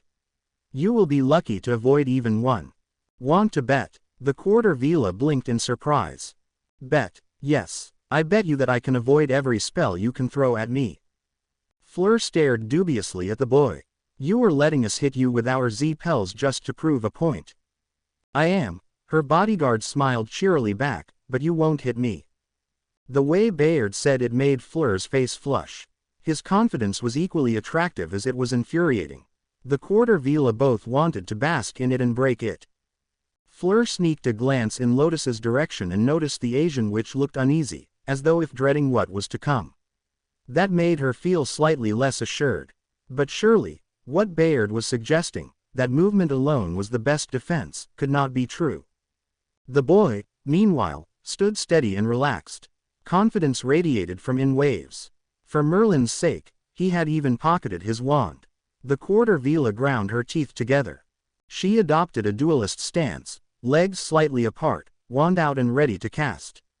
Lotus followed suit, but her stance was much less formal. Fleur didn't care. She just wanted to wipe the silly grin off Baird's face. With a faint growl she sent a wordless stunning spell jetting from her wand. The beam of bright red light crossed the distance between the boy and her in a blink of an eye, and Fleur was sure it would connect. It didn't. At the last possible second, Bayard twisted his torso, and the stupefy sped harmlessly past his chest. Fleur stared. Another flash of red from beside her told the Quarter Vila that Lotus was trying the same thing. This time, the stupefy was aimed for her bodyguard's head. The spell careened towards Bayard at a record pace. The boy merely cocked his head to one side, and the beam that was sent towards his face merely gazed past his cheek. Shakily, Fleur tried a Petrificus Totalis. Bayard sidestepped, and whilst in mid-step, swiveled to avoid Lotus's cast Diffindo. Still smiling that damnable smile, the boy began to walk towards them. Fleur cast every spell in her considerable arsenal, some more than twice. Bayard dodged them all. It was beyond irritating. She had never felt this frustrated in her life. In all her mock duels her opponents had casted back, conjured things that she could hit, and behaved as wizards ought to behave. Bayard was random, completely and utterly unpredictable. She just couldn't hit him. Fleur shot a look at her temporary partner. Lotus had long ago given up, and instead had drawn her blade for the inevitable clash at close quarters. The Quarter Vila swallowed. She had been trained in dueling with wands. Dueling with fists was an entirely different matter. 10 yards away from the two and the boy began speeding up. Lotus moved to intercept him, her sword brandished high. Bayard spun away as the curved blade descended, and as the weapon cleaved empty air, moved back into striking range. A light slap from one hand deprived Lotus of her blade, while the other lunged to grasp the hilt. Then in one smooth motion the boy returned the sword back into its sheath by the woman's side, stomped painfully on her feet, and jabbed her twice in the stomach. Fleur had blinked twice in the span it took for the events to occur. By the third blink, Lotus was rolling on the ground in pain. The boy turned to her. The quarter Vila's face drained of all color. Stupefy, incarcerus, petrificus totalis, she sent in rapid succession. Her bodyguard wove past the stunning spell, ducked under the thick ropes that flew to bind him, and spun on his heel to avoid the full-body bind curse. And then he was in front of her, smile bright on his handsome face. Fleur moved back. Bayard moved forward. Her wand wavered. At such close range, she couldn't miss, could she? The stunning spell was about to blast from the tip of her wand when Bayard swatted away her hand. A crimson beam lanced upwards and disappeared into the sky. The boy's hand returned, the fingers latching tight onto her wrist. She marveled at the strength in his grip. Her bodyguard pulled, and suddenly Fleur was no longer moving back. The quarter Vila was jerked to a stop, held in place by the boy's other hand that had gripped her waist in a dancer's embrace. Her bodyguard's leg had also somehow entwined itself with one of her own and locked her in place to prevent her from moving. Fleur's breath hitched in her throat. She had always thought him nice to look at, but up close, face to face, the boy's attractiveness seemed to grow. Bayard's eyes gleamed with an intensity that could not be described. His hair was an unruly mess that demanded to be tamed. His cheeks shone with a healthy, striking color. For a moment, Fleur wondered how his lips would taste. Miss Delacour, Bayard purred. Yes, she breathed back dreamily. Do forgive me. And then the boy let go and Fleur Delacour found herself on the ground for a second time. The quarter Vila was angry. Partly because the fall hurt. Mostly because her bodyguard had ruined a perfectly romantic moment. Bayard smiled as she rose to a sitting position. Always expect the unexpected, Miss Delacour. That is lesson number 2. Leave nothing to chance. No matter how impossible it might seem. It can save your life one day. Fleur stared up as the boy offered his hand. She was still indignant. Very much so. Perhaps that was why she did what she did. The quarter Vila sprang for her bodyguard. Her inner predator crowed in victory as her shoulder collided with Bayard's abdomen. The boy gave an oomph of surprise and then fell backwards, with Fleur on top of him. Her hands pinned his shoulders to the ground. Her hips straddled his waist. Strands of her long, silvery bee-owned hair dipped and snaked across his face. Fleur bent closer, so that she could whisper the words she wanted him to hear. How's that for the unexpected? The boy, even in his defenseless state, continued to smile. Very good, Miss Delacour. You are learning fast. The quarter Vila leaned in even closer. The predator within her demanded she do something, anything, to her cornered prey. Images assaulted her mind, all of them quite scandalous. She repressed them with difficulty, no small feat by itself. Were she a full-blooded Vila, the boy would be BPD right now. Most men would kill to be in your position. She knew it was a boast, but she couldn't help herself. Fleur was proud of her beauty. And rightly so, but she was not narcissistic. Definitely not. Vain and conceited were never words to describe Vila, as beautiful as they were. The boy chuckled. Miss Delacour, he said softly, I am not most men. Nevertheless, his hands snaked down and wrapped around her waist. Fleur shivered in delight. His fingers seemed to dance along her sides, and the sensuous motions caused a small sigh of contentment to escape her lips. And then her bodyguard's fingers locked in place, grasped tight her waist in an iron grip. Fleur looked down in alarm. The boy winked back. Bayard's muscles flexed, and his arms whipped up, taking Fleur along with them. The quarter Vila felt the sudden sensation of weightlessness as she was flung into the air. She landed hard, and gasped as the wind left her lungs. The boy's petrificus totalis made sure she stayed there. Lesson number 3. Bayard smiled as he loomed above her. Never believe your foe has been bested unless he's dead. He just might have enough strength left to defy you. Luna had had a very good week. No nargles had bothered her at all during the past 7 days. But Luna knew better than to let her guard down. Nargles were very devious creatures, after all. You never knew when they would come back. The bee-owned Ravenclaw skipped down to breakfast. The Raxpert on her shoulder bounced with the motion. Luna paused. It had been a welcome addition into her life, the Raxpert. The little snake thing did not require any feeding, though Luna tried anyways. It did not make sound, as other pets were wont to do, though Luna imagined it telling her stories about its Raxpert adventures. Luna did not like to admit it, but sometimes her time at Hogwarts was quite lonely. The Raxpert amended her loneliness somewhat, and the Ravenclaw was glad for that. It also helped tremendously that her new pet could not be seen by most. Luna was sure the Nargles would come back and try to steal the Raxpert from her if they knew it existed. And then there was the boy. He really was a nice boy. He didn't call her loony or make fun of her remarks. He seemed oddly understanding, and also slightly protective. Luna nodded to herself. Of course, that was because she was Lady Raxpert. A lord had to be protective of his lady, after all. Luna was suddenly halted in her tracks, and quite forcibly too. The Raxpert was jolted from its resting position, and raised a lazy, eyeless head in confusion. She looked up to see a boy towering before her dressed in Ravenclaw robes. Luna remembered him as a beater in her house's Quidditch team. Samuel's, if she recalled correctly. He was wearing an ugly grin. Behind him were half a dozen boys, some she didn't recognize. They were sporting the same unpleasant smirks. Well, it looks like we've finally found you, Loony. Samuel's was the ringleader, it seemed, and the boy pushed her roughly back. I don't know what you did, but whatever it was, you broke my new trunk. Luna was honestly confused. Why would the Nargles hide my things in your trunk? The boy looked at her with a mixture of anger and disbelief. You really are barmy, aren't you? The gang he brought with him chortled nastily. Whatever. You broke my new trunk, Lovegood. My parents paid good money for it. I'm going to make you pay. Hex her good, Jason, one of the boys said, looking eager. She broke my trunk too, another spoke. Give her a good one. Samuels chuckled. Luna shivered. It sounded so unlike the boy with the Raxperts. His had been pleasant, even if fake.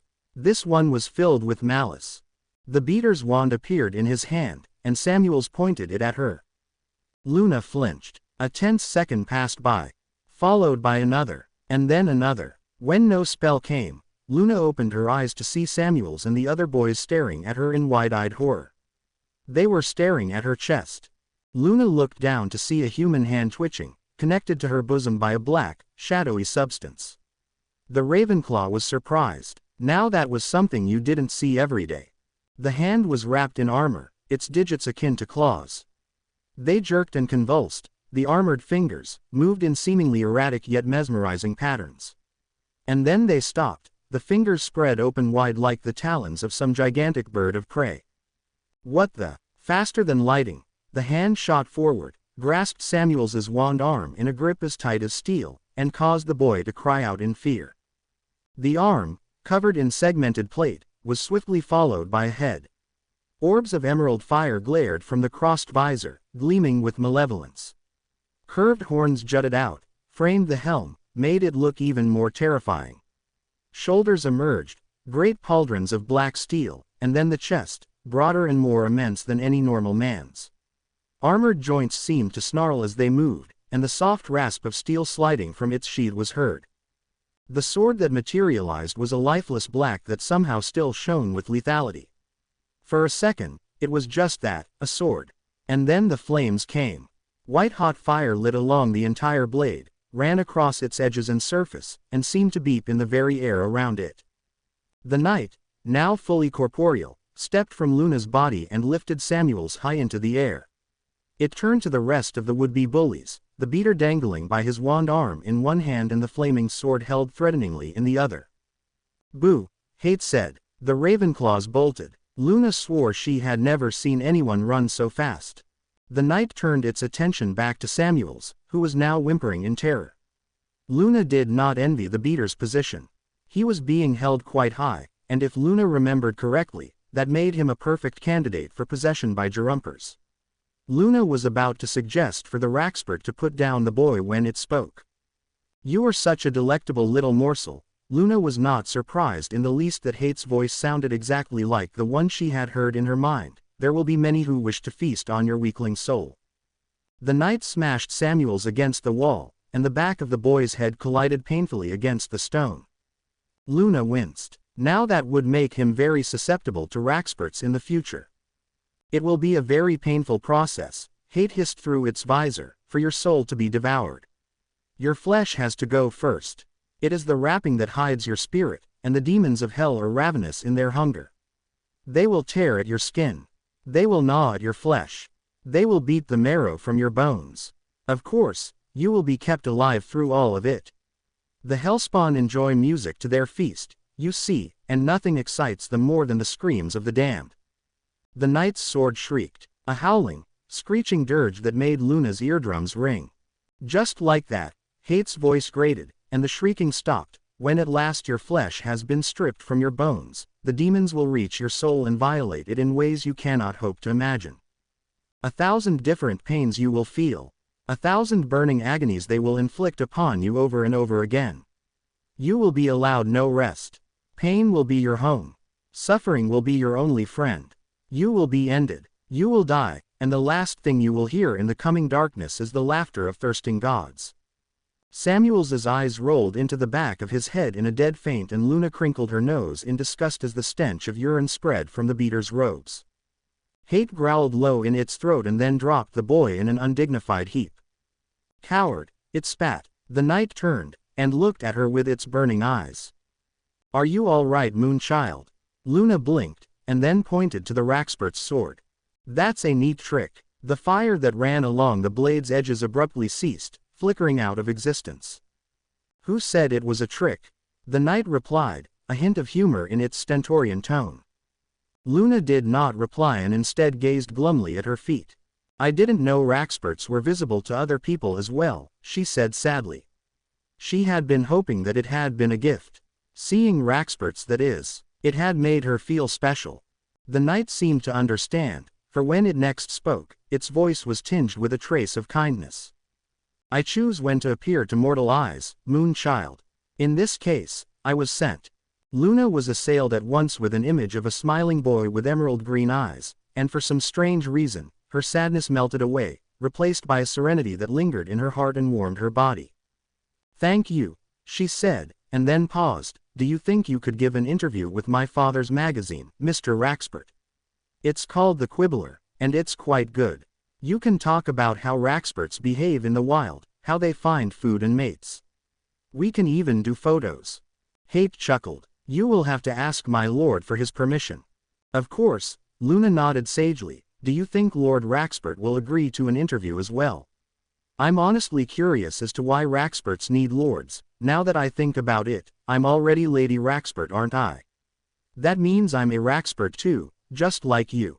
Luna furrowed her brow in thought. You can't give an interview to yourself, can you? You would be the first one to try. Luna had the impression the knight was smiling underneath its helm. The Ravenclaw blinked again, and then remembered that the Raxpert of last week had been a black, shapeless mass. But somehow it had turned into a human. That led to an interesting variety of possibilities. I have a very serious question, Mr. Raxpert, Luna began solemnly. A very serious question, you say? The Raxpert turned human sounded amused. Pray tell me. Just how serious is this question? Very serious, the Ravenclaw responded sternly. It can change the world. That's serious. Very well. Ask away, Moonchild. Luna nodded. Can you turn into a crumplehorn Snarkack? The Goblet of Fire was such a simple-looking thing to be the decider of the Triwizard Tournament. At least, that's what it seemed like to Fleur Delacour. The word, goblet, meant a chalice to the Quarter-Vila's mind, an exquisite, expensive thing of invaluable worth that held equally invaluable fluids. Such as the elixir of life, for example. The Goblet of Fire, in comparison, was a cup. A giant, heavy cup half the size of a grown man, but a cup nevertheless.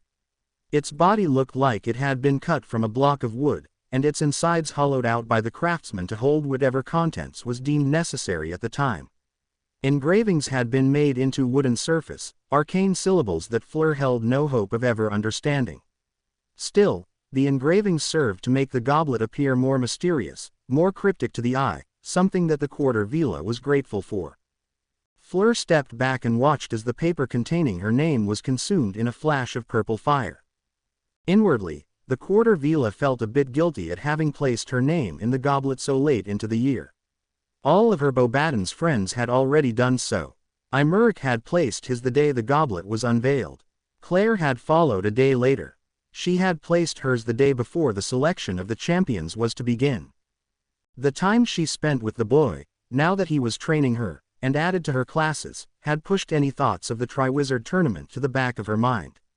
It was an ironic thing for the quarter vila to have forgotten, and Fleur was a tad afraid that her friends would think less of her for it. Fleur turned to walk away, and was met by a brown-haired witch sporting an impish grin. Finally decided to toss your name into the cup, Claire said haughtily in French, but Fleur could see the amusement twinkling in her friend's eyes. You must have gotten fat and lazy from eating all this English food. Her fears vanished in a flash. The quarter vila put on the best aristocratic face she could muster, and sniffed just as haughtily. You should know, Claire. I've seen you stuffing food down your throat every breakfast, lunch, and dinner. Claire snorted, tried to look affronted, failed, and broke into giggles. Behind her, Bayard and Imeric strode a short distance away, both talking heatedly while a little bee-owned girl followed them.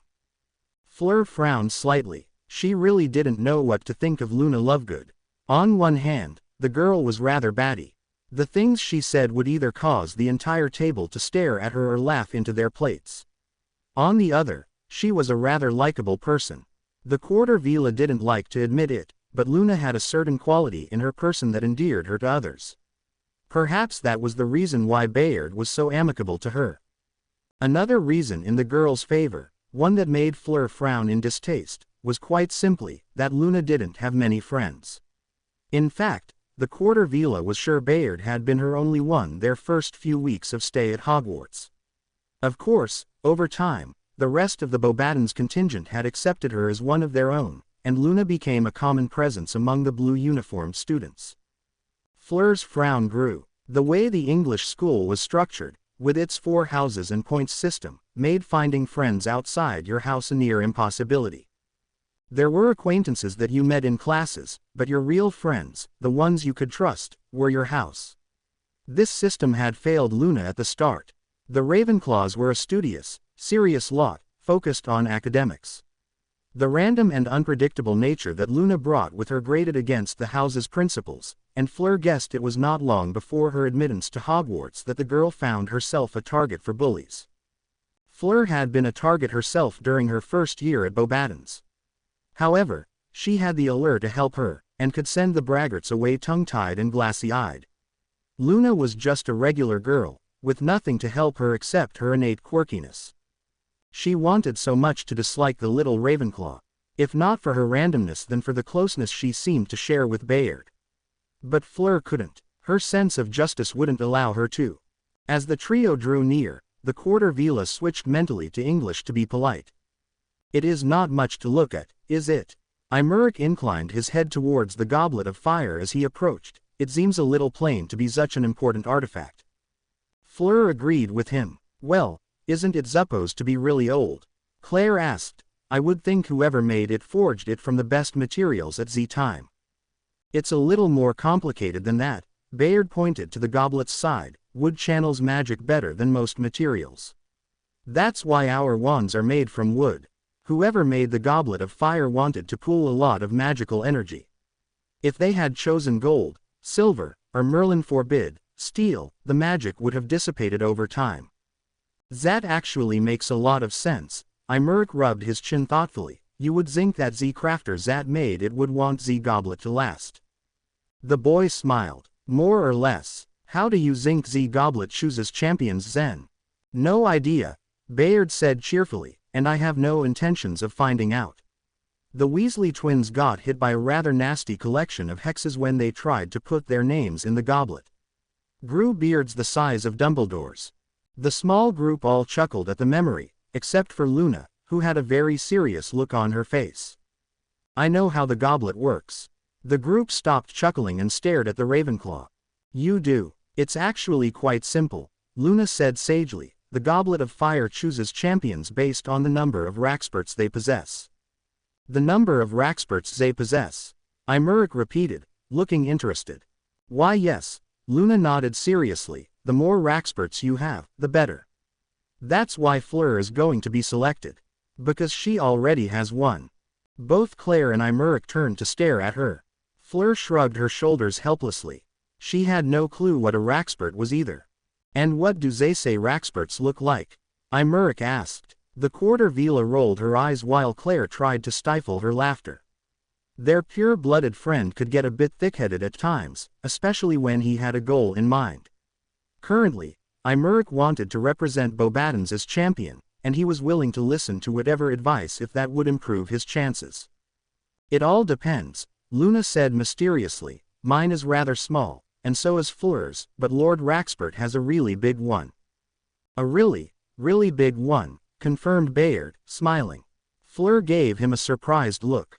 She had expected her bodyguard to deny the Ravenclaw's assertion, not go along with it. Yup, Luna chirped, it's a shame really.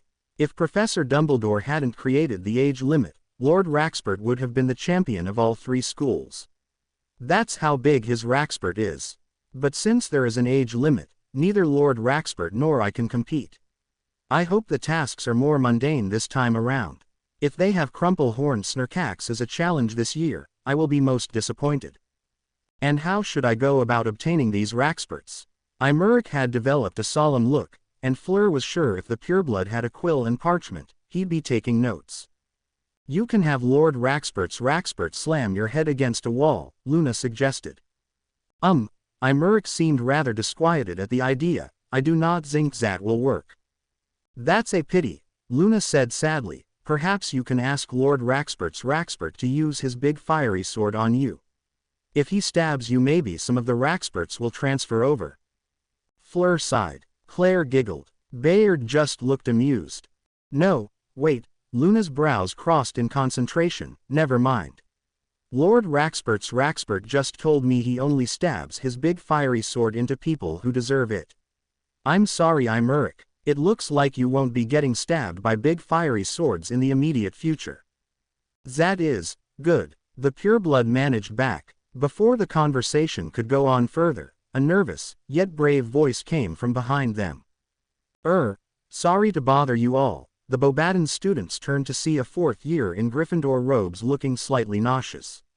By his side were 2 others, a bushy-haired girl carrying a large book and a lanky, red-headed boy whose cheeks had turned an unhealthy shade of crimson. Fleur glowered back. She recognized the redhead. The boy constantly sent her looks from the Gryffindor table. It annoyed her. The redhead noticed the displeased expression on her face and hastily looked away. Hey, my name's Adam, the boy who had spoken continued, and can I talk to Bayard? Alone. 3 pairs of eyes descended on the boy in question. Luna looked at the ceiling and hummed. Her bodyguard shrugged nonchalantly. I don't see why not.